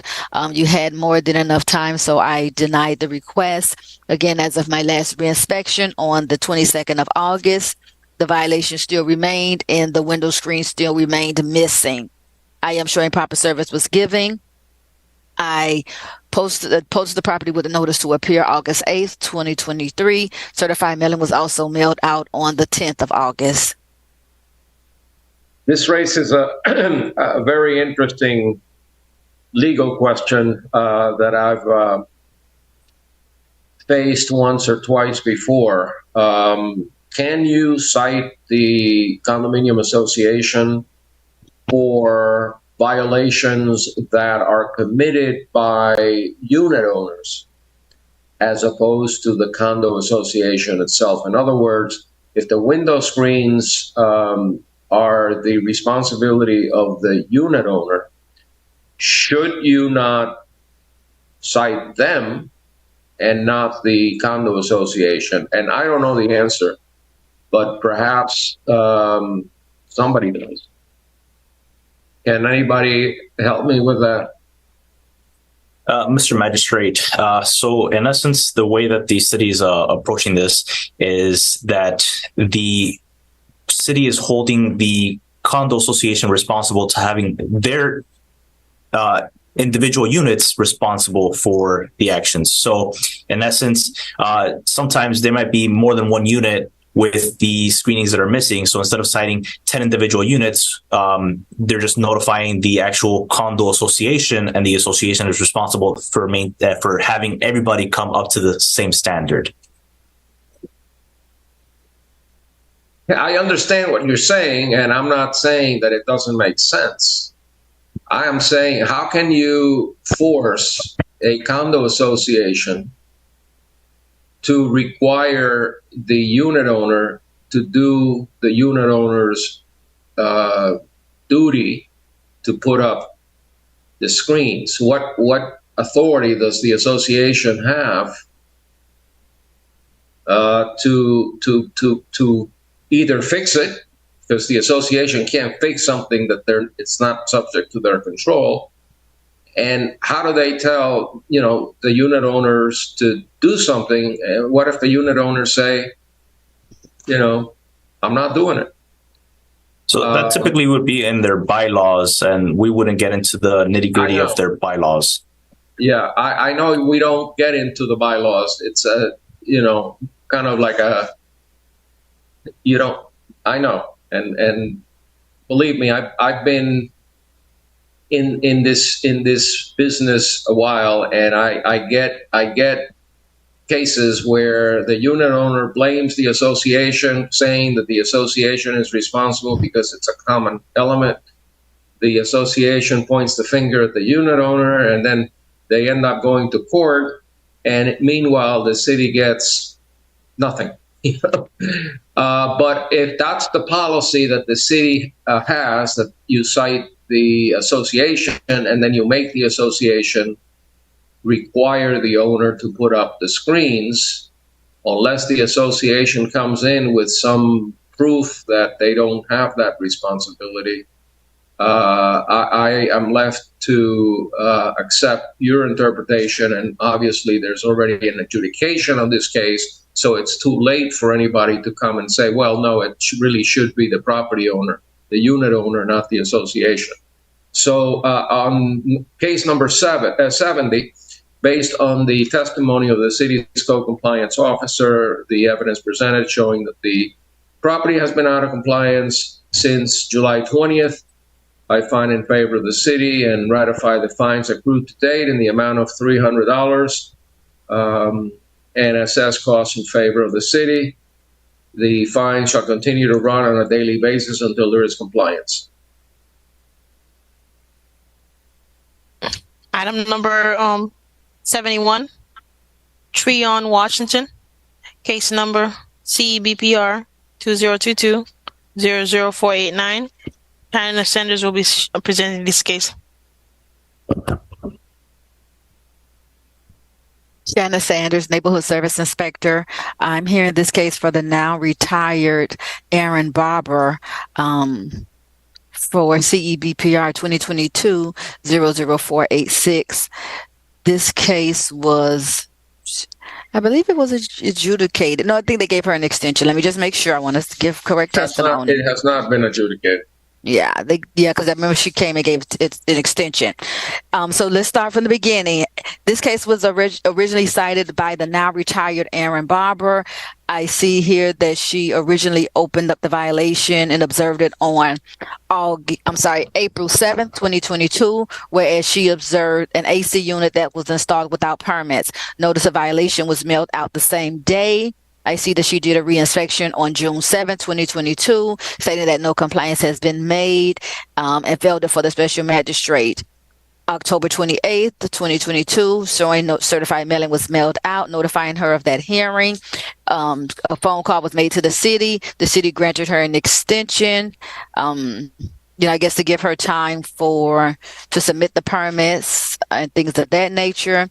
As of my last reinspection, I am showing a permit application was submitted to the city. It was denied. And no revisions or phone calls have been made to me regarding this matter. The AC unit still remains in the rear of the property. But again, no permit has actually been obtained at this present time. I am showing proper service was given. I posted the property with the notice to appear on August 9th, 2023. Certified mailing was mailed out the next day on the 10th. Again, as of my last reinspection on August 21st, 2023, the violation still remained and the permit has not been obtained. Do you know why the permit was rejected? I could look really quick. Let me see here. If it takes too long, don't bother. But in the meantime, show me a picture of the AC unit.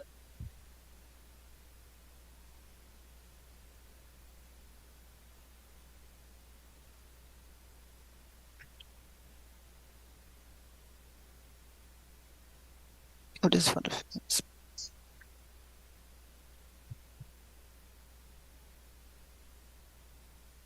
And while Edme is pulling up the photos, I am showing that it was denied, stating, please provide tie downs for condensed section by a PE. This is what the comment says. Please provide tie down for condensing section by a PE. By a PE? Yeah, Peter Elephant. By a PE is stating. That sounds like professional engineer to me. Could be. Okay. It also looks like it might be a little bit too low to the ground.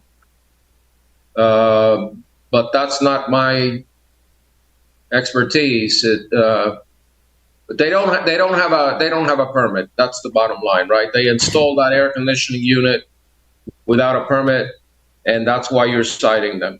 That's correct. They were cited originally again by another code officer who has retired back in June of 2022, but I see that they applied for it May 8th, but again, it hasn't been obtained as of yet. It's been denied. Maybe they never hired a PE to do the work. So based on the unrebutted testimony of the city's code compliance officer, the photographs and the evidence presented depicting that the cited violation still exists, proper notice has been given. I find in favor of the city, enter an adjudication and set a compliance date of October 19, 2023. In the event of non-compliance, there shall be a daily fine of $350 until the violation is abated.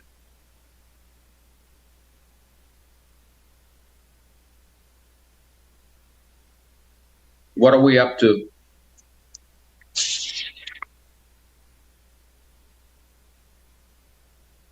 We are almost to the end. Item numbers 72 and 73, Windsor Estate Condo. Case number for item number 72, MHVIO 2022-00468. This case was previously found guilty with an abatement date of June 15, 2023. Fine was set at $500 plus $100 cost assessment. And for item number 73, case number is MHVIO 2022-00469. This case was previously found guilty with an abatement date of June 15th, 2023. Fine was set at $500 plus $100 cost assessment. Jose Perez will be presenting this case. Yeah. The first one is the easy one. Yes. It's either enclosed or it isn't, right? And it's to this date, it's the dumpster is not enclosed. That is correct. You want to show me a picture of it?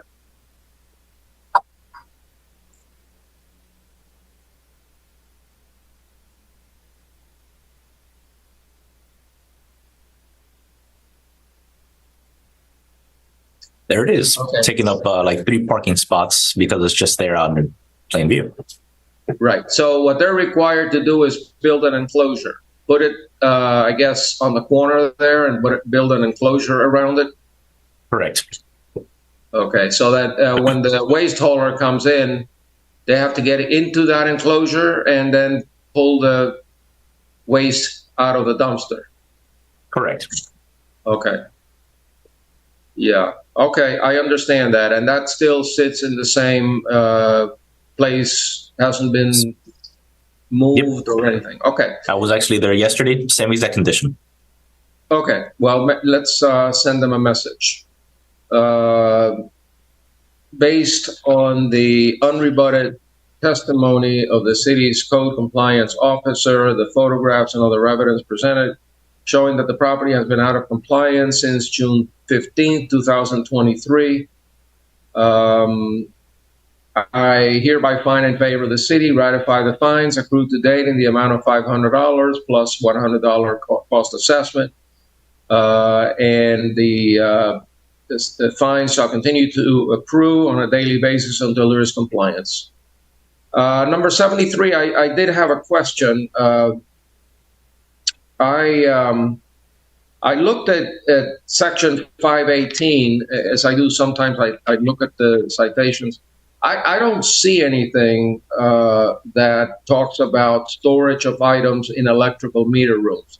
I know that it's not allowed, and I know that you're not supposed to do it, but I didn't see anything specifically on electrical meters, putting stuff in the electrical meters. Can you explain that to me? Absolutely. 1 second. So basically, under 5-18, subsection E, it says every owner of every building should comply with provisions of the NFPA 5000 Building Construction and Safety Code. Basically, the city refers to Florida Building Code, which would in turn prohibit any storage in electrical meter rooms because of the potential fire hazards. Okay. Does it also require you to have a fire extinguisher? That is correct. Okay, but that would be not the building code. That would be the National Fire Protection. So NFPA is the National Fire Protection Association. Which is also under the same ordinance refers to NFPA 101. Right, and that is also incorporated in the Florida Building Code. So it is that code that talks about not storing items in an electrical meter room. That's the section. But it's correct. Not. It's incorporated by reference in the city code. So now I understand it. All right. So tell me about that. So in essence, they're continuing to use it as a storage room, as shown in the picture. They have several items there. I was actually there this week, and as I mentioned earlier, when I observed the dumpster still outside and the storage in the meter room, obviously they're not in compliance. So at this time, due to the fact that they were found guilty, they have not abated by June 15th, and they were served with adequate notice via certified mail and posting. The city is asking for the fines to be ratified as well. Okay, I have no problem doing that. I would like people to respect my final orders, and when they don't, there have to be consequences. So based on the testimony, which remains unrebutted, of the city's code enforcement officer, the photographs and other evidence presented, that the property has been out of compliance since June 15, 2023, I find in favor of the city and hereby ratify the fines accrued to date in the amount of $500 per day and assess costs in favor of the city. That fines shall continue to run on a daily basis until there is compliance. And Magistrate, that concludes all the items for today. Oh, wonderful. I thought we would be here all night. No, we made it through. We made it through. Great. I hope everybody is well. And I guess today is Thursday, tomorrow's Friday, and then a weekend. So I hope everybody has a great weekend. I'll see you next time. Call me when the orders are ready. We'll definitely do. Thank you. Okay. Thank you, sir. Have a great one. Okay. Bye. Thank you. Bye. Thank you. Recording stopped.